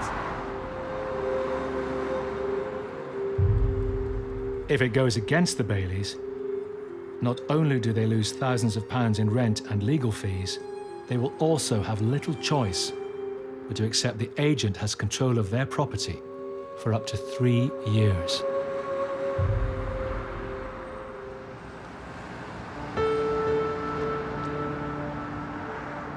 An hour later, the hearing is over. Good news at last. Yeah, I know, amazing. Thank you. Yeah. We didn't actually know. Yes, there was lots. Actually, during the conversation with the judge, it seemed to swing one way and then another way. We were literally hanging on every word, but yes. Yes, it finally went in our favour. Yes. So, they're in shock. Okay, give me a hug, Gary. An injunction has been granted, meaning the agent will be arrested if he attempts to enter the property. Can't believe it's nearly the end, isn't it? Yes.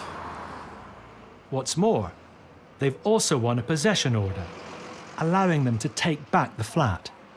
There's the injunction. And there's the order for possession. That's brilliant. So good, that's amazing, yeah. Right. Thank you so much, really. Thanks a lot. Thanks. I know you're going now, but Yeah. No problem. Well done, guys. Thank you. So good. Never been so happy to get anything in my whole life. So, yeah, I don't know if you can notice, we're quite happy. We've got this. Within minutes of the hearing, the couple race around to their flat and tape up the legal notices.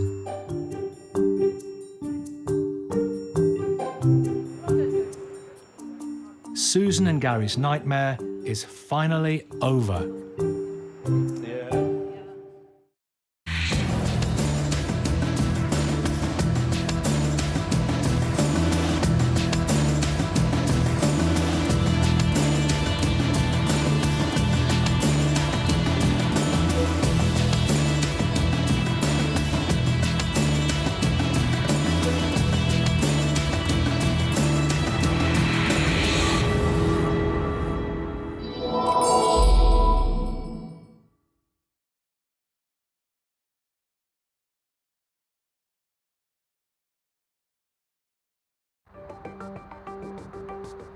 Britain's rental market is at breaking point. Give me hope, please. With not enough homes to go round and soaring rents. They don't want to give me a place. I can't afford it. Some unscrupulous landlords are squeezing tenants into squalid, overcrowded properties. Oh my God. Pretty dire conditions, to be honest with you, yeah. Something bad happens, catch fire, people get killed. It's the job of local council housing officers to close them down. Do not touch us. Do not touch officers. We need to investigate if this is occupied. Excuse me. You can't touch me. And protect exploited tenants.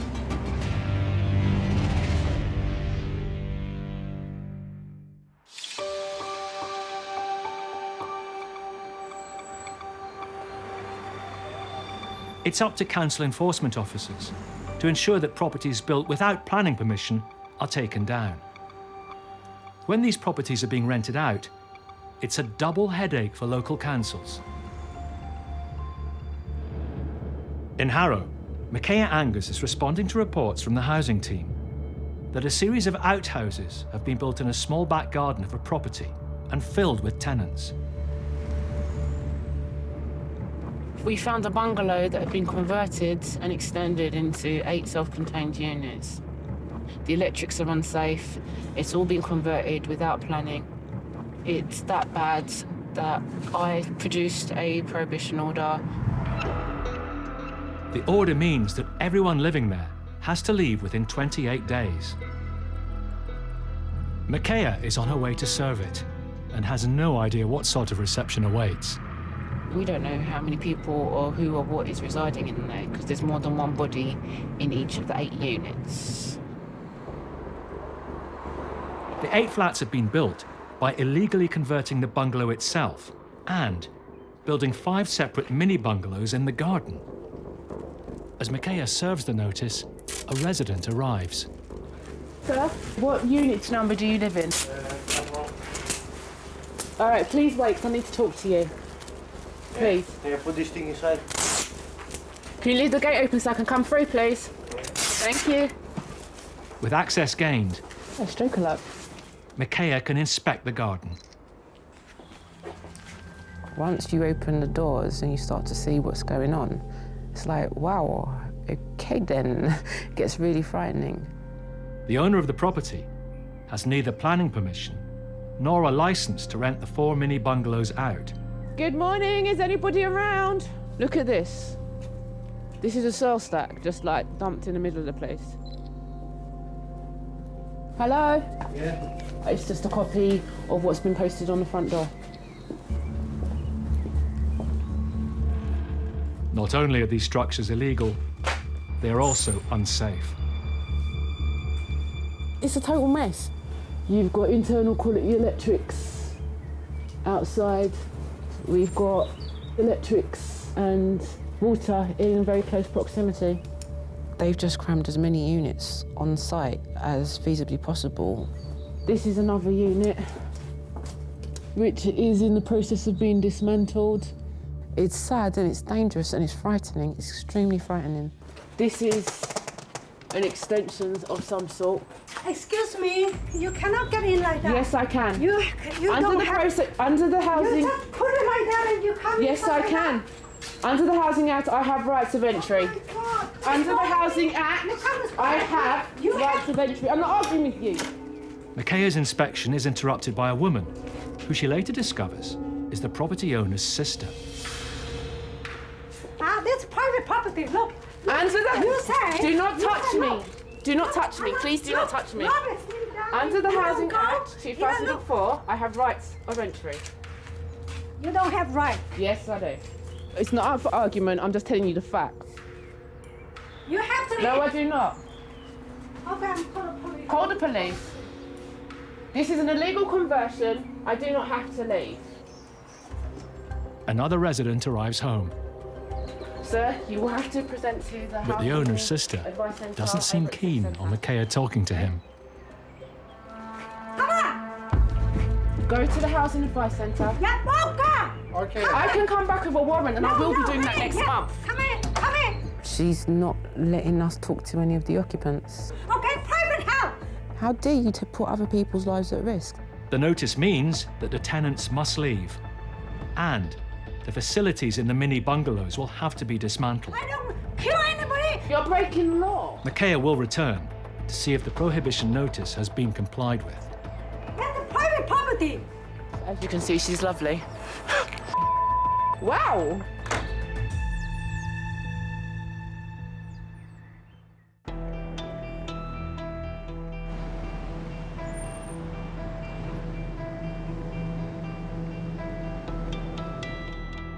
According to the housing charity Shelter, 1 in 5 homes in Britain is substandard.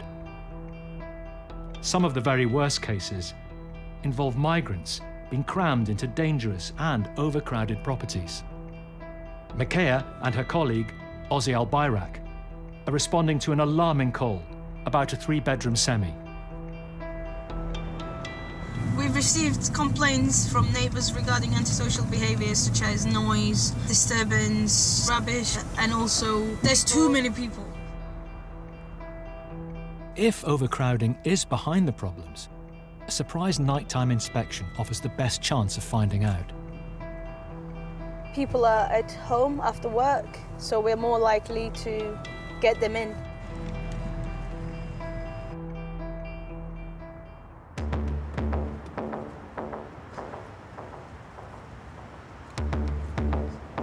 The lights are on, so somebody's in.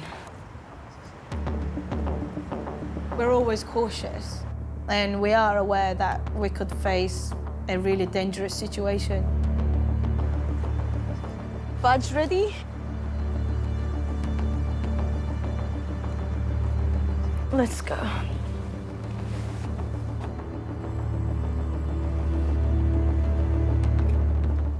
Hello. Hi. Coming from Harrow Council? Yes. Okay. I'm just here for some information. All right. We just want to know how many people live here. 15. Okay. Wow. I'm going upstairs, Ozzy. Thank you, gentlemen. Dave, you've got a double bed and a single bed. Apparently there's 3 guys in here. 1 double bed. At first glance, it looks like there are at least 15 people living at the house. It's a classic case. Mattresses on top of each other. You got 1, 2, 3. So they line them up one by one. That's how they fit so many people in. Okay. His wife is working in Edgeware. Okay. He stay here with wife? By chance, evidence that could be even more people arrives on the doorstep. Ah, who is these guys? Where are you going? What's with these mattresses?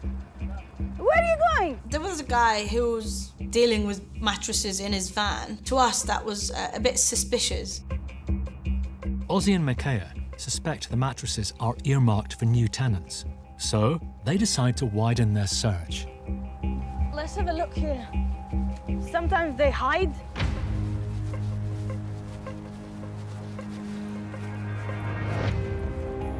Oh my God.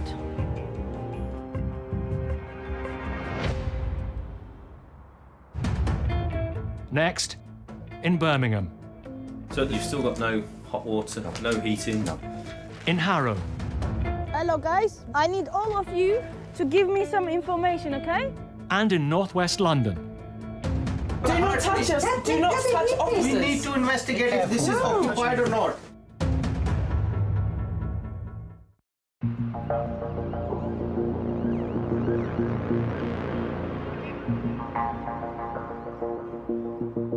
Housing officer Ozzy Al-Bayrak is searching the back garden of a suspect semi. Oh my God. Oh my God. Guys. Guys, I can see you. There were 7 to 8 people hiding from us. Literally buried themselves on the floor, hiding. Get up! Hey, we're not gonna eat you. Come on. Come. We're here for your safety. They were frightened of us. They thought we're police or immigration. You two, I can still see you. Get up. Come on, get up. Come, I need you to give me some answers.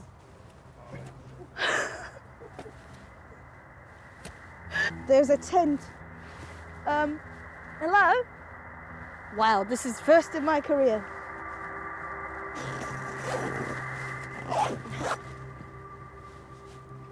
That's empty.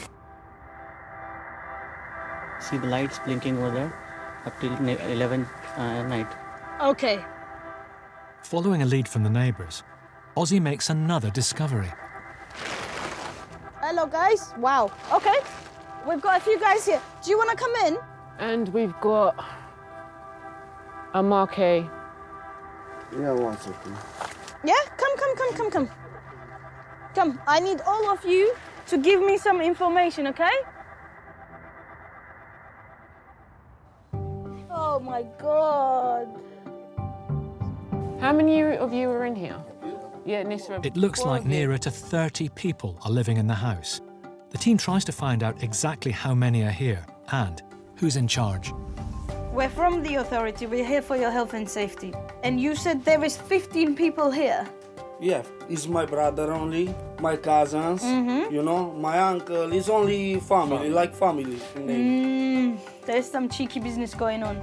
The idea that this is one big happy family in a house share does not add up. Next will be obviously investigating who the responsible person is, why all these men have to be packed into one house. You know, it's unacceptable how they live.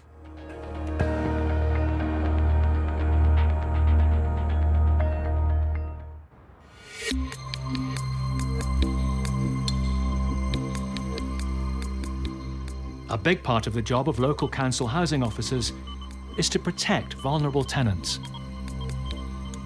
Enforcement officer Steve Broderick has had a call from a man who is living in appalling conditions. We're off to see a gentleman that lives in a converted flat who I visited a couple of weeks ago. The property is in a bad condition and one of the worst we're likely to see, so on a scale of 1 to 10, probably somewhere near an 8 or a 9. From the outside, the building looks derelict. But despite appearances, someone is actually paying good money to live here. Hi, Jason. You all right? Yeah, right. I would offer you all a cup of tea, but I'm not too proud of my gaff at the moment. Yeah. Okay, we'll come up, yeah? Today, he's meeting the tenant who made the complaint, 56-year-old Jason Cook. I like to be a host, but I can't in this bloody mess. Jason's one-bedroom flat is packed with memorabilia. You're obviously quite attached to a lot of this stuff, Yeah, aren't you? my finery, you know, because some of this I've had since I was about 2 years, 3 years, 5 years of age, you know, up to present day. It's not just Jason's hoarding that worries Steve. It's the terrible state of the property that really concerns him. How long have you been here? I've been here since 2004. So some time then? Yep. In terms of your rent and everything, you're up to date with that? That gets paid through housing benefits, is that right? Yes, like it was getting paid straight in. Once a professional draftsman, ill health has forced Jason onto benefits. His weekly rent of £87.40 is paid by the council and it's up to date, but the property is virtually uninhabitable. So you've still got no hot water, no heating? No. Besides that radiator, what costs a But that's just a plug-in radiator. The boiler packed up 5 years ago. You've still got no lighting, is that right? I've got no overhead light at all. So you're just using lights plugged into the socket? What I've got to do is just have a look round today. Yeah.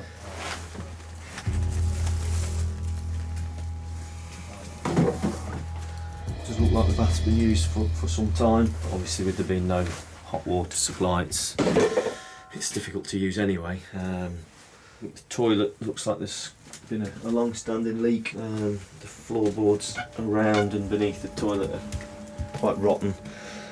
It's quite unstable, the floor there. A lot of damp and mould on the walls. In the kitchen, water from the boiler is dripping from leaking pipes. There's 2 or 3 large bowls and a bin there collecting water that's coming out of the pipework. obviously they've overflowed, so there's water all over the floor as well, and it's, again, falling through into the flat below.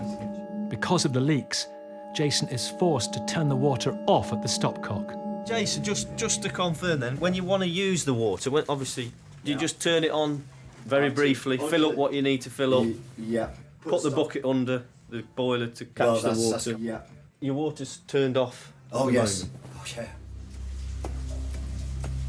To prove just how bad things are, Jason turns the stopcock on and sends Steve down into the empty flat below.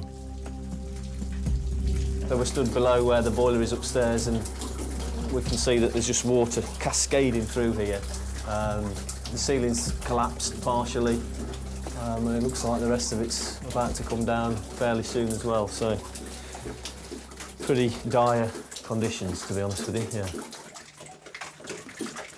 It's certainly one of the worst properties I've been in. There's a catalogue of serious problems that need to be sorted out. With no heating, running water, or proper lighting, the flat is both miserable and hazardous. But Jason doesn't see any other option. Well, put up with it because I've got a roof at least, you know. I'm not on a park bench or in a bus shelter, like some of these poor people are, but he's getting rent, so why should I live like this? There's a mountain to climb to make the flat habitable. But first, Steve needs to find the landlord.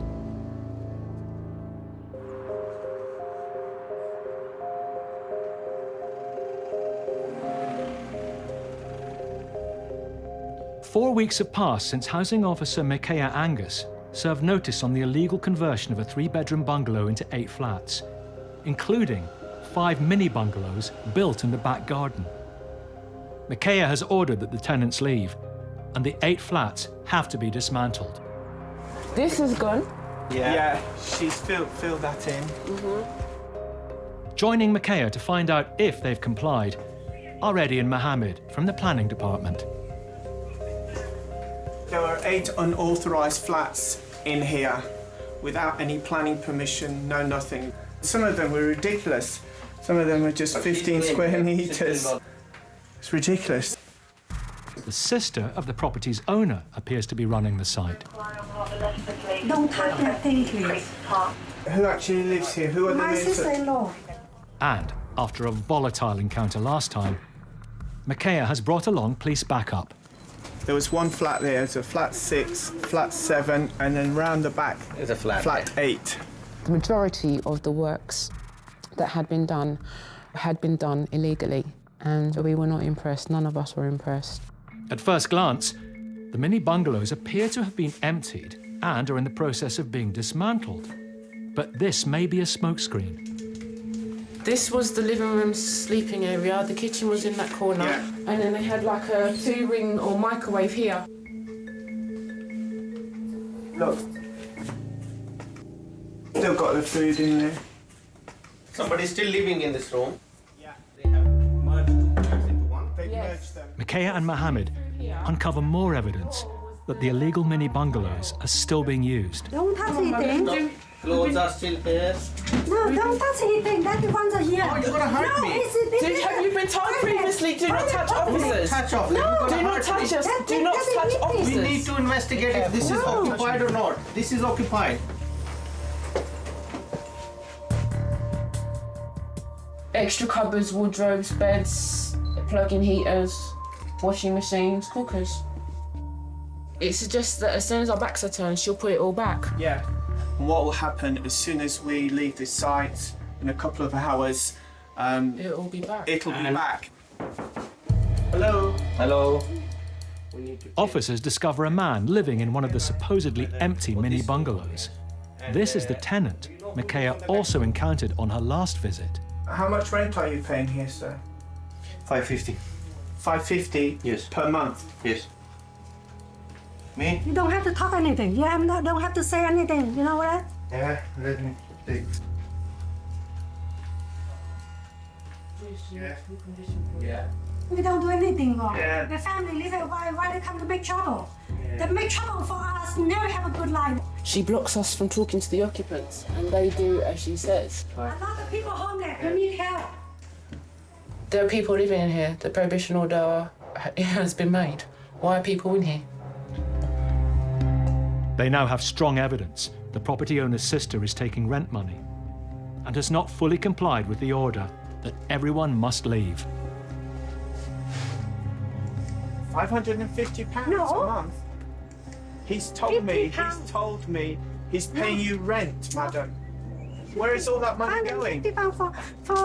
For the electric. Yeah, but where's all that money going from all those That's the electric, that's not rent. Electric, £550, madam. With 8 illegal flats on the site, in total, the owner may have been making over £4,000 a month in rent. What do you want from me? Make a trouble you want? I'm not making trouble. Make me homeless with my brother let us live here for free, but we have to pay the bill. Oh, the council tax, free council tax here. No, you had 8 units. And yes. You had 8 units. That's 8 sets of council tax. You said. Okay, you can. It's a fact. We've got the plans. I've already witnessed. I don't need to answer you any question. You don't need to answer me, right? You're not the owner. I'm not the owner. You're not the owner. The owner needs to make contact with me. But however, you are the one who's in receipt of the rent. What? So therefore, you're going to have to explain yourself to the appropriate authorities as to where the rent money is and where it has gone. If we hadn't interjected when we did, I believe they would have put more units on there. Armed with evidence that people are still living here, Micaiah can now take her investigation further. She will return to the site again, with the police if necessary, and push for prosecution.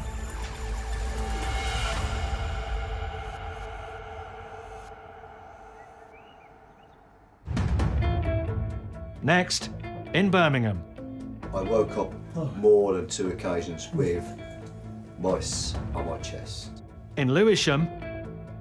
This is where I do my cooking. Everything is dark. What can I do? And in Harrow. Excuse me, you can't touch me.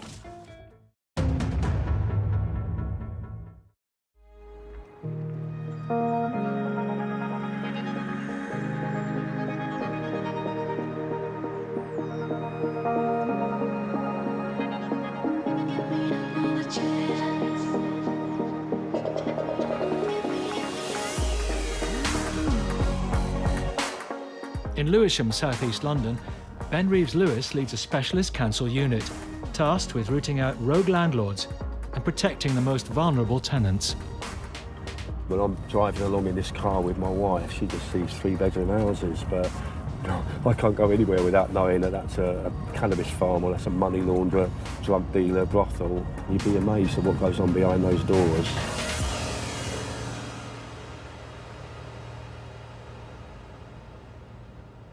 Today, Ben and Micaiah are acting on a tip-off from their planning department. They believe there's an entire family living in a house with no services. I wouldn't want to live in it. Don't worry. I'm environmental health officer. I want to come and have a look, yeah? Currently living in the property is Lola Organla. She works as a cleaner and has 2 jobs to make ends meet. She's been living in the property with her 2 grown-up sons and 11-year-old daughter since 2008. I'm not happy living in this condition. No, you wouldn't be, no, absolutely. According to Lola, the landlord told her to leave because he wanted to carry out renovations. So after paying the October rent, he said, I have to move. I said, why didn't you tell me, you know, I've got kids here, that it's not easy for me to go. He said, I just have to go. I tried to get a place to live, but the price they are giving me, they said they don't want to give me a place, that I have to rent 3-bed flat. I said, I can't afford it. It's too much for me. This is the kitchen. It used to be the kitchen. When she refused to move out, the landlord started the building work regardless. Just knocked down everything. But this was in October, this October, and it's now just May. knocked down everything.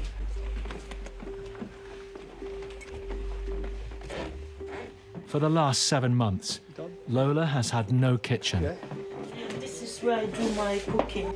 It's so dangerous. The most common fire is cooking fires, and if you have a fire here at the top of the stairs, you won't be able to get out. My 2 sons sleeps there. Not only is there no kitchen, there's no running water, and they've been without heating through the winter. See, normally I used to wash the heater is not working. But when I see that the wall is spilling, I stopped. This is my room. I'm sorry to... This is where I sleep with my daughter. She's now 11. You can see where I put my microwave. You can see the wall. You can see everything. You know, sometimes you get tired of things. See the ceiling, everything is dark, dark, dark. What can I do? It's so stressful for me. Cooking there, bending down every day. We have to boil 2 kettles to take our bath. Although the power sockets still work, the house has no lighting. In the night when we switch on the TV, you know, the reflection will brighten the room. That's how we've been managing. I have to buy candle. What can I do? In the night or in the midnight when my daughter wants to go to toilet, I have to light the candle for her. That's the bad. Lola's 11-year-old daughter is very unhappy with where they live. Sorry. She always complains. No living room, that she's staying on the bed, that the house is not clean. What can I do? There's bare mains wires sticking out here. I'm not going to touch the electrics, no way. The house is clearly unfit for human habitation. There's no kitchen, no bathroom, no nothing. And I'm going to prohibit it. Emergency. Micaiah is issuing an emergency prohibition order, which means the council have to act immediately, giving no notice to the landlords or tenants. So, Lola and her family will have to move out straight away. It's really dangerous, the whole thing. If something bad happens, catch fire, people get killed. Doesn't bear thinking about. You and your family can't stay in this. Yeah? I don't like it. This is 2015. No one is supposed to be living like this. If I should move out of this house, I'll render myself homeless. I know it's not safe for me, but what can I do? I've got no place to go. I've not got anywhere to live. That's why I'm still here. Because there's a child involved, the council is duty-bound to rehouse the family. I don't know which is worse, looking for somewhere else to live or living in a place that is in danger of burning down around you. But they'll have to move fast, as this property is dangerous.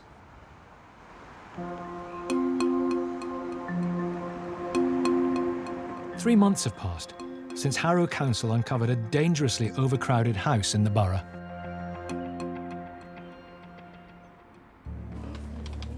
Housing enforcement officers Ozzy and Micaiah have tracked down the managing agent who runs the property. Hello. Have we got anyone living in the property at the moment? Yes. How many? According to the agent, the only people in the house now are a family of 8 and their cousin, who's just passing through. Yeah. Which is the father. Yes. Hello, guys. Hi. How are you? Fine, thank you. We've got the cousin who's come down. So Okay. He doesn't live here, he lives somewhere else. The guy is coming in to sort out the mould in the bathroom. But as the team and the agent inspect the property, it's the visiting cousin who takes a special interest in the housing officers. When people say they're cousins, okay? Oh, thank you. I always feel a bit suspicious.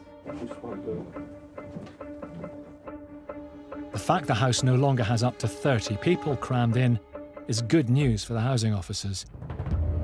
But Ozzy fears that after she's gone, they could fill the house all over again. I do my inspections every 3 months on a quarterly basis. You guys turned up before I got to my inspection due date. 3 months is too long. I wouldn't leave it 3 months. You need to just keep on top of your inspections. Thank you. Thank you for coming. No overcrowding. I don't want to see any more people you're putting in. I will shout at you, okay? We are here to advise you for your safety. Okay? Promise me? Okay. Take care, yeah? Have a nice day. Now it's down to the managing agent to keep control over who's living in the house. She seems to be cooperating, and so if it's not done, then she'll definitely be in big trouble then.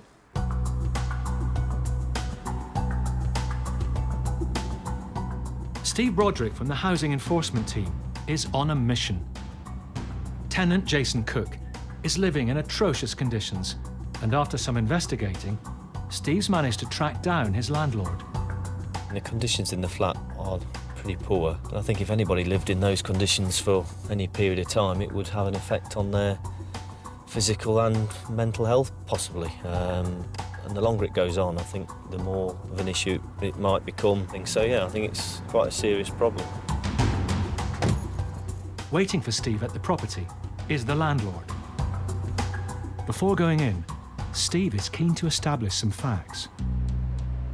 At the moment, the housing benefit is going to yourself, isn't it?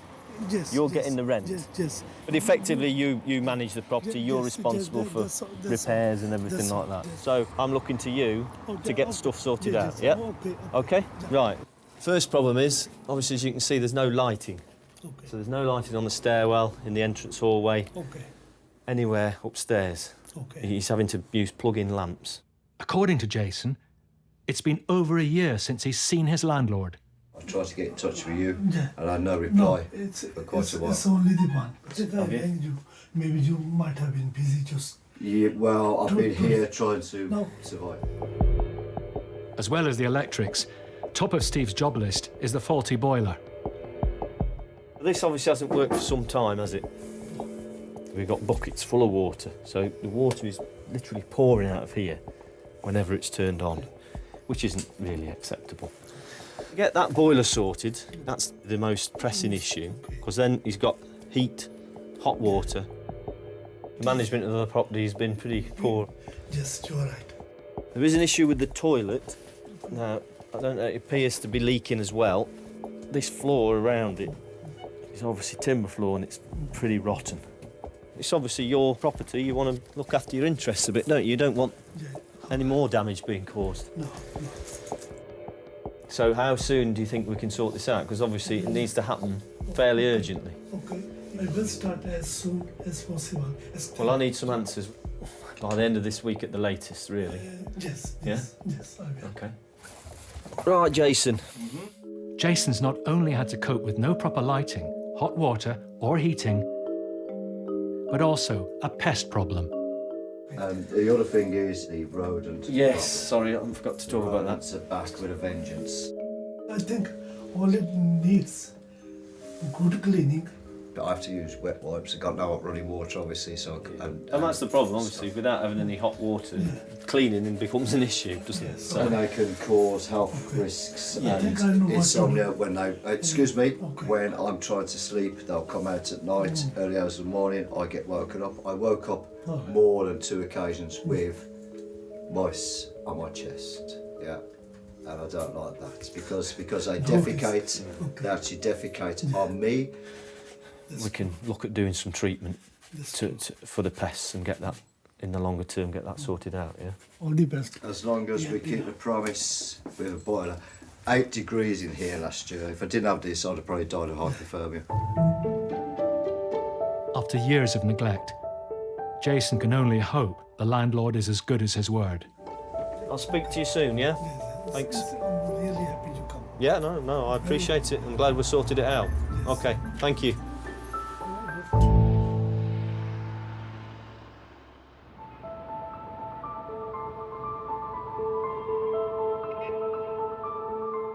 6 weeks ago, the managing agent of a dangerously overcrowded 3-bedroom semi assured Harrow's housing authority that it was now home to a family of 8. But there's been a worrying development.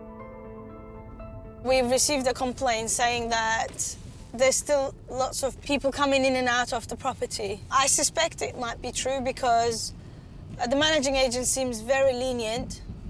So I want to double check if they are complying or not.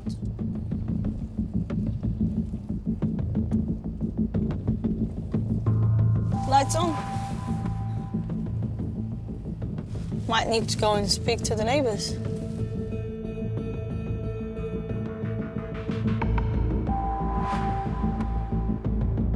Hello, I'm coming from Harrow Council. Yes. I just want to ask you a few questions about that house style right next to you. I was just planning to... Complain? Yes.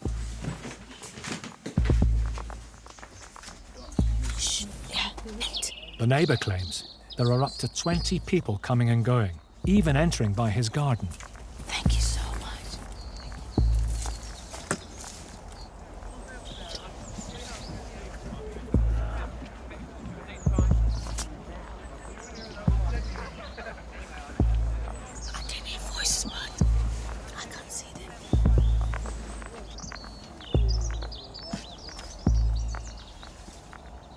One time they access my garage. They just cross over the garage, jump in my garden, and then just been in that side. Yeah. Okay. This is offensive. How can we live like this in this kind of neighborhood? Don't worry, we will get to the bottom of it, I promise you. Ozzy needs to see inside the property. And on the way, I am going to call our lovely managing agent who claims that there's 8 people max. Doors open. Hello, can I speak to Taz, please? As a housing enforcement officer, Ozzy has power of entry if she suspects an offence has been or is likely to be committed. Who is calling? Hang on. I'm calling from Harrow Council. Hello? Yeah. What is this? What is this? Taz, 1 second. Standing in Ozzy's way is the mysterious visiting cousin, who seems to recognise her from the last inspection. Voi boschettarilor, de ce ați lăsat-o să intre în Can you let us in? No. Please come the No. You told me there's family here. Yeah. You are now barging Come me the outside. I have too many complaints about this house. I know you're holding me now. I can see they're running out of the garden. Move out the way. He's coming. No. Hey. You move out the way. We want to go inside. Sorry, no good. No. Please. Listen. Please. No. Hey, please. Hey, Excuse me. You can't touch me. There's no good this on here. Come. Oh my God. Did you see that? He's literally shoved me outside. Oh my God. This is ridiculous. He knows what he's doing wrong. He knows. He's literally shoved me outside. I mean, looking back, I know it could have turned out really bad. Your guy literally just shoved me out of your property. And I've spoken to the neighbors, and they told me there's literally, the situation has got worse. Yeah, I'll call you tomorrow. Don't you worry about that. Okay, bye-bye. She's telling me, why are we calling her at this time and she's got legal advice, blah, blah, blah, bullshit. They will definitely get what they deserve and they'll be punished for this.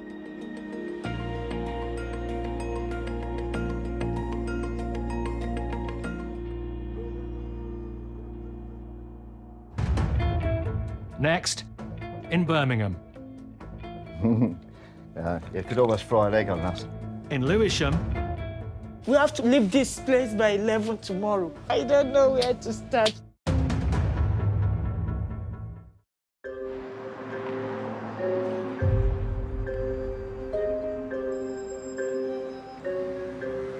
Lola and her family have been living in a slum property with no services.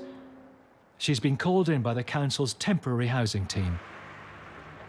Hi, hello, how are you? Good, come on in. We've managed to secure a hostel space for you, okay?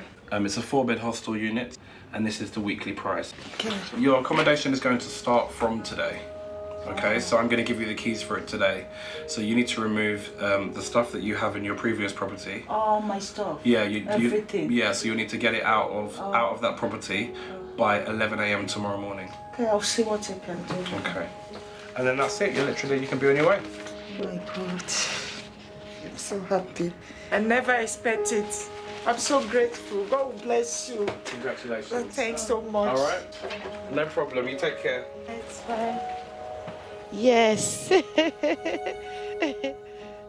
Lola gets home to break the good news to her children. Well, 4 bed. I've got the key. We have to leave this place by 11 tomorrow. So we need to start packing things. He's so happy. Calling his brother. He's happy. Most people would find packing up possessions accumulated over 7 years a daunting task. I don't know where to start from. But Lola's over the moon. Bed. Put them in the back. Just move out. Get out of the building. Oh, I'm happy now. Her daughter has been picked up from school by Lola's eldest son. We have the Okay. Oh my God, I'm so happy. We are moving now. We've got a place now. Forest today. You have to move out final tomorrow. Temporary. Yeah, she said. At least we are moving out. Oh, on a hook. You are happy now? We are happy now. She's happy now. Tonight is our last night here. So we have to start sleeping there from tomorrow. I feel shocked because I've lived in this house over the years, so I never really thought I was going to move. So yeah, I'm happy. I can sleep properly, yeah, and then I can be relaxed and stuff. And I don't always have to sit on the bed. Oh my God.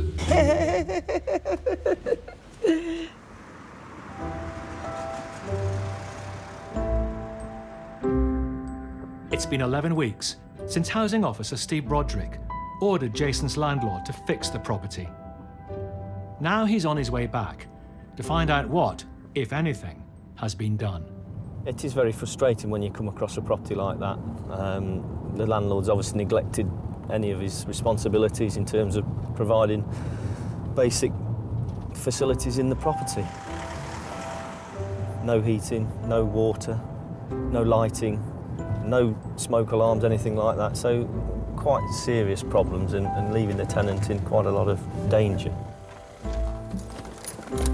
A lot of the tenants that we come across tend to be vulnerable tenants, and some of the landlords do tend to exploit them a little bit. More often than not, the landlords Steve deals with are full of empty promises. Certainly. Thank you. But he's in for a real surprise. So, it feels a lot warmer in here. Oh. The radiator's working okay? Oh, yes. You could almost fry an egg on that. It's nice and hot. That's Yep. good news. You know, instead of going to the library to keep warm, it's just wonderful. Got lights as well, which is a bonus, isn't it? Indeed, it's good it news. is. We can see what we're doing. It all looks good, but Steve needs to confirm all the work he demanded has been done. And this is the new boiler. Oh, look at this. Excellent. This is a darling. Excellent. Yeah. And there's no problem since he's fitted it. The heating's working fine. Heating's been constant. Excellent. And the bathroom, new Okay, toilet. indeed. Right. My gorgeous new throne. Excellent. Yeah, look at that. No more leaks. No more leaks. Brilliant. Yeah. So nice and watertight. And your bath? Bath is fully optional. Looks nice and clean. You must have been busy cleaning it as well, have you? Oh, yeah, I always keep it like that. So you can have a nice hot bath Oh, now. indeed, yeah, because I obviously wasn't using it because no hot water. So it was a store bin, it's like a flipping trough. I was going to get a couple of ponies and put a bit of food in it. That's warm to hot. Have a feel. Yep. Yeah, it's almost piping hot, isn't it? Lovely. Oh, yeah. Excellent. For Jason, it's life-changing. I'm well pleased with what's been achieved. I'm pleased that everything's on the mend. Excellent, and getting many things thanks back on track. to you and your team as well. Brilliant. Thank you very much. Good one. Take care. Have a good See you day. soon. All right. After years of living with no hot water, no central heating, no proper lighting, Jason at last has the flat he deserves and a legal right to. Pretty good outcome, to be honest. And the landlords responded fairly well once we got in touch with him. So, yeah, Jason seems pretty happy with the way things are at the moment. Obviously, he's got his heating working again, he's got running water. So, yeah, the situation within the flat is a lot better, and he seems pretty happy about it, yeah.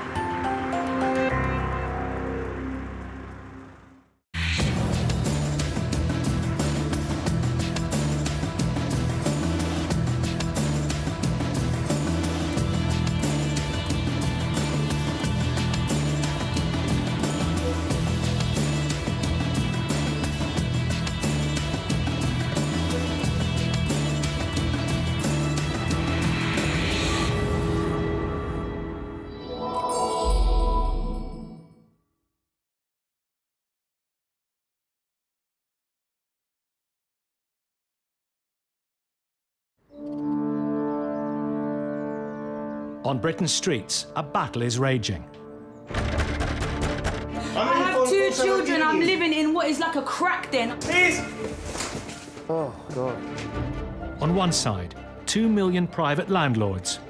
Put a hell of a strain on me. You shouldn't have to kill a person. This is our home. This ain't his land. On the other, 11 million tenants. I'm going to have to mortgage my pension to pay this debt off.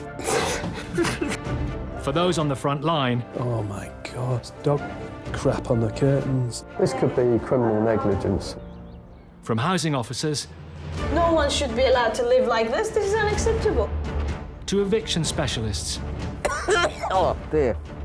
I'm here from the landlord group to give you the possession order. You are tossed. And letting agents. Get off my land! It's a frigging full room. The cases they're dealing with are becoming ever more extreme.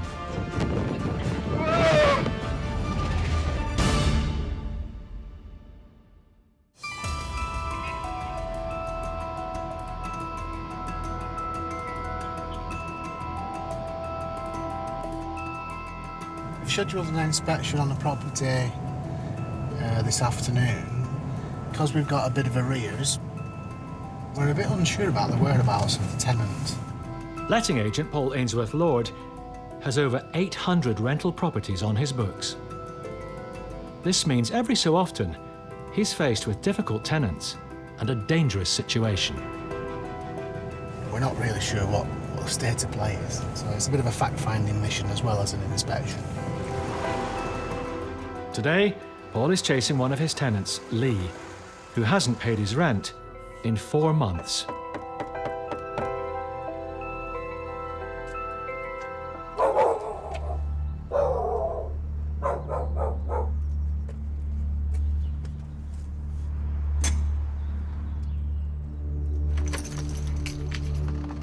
We've been trying to get hold of Lee for a good while.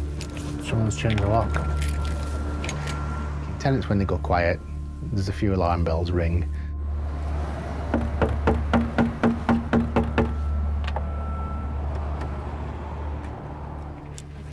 I'll just get my step ladders to go out and back. Fearing Lee may have abandoned the property, Paul decides to check out the rear garden. Because we've got a changed lock on the front door, quite often they don't change the back door. So a good old telescopic ladder's come in handy on this job. The dogs. This is the tricky bit. Looks like they might have green fingers who live here. I don't like what I'm seeing, actually.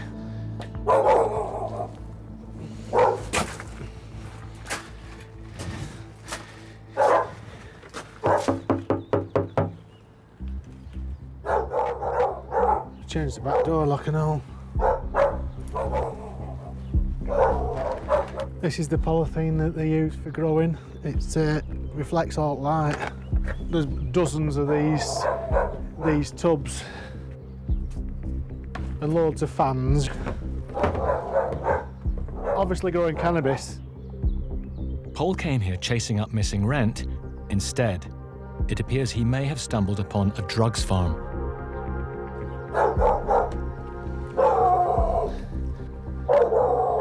I'm going to come back tomorrow and we'll get one of the maintenance guys to drill the locks out. And if my gut instinct's right, we're going to catch somebody in the act of growing cannabis here.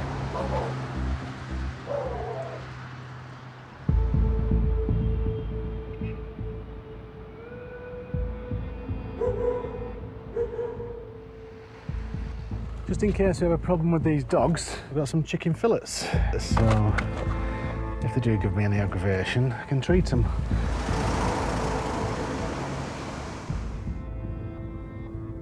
The following day, Paul returns. As soon as we open the door, I'll chuck them a bit of chicken, and hopefully they'll be interested in the chicken instead of my leg.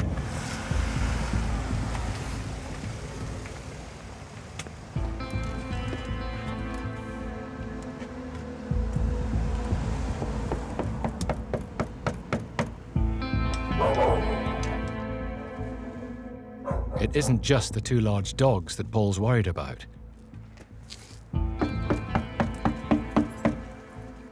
called one of the lads to come and drill the lock out so we can put the correct locks back on.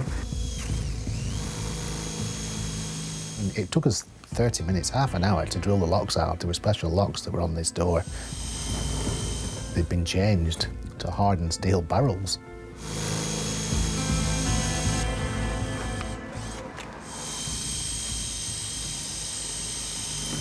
In fact, I was dead certain that we were about to encounter some sort of cannabis growing activity, yeah. A bit too good to be given to a dog. Right. Hey. Come on. Hello. What are you doing, guys? Come on. Come on. Come on. What's to do? There you go. Oh. God, it's nipped my finger. The tenant may be AWOL, but the property is clearly still occupied. These are like hydroponic trays. There's definitely either a supplier of kit or there's something going on here. I knew that we hadn't got to the bottom of this. I knew there was a grow in this house. I thought there must be. These two here, these should have been in the bottom of this side. So what they've done, they've put it directly into the fuse, so it's bypassing this completely. So they're robbing electric, are they? Yeah, completely. A couple of snooker balls in a sock. I thought, oh my God, just as well nobody's home. Could have been a different story. You could have grabbed a sock with a snooker ball and you just lash out, and next thing, you know, blue lights and ambulances. British champion. Men's English Thai boxing champion. This guy can clearly handle himself. The whole thing's just a bit weird, really. Oh yeah, here we go. This is where it's all. What are you doing in my house? Hang on a minute, lad, who are you? It turns out the house isn't empty. Who are you? A man's been hiding in one of the bedrooms, and it's not the tenant, Lee. Where's he gone? I just don't believe what just happened then. There was no sign of life one minute, and the next minute, all the hell breaks out.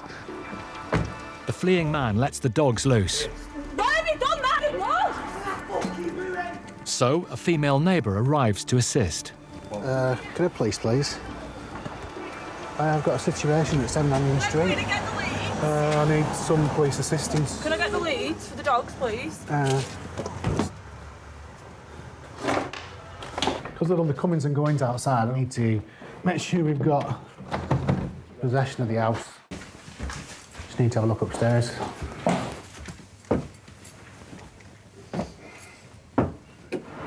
Oh, my neck.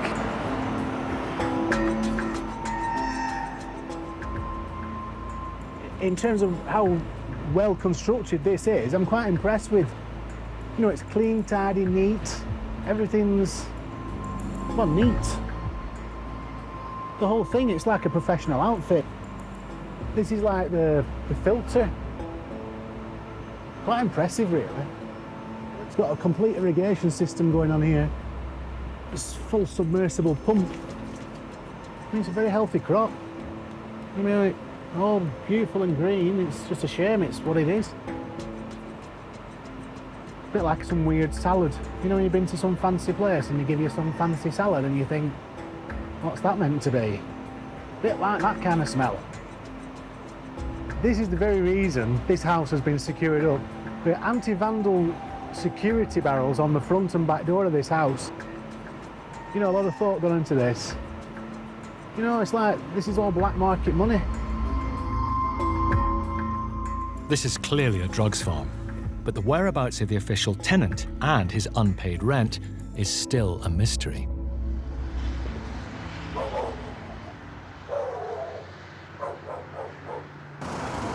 Next, in Darwin.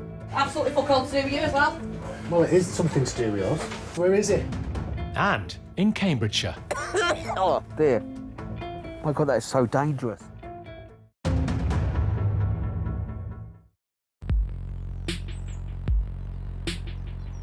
One of them was hiding in the house and has just come out. Letting agent Paul Ainsworth-Lord has just found a cannabis farm in a property he manages. Now the police have arrived. And so has an unannounced visitor. Excuse me. Oh, where's all these fucking claws? While a man has fled the scene, there's no sign of the tenant himself. Absolutely take a fucking piss. What the fuck has gone on here? That last there, she's tipped up, wanting to get some belongings for the guy that was hiding in the front bedroom here.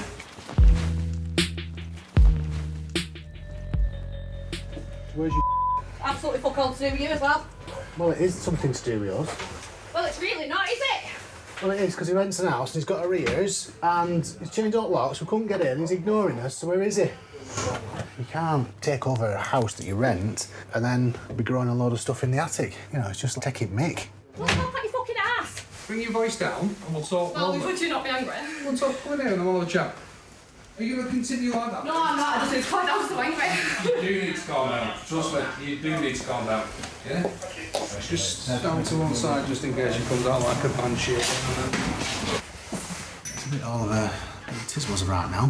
Just trying to keep a track of what's going on myself. Paul gets a call from the office. Oh, I wasn't expecting that today. Which appears to shed light on the whereabouts of the tenant, who hasn't paid rent in 4 months. This house is rented to Lee, and rumour has it he's in the nick. He's been banged up.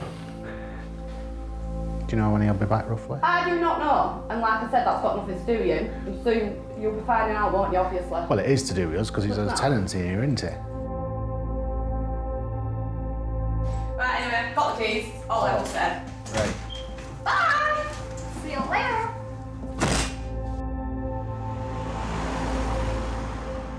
It's been confirmed Lee is in prison, serving time for ABH. So it's possible he had nothing to do with the weed farm. Now, Paul and the landlord have to decide what to do with the property. My job to my landlord, to our clients, is to protect their assets. I really need to get a grip of what's happening here. This could be a mess.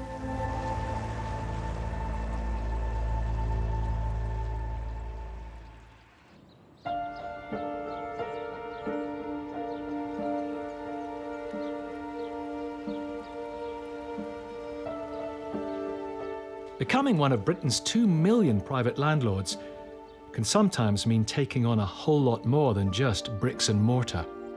3 years ago, Leslie Ann spent £30,000 buying the cottage next door to her riverside home. But she's not been able to set foot in it since. The property was cheap because it came with a long-term resident, known as a protected tenant, paying a controlled rent. I was a neighbour for 7 years and landlord for just over 3 years. She moved in February 1983, so she's actually been a tenant in the property for nearly 34 years. Leslie, a retired social worker, had serious concerns about her tenant's welfare and the conditions she was living in. She was a holder. Because of her hoarding mental health issues, she wouldn't sort of engage in any sort of form of conversation. Years spent trying to get her tenant and neighbour help proved fruitless. She was very articulate. She was very forthright. She was at times very aggressive. So there was a personality there that meant that she could actually scare people off. She denied that she needed help. 4 months ago, Leslie Ann learnt that the tenant had been taken to hospital and tragically had died. She was just 61 years old.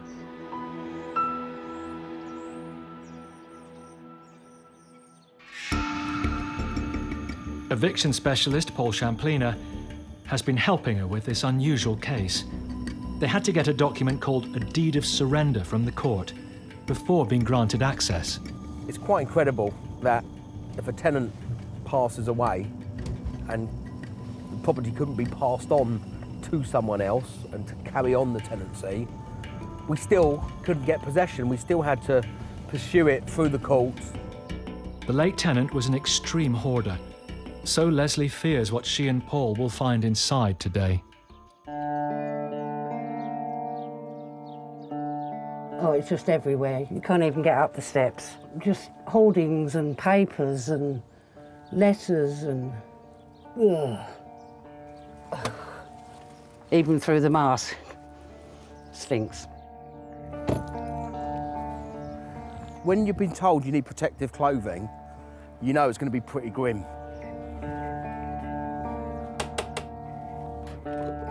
Leanne, we finally meet. How are you after all this time? My relationship with the tenant was really strained. I'd never actually been allowed to gain access inside the property. She was reclusive, like she was a hoarder, wasn't she? Severe hoarder. Really? The last time anyone has been inside, either yourself or Ian, was in 2015? Yep. Okay, right. The next stage is what's in there and how do you deal with it? Leslie Ann's friend and builder, Ian, is joining the inspection. To avoid the risk of infection, protective clothing is a must. I'm ready. I don't know what I'm ready for, but I'm ready. This was a really unique and very strange case because it wasn't an eviction. It was us to take formal possession of the property. But God knows what's behind that door. Right, oh God. Oh dear. It's horrendous. This is the first time in 3 years that Leslie has seen inside her property. Oh my God. Perfect cooker. Oh my God, that is so dangerous. So she never cooked? Obviously. No. When I walked into that property, I was just flabbergasted of how someone could actually live like that.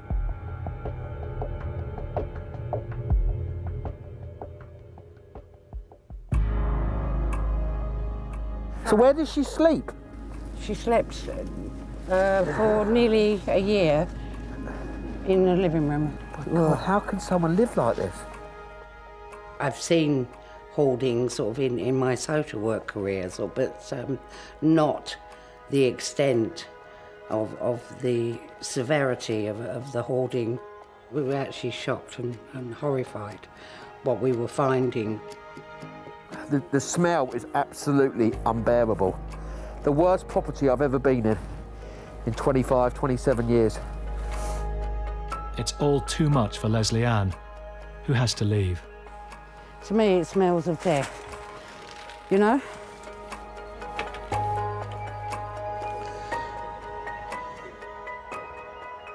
The woman, she was only 61. She wasn't an elderly lady. It's just really, really tragic, isn't it? How people have got themselves into. She literally had a little pathway and she was sitting there. So tragic. This is upsetting because you know that someone was dying in that chair. Someone's rubbish is someone else's belongings. You know, these are all her personal belongings. Paul needs to inspect the whole cottage, but that's easier said than done. Everywhere you walked, you thought something was going to fall or you thought you were going to put your hand through something. This is so dangerous, you can put your foot through it. Well, I don't even know, where's the stairs? Oh, right. That's how bad it is, I don't even know where the stairs are to go upstairs. The upper floor is so cluttered, even the deceased tenant had stopped using it. Oh my God. Let me put my torch on.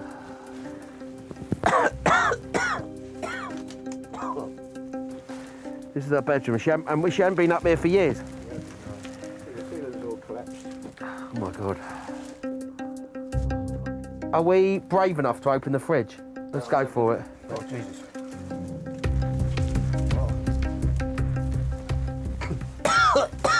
Yeah, I need to get a bit of fresh air. Oh.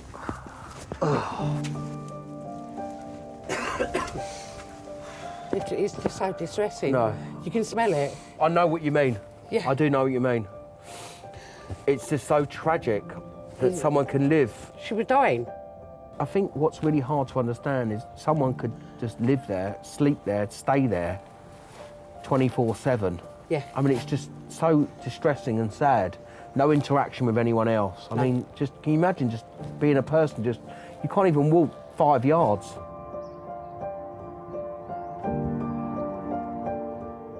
The only regret is that I couldn't help her, I couldn't save her, I could, you know, that's truthfully sort of, that's the only regret, sort of, you know. Leslie's next challenge will be cleaning out the cottage and discovering exactly what state the building is in.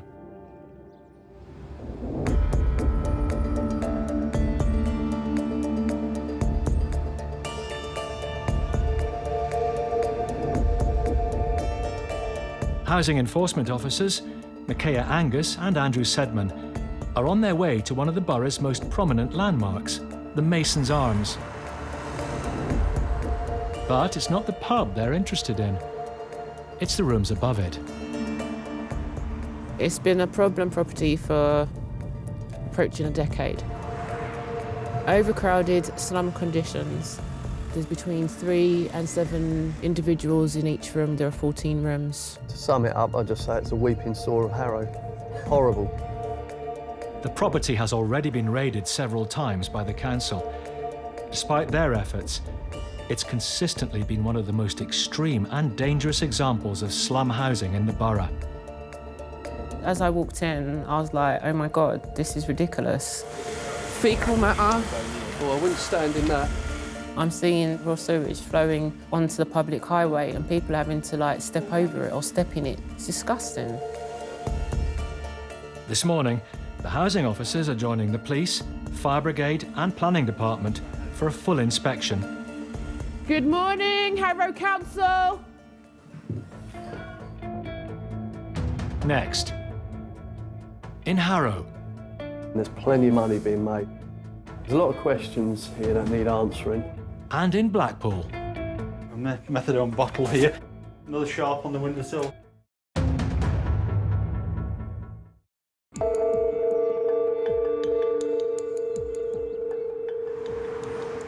Housing officers and police are raiding a former pub.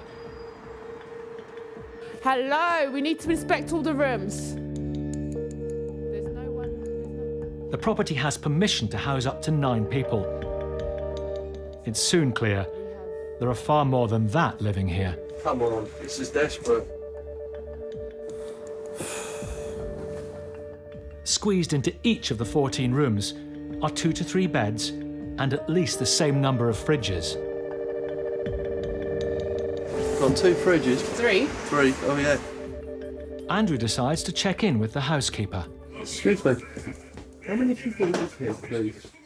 Where? In the house? The whole property upstairs. Now it's 14. 14? Yes. There's a lot more. You must have had at least 3 people in each room. You've got 14 rooms there. So there was well over 30 people living there. As well as the housekeeper and her son, the only other person present is Nikolai, the man who collects the rent on behalf of the landlord. I wish to talk to him.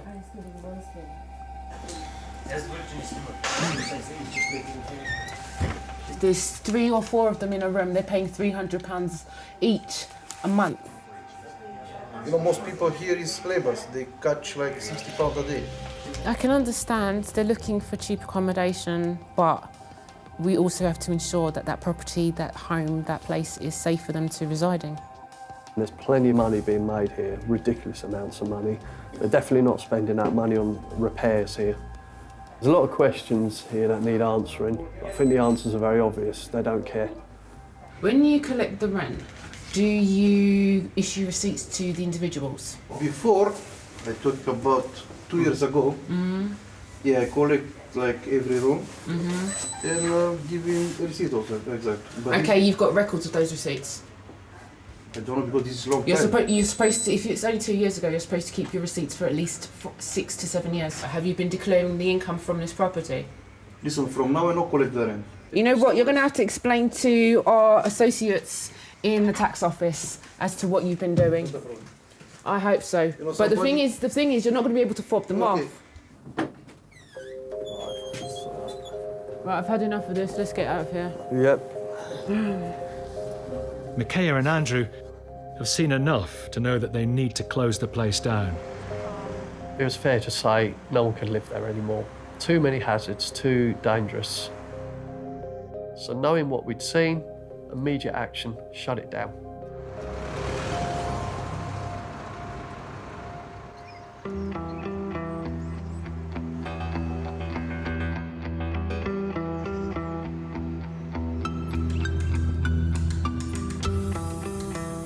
I think I'd be lying if I was to say there's a little bit of something going on in the back of my head saying, are you sure this is going to be okay? Over a month ago, letting agent Paul Ainsworth-Lord discovered a marijuana farm at a property he manages on behalf of a landlord. The tenant, Lee, was in prison at the time, so the police don't know who was responsible. I'm a bit worried about going up to Lee's house. He can definitely handle himself. Lee has just been released, and today Paul is meeting him to discuss whether he'll be able to stay in the house. You know, in my job, you've got to manage these things holistically, because, you know, I don't know when I might bump into this guy again. It could be next Sunday when we're out with the children, with the kids, you know, and the last thing you want is some confrontation. Lee, a former British kickboxing champion, owes 6 months' rent. All sorts of things going through my mind. I'm thinking, you know, what sort of reception am I going to get? I really didn't have a clue as to how that meeting was going to go. Hiya. You all right?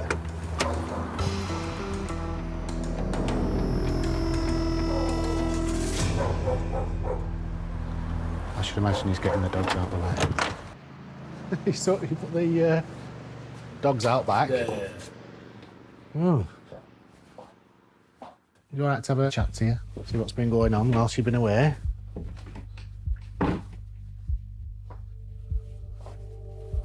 Dogs ain't back? Yeah.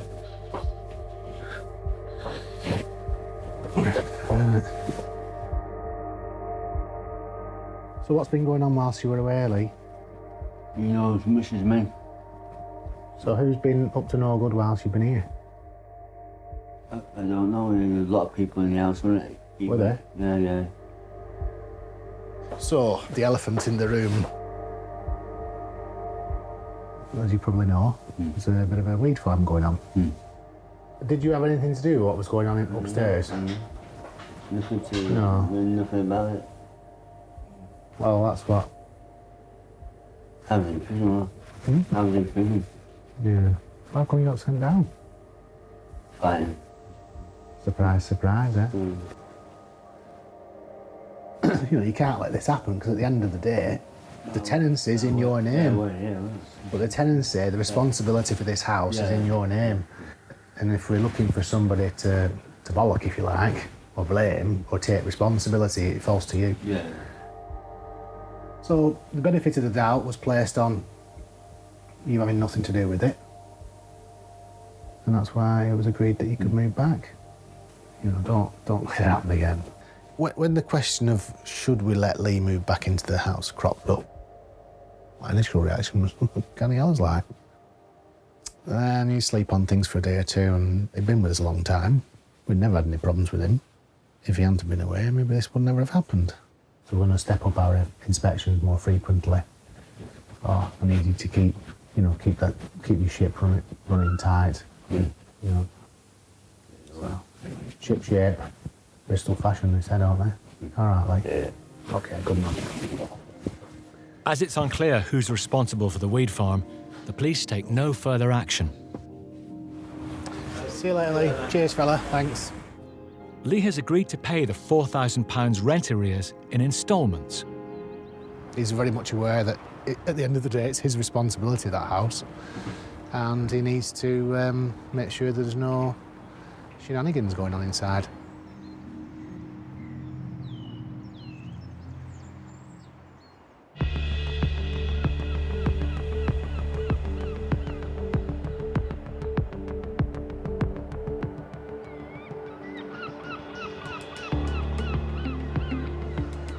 Former coal miner John Bartram runs a letting agency with 400 properties on his books. Most are let by the room, and the majority of his tenants are on benefits. Drugs are a big problem, and some of the situations he comes across are extreme. I don't know what to expect. It could be fine, the property could be absolutely fine. But on the other hand, it could be half ripped apart, a mess. John has taken a new property onto his books. He's yet to see it, so today, along with his handyman Billy, he's carrying out an inspection. Hi, Billy. Billy? Billy? What's up? You got the keys to the front door? We don't think there is any. They're locked from the outside, them doors. The them ones what's self-locked, so you can't get in them. Perhaps to snap it or something like that. Yeah.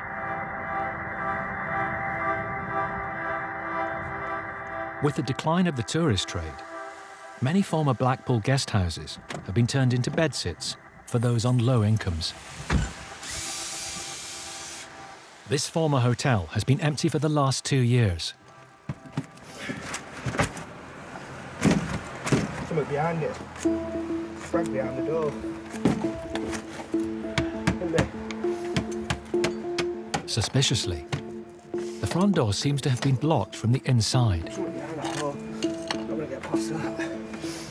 What we see as an agent is the darker side of life. You see a lot of poverty. So do we try and get around the back, Billy, or what do we do? That looks really. Can we get around the back? I wish we'd got a portfolio where there was all family houses. I don't know whether it's secure or not. Well, you see prostitution, you see your drugs, you see properties that's been broken into, being squatted. This actually looks pretty secure. A lot of these people are down on the backside.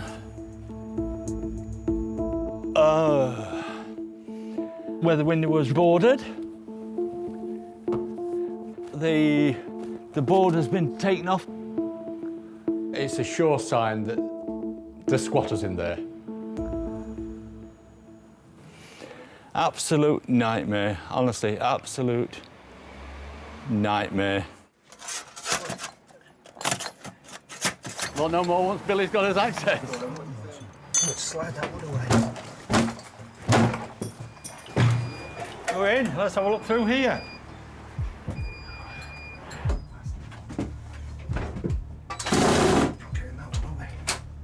There's a screw holding the inner door and somebody secured it before we've got here.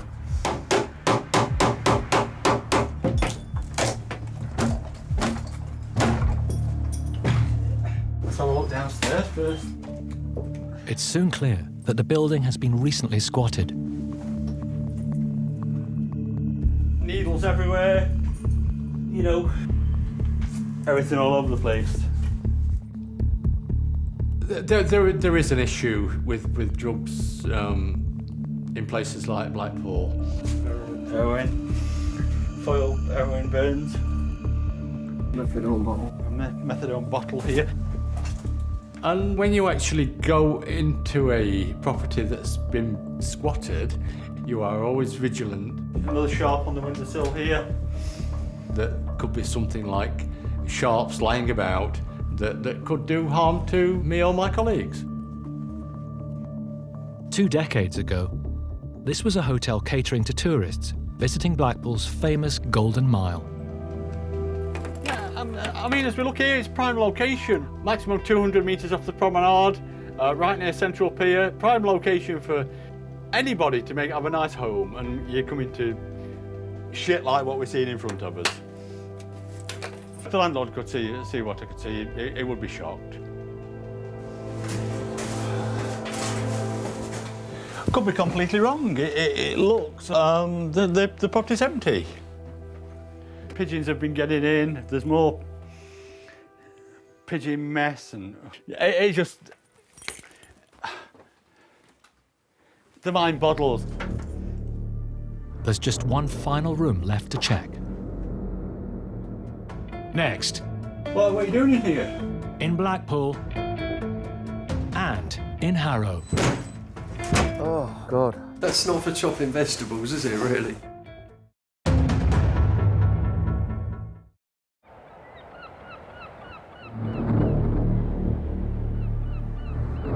Letting agent John Bartram is checking a former hotel, which is set to be refurbished and turned into bedsits. Hello. Oh, hello. I've been all right. Hey? What are you doing in here? Been on the streets. Hey? We've been on the streets and we were staying here with a friend. There's no friend stopping here. Can you tell me how you've got access? Putting people on the street is difficult. You do feel a little bit for them, but they cannot see that you're a soft touch. Right, we'll go. Excuse 5 minutes, so we'll get... Can I have some names, please? And No, can you stop filming? but is it fair that you break into somebody's property? No, Well, somebody's broken by. Someone else, but it wasn't Yeah. us. Okay. In such circumstances, I've had threats. Being at properties where tenants have actually said, if I see you uptown, I'll do you in. It's out on the streets, freezing up there. Yeah, I'm not criticising you. I'm not criticising you at all. I know people deserve a place to stop. So what's going to happen then? In what respect? Well, what are we getting arrested? Why should you? You're leaving peacefully. You know we've got a mutual agreement that you go in and you won't come back. If it happens again, yeah, we'll have to take it down the legal route. Can you give us 2 minutes and we'll get everything out? We can give you 2 minutes and let you get everything out as well, yeah. I'm glad they went quietly, yes. You can't have any qualms. They're doing wrong. It's a criminal offence to squat. Okay. Yeah, cheers, Paul. So you can go out the front door because that's actually open at the moment. The building is now empty.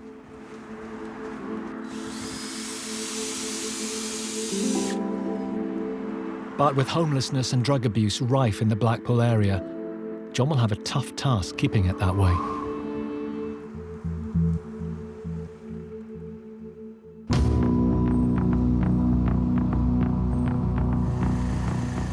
Who's got the warrant? It's 6 a.m. and housing enforcement officers Micaiah Angus and Andrew Sedman have returned with the police to the Mason's Arms in Harrow. Ready?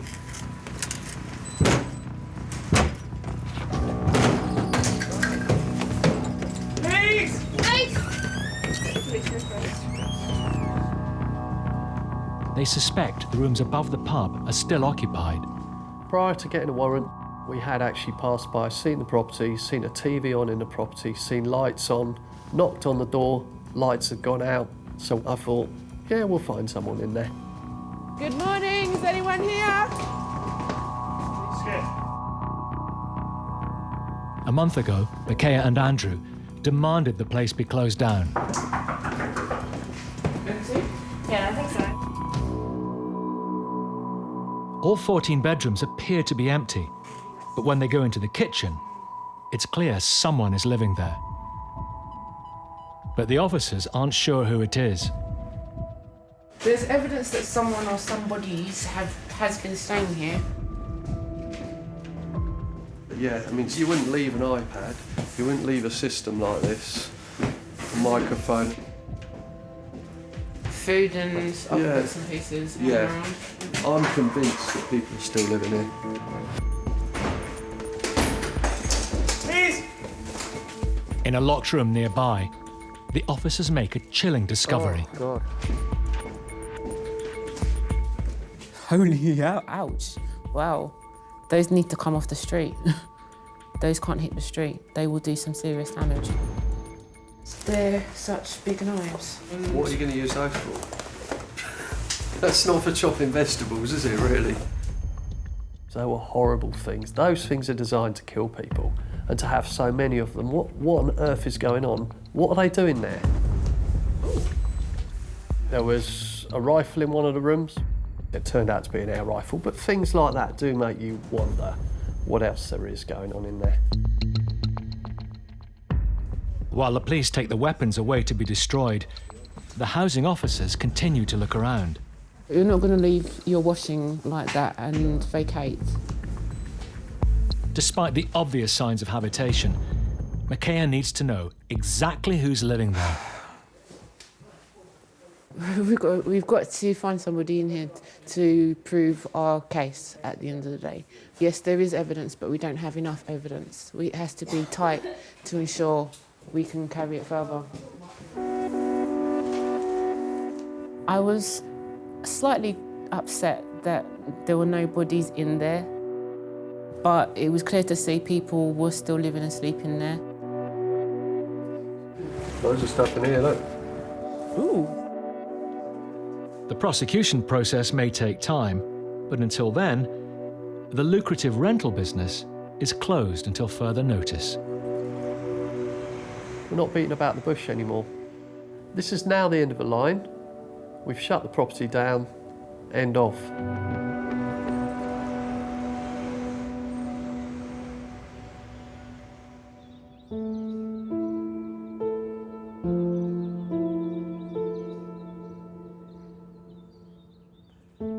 Three years ago, Leslie Ann spent £30,000 buying the cottage next door to her home. It came with a protected tenant, a serial hoarder. Her tenant died 5 months ago, leaving the property in a terrible state. This was the worst because you couldn't get to any of the rooms because it was just chocker with food stuff, rubbish on the floor. It's taken Leslie Ann 7 weeks to clear out all the rubbish. The carpet absolutely covered with rats' feces. Rubbish bags piled high, a decomposing mouse in amongst all that. And underneath the settee, there was like sort of human sort of toilet tissue paper, food, and it had all been stuffed underneath. Leslie Ann discovered that her tenant's hoarding problem extended to far more than just junk. Although this is still stacked up, this is all sort of stuff that came out from the bathroom. It's all brand new stuff. Brand new boots and shoes and everything. We've given to the charity sort of probably about 50 pairs of as well, on top. Now that the rubbish has gone, Leslie Ann can see the true state of her property. It's the electrics, it's the rot. We uncovered some seriously dodgy wiring, sort of, and switches. I knew it was bad, but sort of I didn't anticipate any of this. Worse was to come. It turns out the cottage is no longer structurally sound. There's so much rot in all the joists, in the floorboards, the windows, the roof, and it's literally slipping into the river. The whole thing sort of is collapsing. Lucky that that hasn't collapsed, truthfully, because if that collapses, what you've got is then sort of you've got the whole roof. It's beyond repair, sort of. It's not even disrepair, it's beyond repair, full stop. Yeah, there's been a few tears. There are 3 victims in this case. There was the tenant, there was me as a landlord, and the 3rd victim is the property. It was an 18th century, beautiful 2-bedroom cottage. Sad to see sort of, you know, sort of such a waste of a property. So a bit of history has gone. Gone.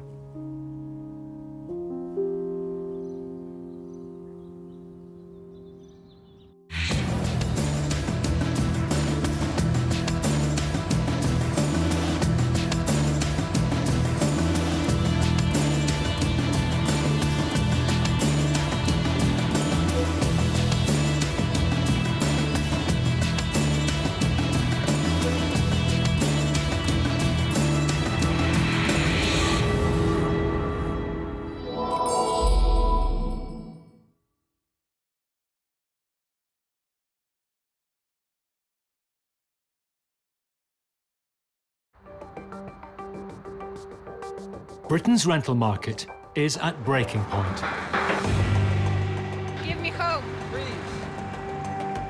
When a tenant stops paying the rent because they can't or won't.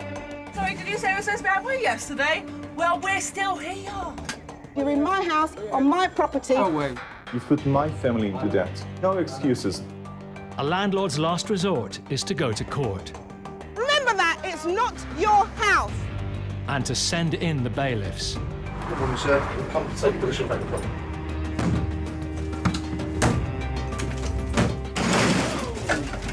If you start throwing stuff down at us, we are going to have to arrest you. As they fight to get back their home. Oh, right.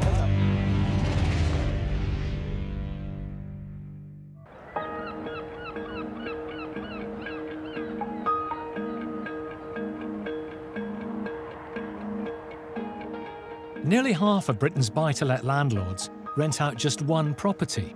So if the money stops, it can have a huge effect on their income. Retired shopkeeper Jack Wood lets out a one-bed flat in his native Fleetwood, but after 14 months with no rent, he's been left nearly £5,000 out of pocket. It's all part of my pension. Not getting the rent in for over a year has made a big dent in my income. Jack won a possession order 7 months ago, but the tenant, Kirk, has seen off 2 attempts by bailiffs to evict him. He was very aggressive the second time around. He threatened to kill me and smash the car up. So I'm apprehensive as to how it's going to turn out today. Jack has called in lawyer Chris Sharp, who often works on difficult cases like this. And today, for the 3rd time, Kirk faces eviction. Morning, Jack. Morning. Good to see you. You too, pal. Well done. Yeah, are you ready now? Hopefully the 3rd one lucky. Absolutely. We've got the High Court sheriffs involved. Yeah. We've got dog handlers, we've got locksmiths. We're ready to go.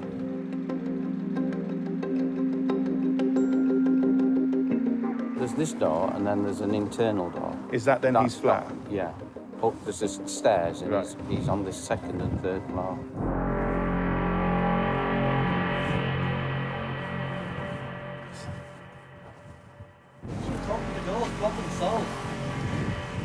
Mr. Cooper, he's got an order for possession. He's had 2 bailiffs round and now the sheriff. He just wants an amicable resolution to this, that's all. It's going to be a stubborn one. When Jack told me that Kirk had threatened to kill him, well, you know, you can take threats like that sometimes with a pinch of salt. But when he introduced us to his dangerous dog... He said it's his guard dog, so he says if he bites us, he's not bothered if he gets put down. Yeah, OK. I was worried. Who are you? You don't need to know who I am. If you're here, read my door, you need to know who you are. No, no, this is private street, pal. The landlord all right has taken the frame off? Yeah. Jar, they're going to have to take the frame off to get in. Are you OK with that?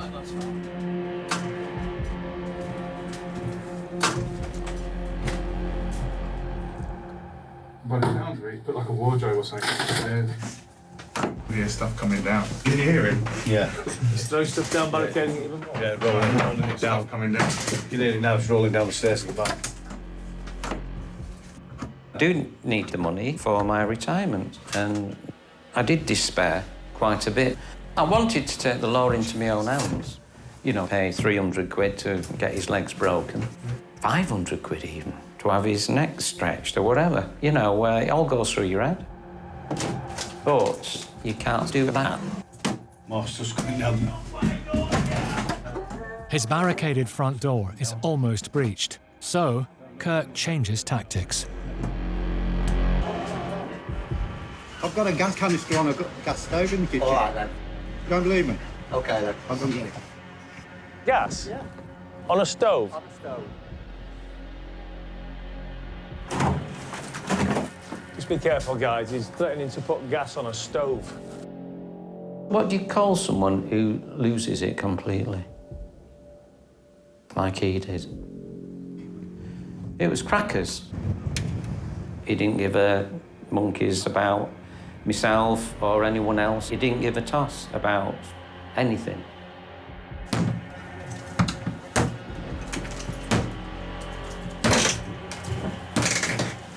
Ladders, toolbox. Watch that it comes on you. It's getting more. more stuff now.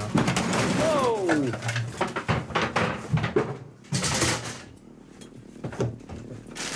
There's plenty of small bits coming, trust me. He'd given 2 bailiffs the runaround. He tried to give us the runaround. I don't want to aggravate him, mate. Just want him to come out. It was almost like he was on a suicide mission in terms of not being evicted. Apparently he has a machete or something upstairs too, someone said. Hi there. I wonder if I could have police assistance, please. The sheriff's now requesting police assistance because he's claiming he's this guy that has got a machete. Once we get through the door, who knows what he's going to do? So, better safe than sorry. Let's get the police in there.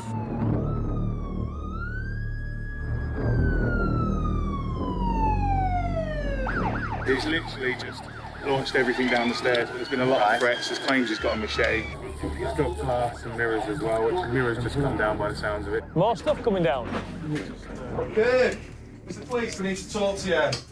Do you not agree this is a bit over the top, throwing fridges down the stairs? I've got no problem with anybody else. Right. It costs me 50 grand to get me sorted out here. Right. If you start throwing stuff down at us, we are going to have to arrest you. Right. OK. Just start bringing things out nice and steady.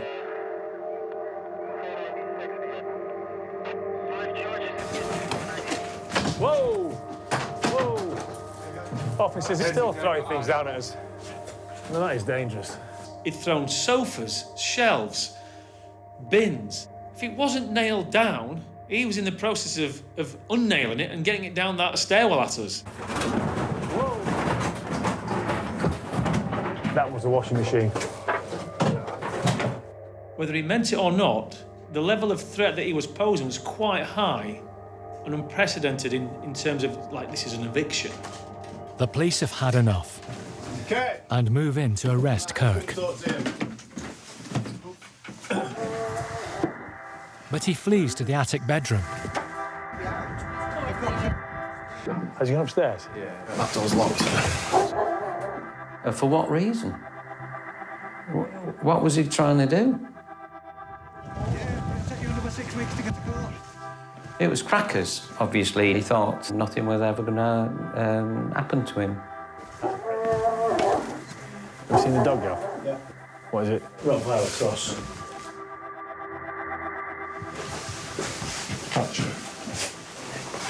Police found several machetes. Looked like a replica firearm. Looked like a little handgun or something like that. Quite tense. Kirk's still in the attic, and the police now fear he may be armed. Hi, mate. We need to get you sorted. We can't just stay here. Okay. Are you going to leave the flat today? You're just going to stand there. I'm supposed to do that. Yeah. Keep the door open, because it's easier that way. We can talk to you. Yeah? What are you doing there? Yeah. Oh, come on. No. You were arrested. Oh, you're now arresting me. Yeah. What's wrong? Breach of the peace. Breach of the peace. When have I breached the peace? When have I breached the peace? Throwing washing machines down the stairs. You walk down the stairs? Yeah, I'll walk. No, I said I'll walk. Yeah. I don't need tape. Well, that one's tight. That one's well tight. Yeah, we'll look at that one, no, that one's well tight. I mean, if there's ever been a breach of the peace, well, I think we've just witnessed it there. This could have been avoided. This could have been avoided. Nobody wanted this. I didn't want this. Jack didn't want this. The police didn't want this. The police spent an hour trying to tell him that this is where it's going to end up if you do not comply. He did not comply, and now he's in the back of a Black Maria. Really strange having to go through these lengths to actually get rid of somebody. With her owner under lock and key, trained handlers remove Kirk's guard dog. He could have killed somebody and injured him, and thankfully no one's been hurt. After more than a year with no rent, landlord Jack has his flat back. Kirk's dog was taken in by a local animal charity, and Kirk pleaded guilty to breaching the peace.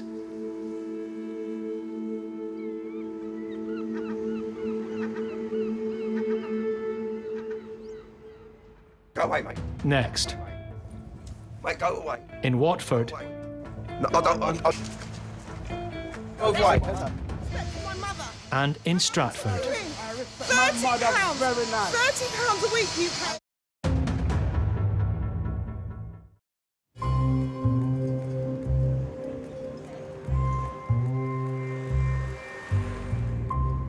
Landlord Dave Simpson has reached the end of the road with his tenant.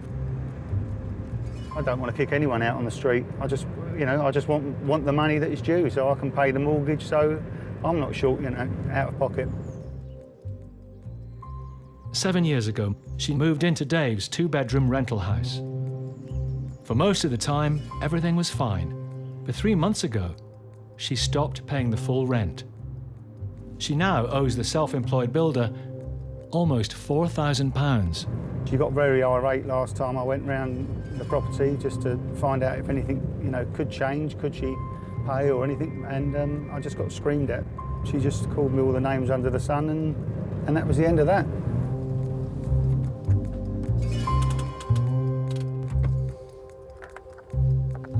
This morning, he's meeting Paul Champlina, who regularly helps small landlords with evictions at the property.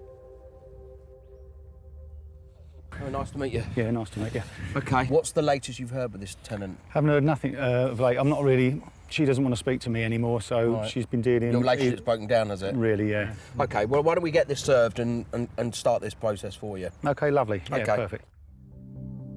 Today, Paul and Dave are serving a Section 8 notice, which gives her 14 days to leave the property, pay off her rent arrears, or face court action.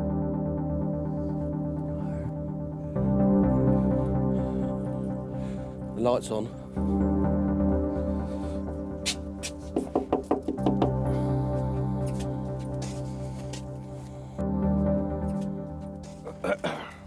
Hi, mate. Yeah. Yeah, I've got to give her this from Landlord Action. Oh, yeah, right. Yeah. Yeah? You give it to her? Yeah. Yeah, okay. It's the notice from the landlord. Okay. Yeah, for rent arrears, yeah? Yeah. Okay. Yeah? Yep. Does she want to have a chat with us at all? Just No, about the rent? No, I don't think so. No? Okay. Okay. All right, thank you very much. Thank you. Okay, that's obviously the boyfriend. Yeah. He had a big tattoo of on his... Yeah, that's definitely... Yeah, cool. Yeah. All right, fine. No, that's good, at least. Served. Okay. Yeah. Is he gone? Yeah, they're shouting now. What, you waiting for something? No, they just finished off the chat, that's all. Don't worry. Well, could you vacate my premises, please? Can we vacate her premises? Which is it's clearly quite his apt, really. premises. Yeah. I can't let it continue. It could go on forever where she's never going to pay. I've got to actually make her to get someone. Go away. Can you go away, please? Okay, you go away. Leave my premises. No, tell you what, mate, if you don't go away, I'll get someone round and then take it away, right? Go away, mate, please. Okay, we'll walk away. I'll ask you really nice. Okay, we'll walk away, don't worry. We'll walk away. Yeah, you do that. You I'm lightweight, mate.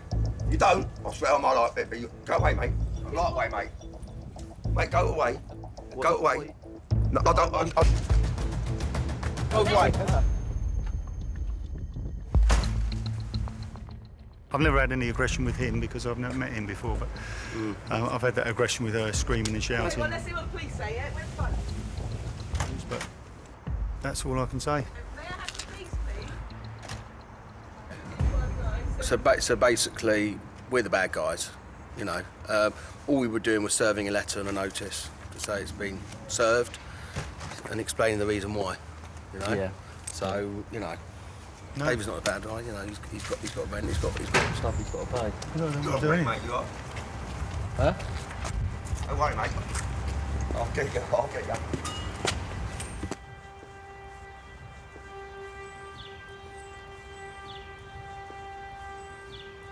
I think it's going to probably turn a little bit nasty and a bit aggressive, but so be it. I've got no choice. Can't just let the people live there rent-free. What do you do? I think we should move away. All right. I just hope he doesn't go any further, to be honest. I just want him to go out. Why do I have to put up with this? It's just not fair, really.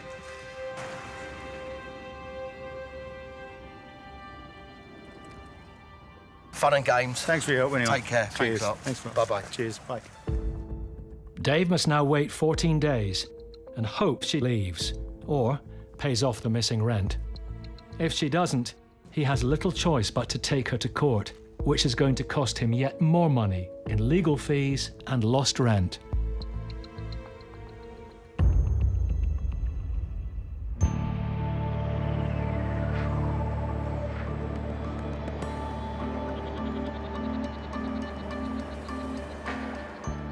The spiralling cost of accommodation in the UK is forcing many people to move in with relatives. But when property disputes collide with family feuds, the results can be ugly. He's just put our lives in misery because he just won't leave. So we're having to spend money and go to court. We don't speak. I can't go to the house. It's awful.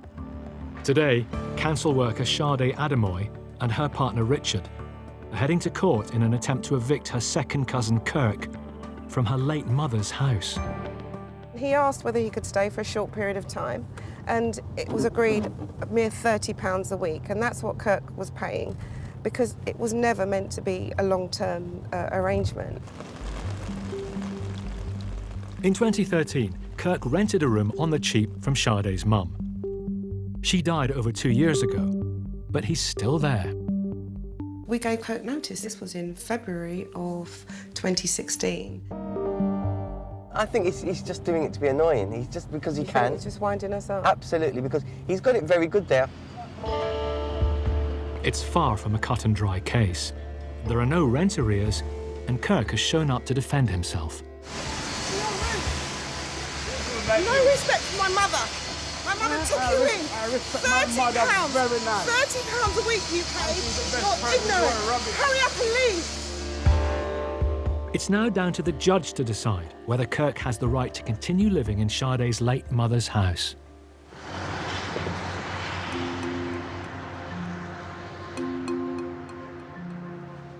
I did feel a sense of vindication when the judge said, I order possession in your favour.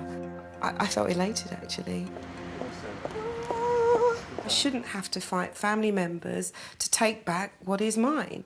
I've got my property back. So you go and find somewhere to live, and you go and find somewhere, you pay for it yourself out of your money, and stop living off of me and my sister. Go away, go away, go away, you're rubbish, go away. Go and pay rent now. Now you're gonna know what rent is. Now you're gonna know what rent is. Gone. You should be so ashamed of yourself. I'm ashamed that I know you. That's what I'm ashamed of. I'm ashamed that I ever laid eyes on you. I'm ashamed that you're even part of the family. I think one of the reasons why I got so upset and got so upset quickly was because I wasn't able to grieve for my mum properly, and the house was a part of it. Remember that, it's not your house. It's not your house. Bye. He can say whatever he wants to say. This has gone on for 2.5 years. I'm just glad this day's over and we can all move on, and I can now think peacefully about my mum's memories and not have Kirk blur my vision. Because Kirk has no contract and has been given reasonable notice, the court ruled that he needs to leave within 14 days. Sade's a mean person. There's no guarantee that he'll comply.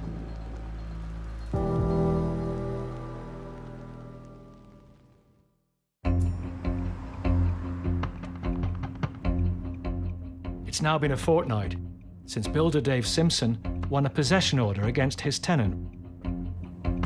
I'll just pull up there. She and her family should have left by now.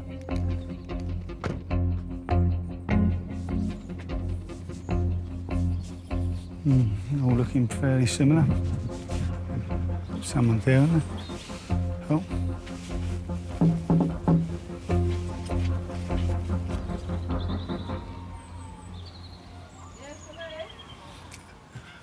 Hello there. Yeah, you're supposed to be out by yesterday. Well, I've never received anything, so go back to your accountant or whoever you're with and don't forget sending, all right? Okay, so you've got no intention of leaving then? Excuse me? But we haven't had any notification or nothing, so go back to the people you're paying to do your dirty work, and I suggest you get something in writing, all right? Suspecting this might happen, Take yourself off of my doorstep. It's my doorstep, right? Dave brought a copy of the court order with him. There's it there. That's from the judge. What a pathetic loser you are, eh? Go on now, off you trot. Oh, and sorry, did you say it was so bad for you yesterday? Well, we're still here. She's saying she hasn't obviously got the letter from the court. I don't believe that. I don't believe anything she says, so... I'm sorry, but for someone who's paying someone to do your dirty work, you're a bit thick. Right, so now we get this letter, so now we're here, all right? So sorry to waste your time, so off you trot now. We ain't going nowhere right now, so... You know how it works, don't you? Or are you really that thick? It doesn't look like she wants to leave anyway, so I don't know. Still here! We'll have to call Paul, get the bailiff sorted out, get them out. As soon as they can get them out, the better. I just want them out, just want them gone, let me get on. No, it'll be a good day to see the back of them.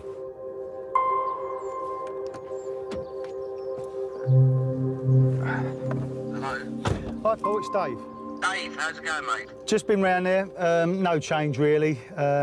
She's still... He didn't come out and kick off again, did he? No, he wasn't there, just her. She's screaming and shouting and, I don't know, usual abuse, but quite used to it now. Right, so look, we need to get onto the bailiffs then for you now, don't we?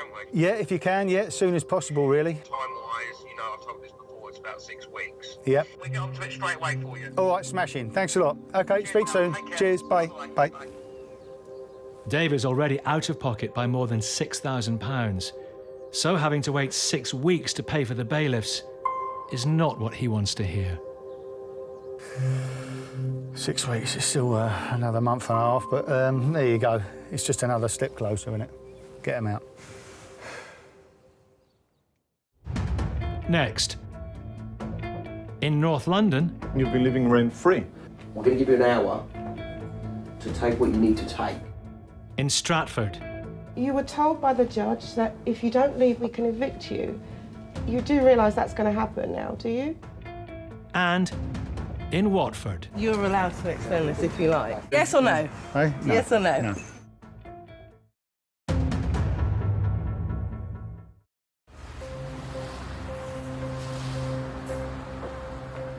Yossi Harrell has just flown into London to evict the tenants living in his 3-bedroom house. At first, they appeared perfect. These tenants, they seem lovely. They look trustworthy. They're both teachers, they were educators, you know, people with values. The perfect family that you want in your home. And it's just not the case. For 10 years, this was Yossi and his family's home. But when he moved overseas for his work, he decided to rent it out. 8 months ago, his tenants stopped paying the rent. He's now thousands of pounds in debt and struggling to pay the mortgage.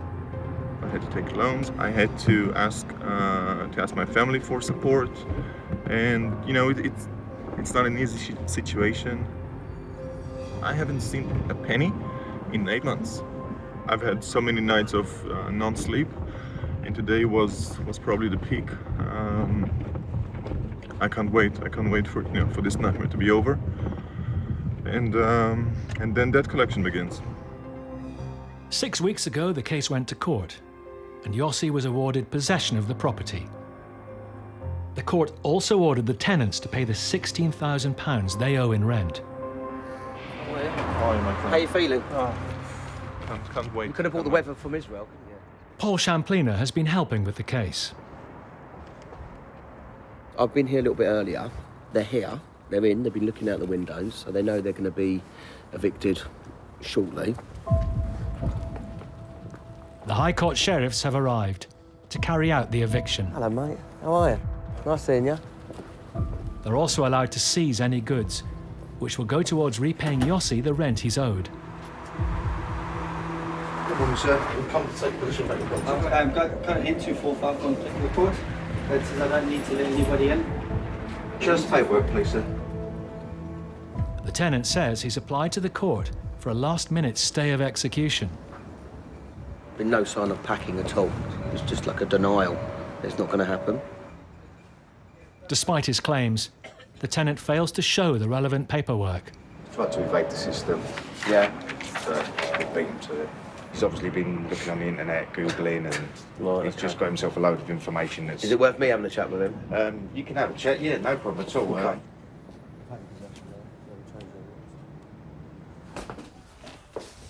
Hi. Understand. Can you come here just so we can chat? You can chat, but the camera's coming with me. Okay. I deeply regret everything. I don't believe you. Okay, no, that's fine. I understand. That's fine. I do understand that you don't believe me. How many regrets did I received via emails? Because it's so embarrassing. So embarrassing. And you've been living rent-free. I know. And I will... And ignoring my calls and emails and the agents and visits. It's embarrassing. Embarrassing. I promise. Everything will be returned to you. Everything. You've put my family into that. I know I haven't even... For no excuses. Please, can I ask a massive, massive favour, Yossi, please. We have got a new place to move into. Please. Just the last 2 weeks of the school for my daughter. You have, what is it, Paul, an hour? Please, Yossi. No way. Yossi, no way. It's done. promise, It's done. Yossi, It's done. Don't beg. Don't do anything. Yossi, it's done. You're not staying in this house. You can't stay in this house because there's a high court writ and it's over. We've sent you numerous emails. You know, if you can't afford this place, we'll help you find a new one. Remember when you were only, in 1 month or 2 months debt, and you said, no, we can afford it. Don't worry about it. Everything just got so expensive. Council tax got so expensive. Trying to live just got so expensive. And my life? And I have to pay mortgage from another country. And I live rent. Yeah, I get that. I know. So what are you selling me excuses again? That everything's becoming more expensive? No, it's becoming more expensive for me. Did you hear me? No, I know. Okay, can I just make this a little bit clearer, because I think you're just going to go around in circles a little bit. We're going to give you an hour to take what you need to take for the next few days, and then you can make arrangements to collect all the rest of the belongings with, obviously a van. Whatever's worth anything. There you go. Perfect. Are you focusing on packing, sir? Yeah, I'm just trying to... I just don't want you to waste time. I'm trying to find somebody where I can go.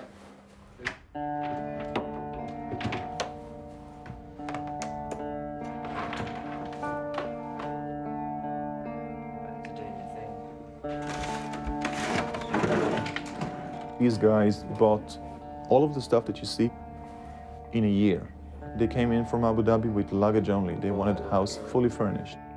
So, the TV, the surround system, the huge trampoline, garden furniture, barbecue, and, the list goes on and on and on and on. They have money, they just decided not to pay.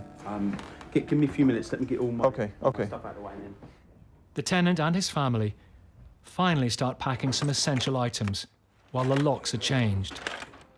For Yossi and Paul, there is no pleasure knowing a family will be forced to find a new home. It's really difficult. They're really young kids, and it's, they don't know what's going on, basically, what's happening. You can't expect to live free and not feel that you're going to be evicted at some point. I mean, even at the last minute when we were going in there, he's turning around saying, oh, I'm going to call the court. It's just, he's in cloud cuckoo land to a certain extent. Where they're going to stay tonight, I don't know. Hopefully they've got friends or whatever, but, he's only got himself to blame. Now, property's yours. Thanks, Dan. Yeah. Thank you. Take care. Thanks, Paul. No problem, Yossi. Keep well, and good luck with the future. And we'll speak about the debt collection. All right? Yeah. Take care.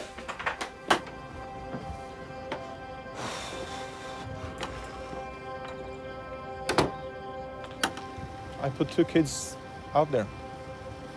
Yes, I feel bad. I have conscience,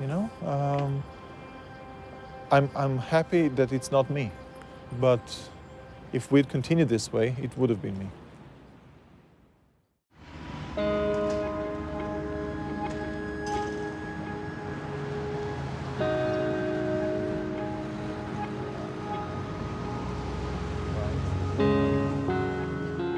Sade Adamoy is attempting to evict her second cousin Kirk. His court-imposed deadline to leave her late mother's house expired a week ago.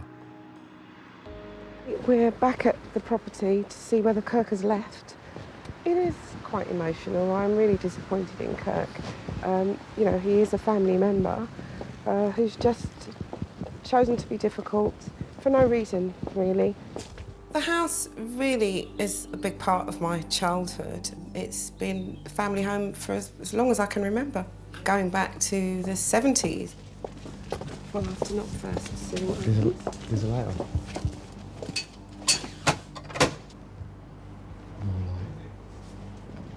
It's me, Kirk. Sade. Can you open the door, Kirk? Kirk, can I speak to you, please? So, Kirk, why are you still here? Why is that? Why are you like your arm harassing me? Why are we harassing you? The judge ordered for you to leave, Kirk. Yeah. Do you recall that the judge ordered you to leave and you were ordered to pay costs? You haven't yet paid costs, and you were told by the judge that if you don't leave, we can evict you. You do realise that's going to happen now, do you? Kirk? There were times when Kirk and I were close. Because he's family, you allow people to have a little bit of extra time. But when it came down to it, and he took advantage of our kindness. Talk whatever you want to talk. Well, I'll tell you this. I will be applying to the bailiff for eviction, and you will be evicted, okay?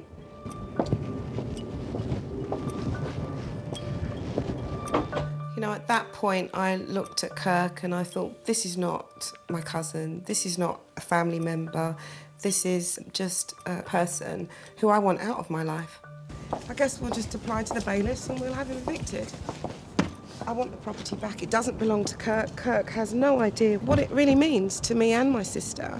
I just want him gone, and I want this over.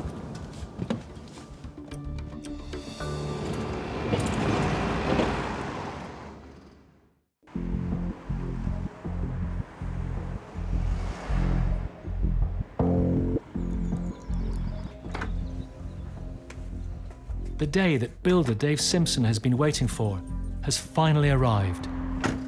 Later this morning, bailiffs are due to evict his non-paying tenant and her family. One way or another, they've got to go today, so I don't know what state the house is going to be in. I don't know what sort of reaction we're going to get. I'm a little bit nervous, but I just want it over and done with, really. Waiting for him at the property is eviction specialist Paul Champlina. Hello, Paul. How you doing? How are you? Yeah, not bad. Hey? You okay? Yeah, My just been going. colleagues helped me today. Nice to meet you. All right, nice to meet you. Her children have already moved out, while she and her boyfriend clear the house.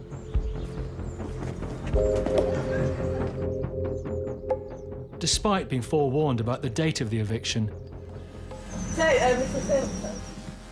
she wants more time. Yeah, but you're allowed to extend this if you like. 6 months. Yeah, but we only found out yesterday where we were going. Not my You know. problem. The court's been So, informed you. yes or no? Hey? No. Yes or no? No.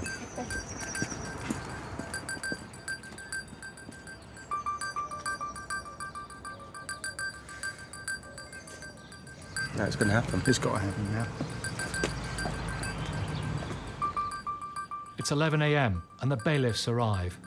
The eviction is on. Hiya. Nice to meet you. Okay, this is David. Hello there. How are we doing? You're All right. the landlord? Yes, yes. Yeah. They're in the process of moving out. They're still filling the skip up. We'll only give them. them, yeah, we'll only give them 15 minutes. Good, good. We'll let them know. Where is it, this one over? It's the one in the corner.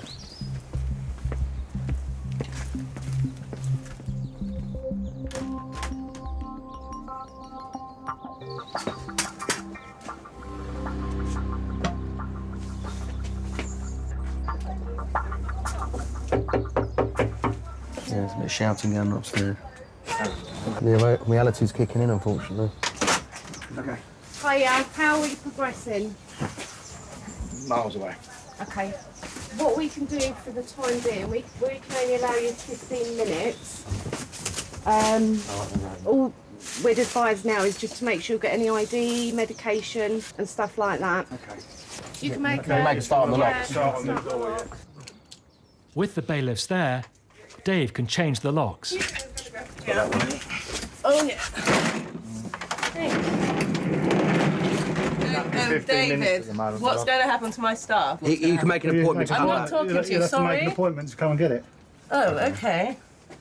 That's fine then, yeah. Emotions are running high, and there's a countdown of time. They can only grab so much. You know, thankfully there's no kids here. Yeah. Because then it can be really distressing. That's You right, don't- you don't want kids to go through that.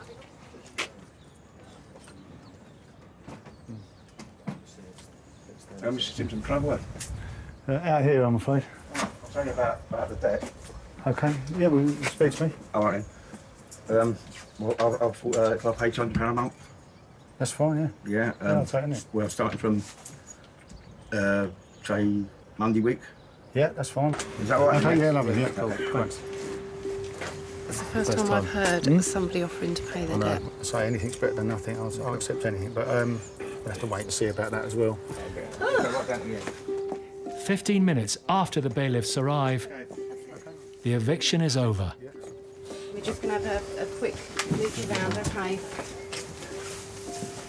Two people let us down today with a van and someone's supposed to be helping us, not. You want to come in, sir? Yeah. And Dave's property is finally in his hands.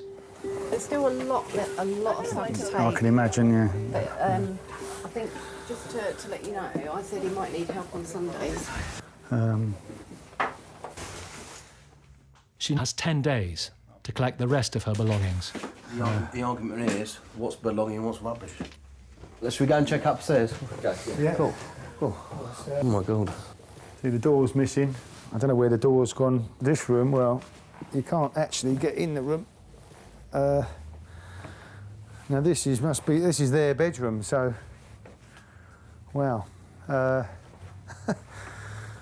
Baby didn't have much room.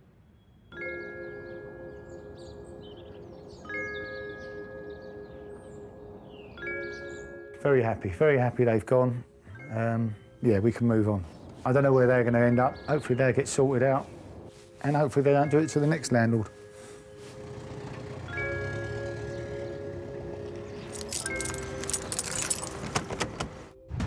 Next, in Watford. I can't see me actually getting the money back. And in Stratford.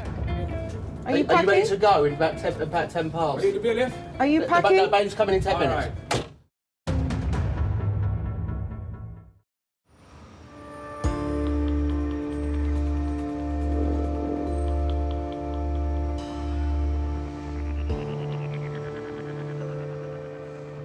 Sade and her partner Richard are heading to her late mum's house.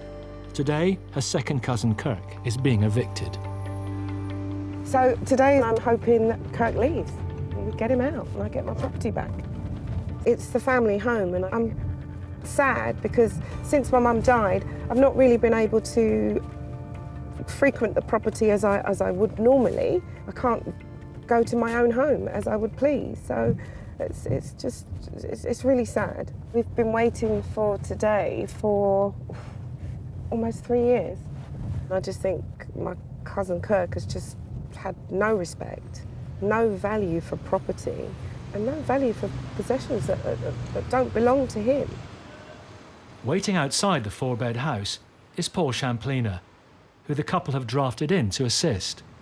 Is he in? Do we know if he's in? We don't know if he's in. I'd Right. love to Well, so find out. Let's go and knock on the door and see. Let's do it. Chat with him. No problem. I was a bit nervous. This situation is much worse because it is a family member. So This is the property here, isn't this it? is the property. Right.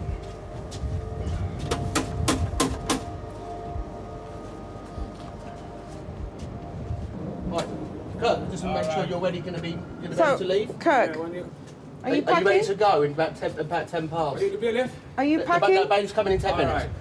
Okay. All right, so we wait for the bailiff. It's a nice response, isn't it? He's got a cheek shutting that door in our face. How dare he? The problem we've got, we don't know if he's packed ready to go. Correct, So yeah. that's our problem. And as we've just seen, he's shut the door in our faces. It's so rude. He's disrespectful. Close to packing at you. everything up. Are you He can talk to you if he wants. He can talk to you. He can talk to you. I can talk to you. We can all talk to you because you're in my house, on my property, and you need to hurry up. You haven't done anything for me. You haven't done a thing. You haven't done a thing. You're disgraceful. You're in a house that does not belong to you. Look at you. That's your response. I'm going to wait, Kirk, because you're going to get out of my house today. You selfish man. Shut it, fool. Not long now. Don't worry. It's really sad because we used to go and hang out together as a group, go to parties together, actually be a real family. Since this incident, it's really broke up the dynamics of the situation. With bailiffs due any minute,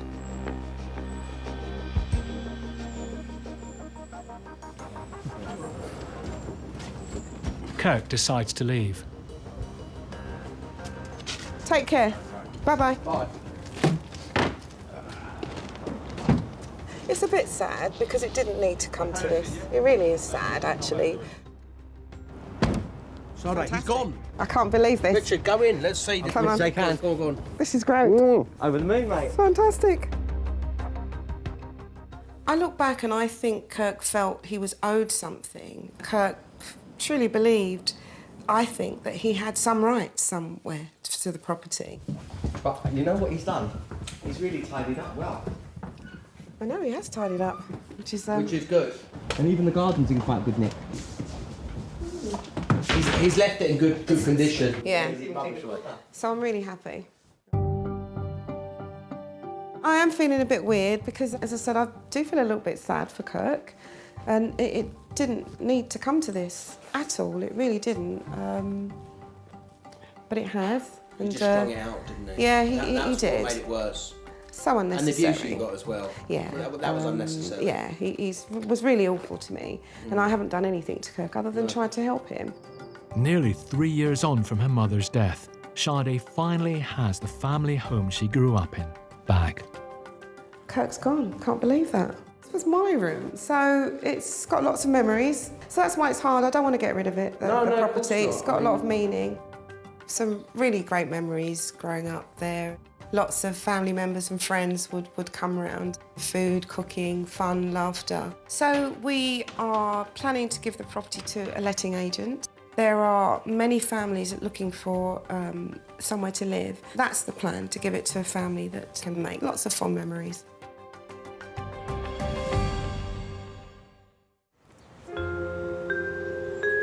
Two weeks have passed since Dave evicted his tenant and her partner. It's nice to have it empty, really. Got rid of all the rubbish, and now it's just all the clean-up, painting, decorating. As soon as she took the rest of her belongings away, must have been 40 bags, probably more than that. Dave has spent every spare minute getting the house ready for a new tenant. Still want to make the house nice for someone. I know people saying, oh, don't spend the time and money, people that rent it or whatever. But no, I'm gonna make it nice. It's someone's home at the end of the day. Even though Dave is doing most of the work himself, renovating the property is costing him yet more money, on top of the thousands he's already lost. And her boyfriend's offer of £200 a month doesn't seem to be forthcoming. He never phoned, so I can't see me actually getting the money back. It'd be nice if I did get some, but I wouldn't hold out hope from that. Whether he gets back his missing rent or not, Dave is just happy. She is finally out of his life. Things are looking good nearly now. I mean, they've gone. OK, it's a bit of work. Hopefully I can just get it all done, move on, and hopefully have a good relationship with the next people that move in. But as long as they're not like then we'll be all right, I'm sure.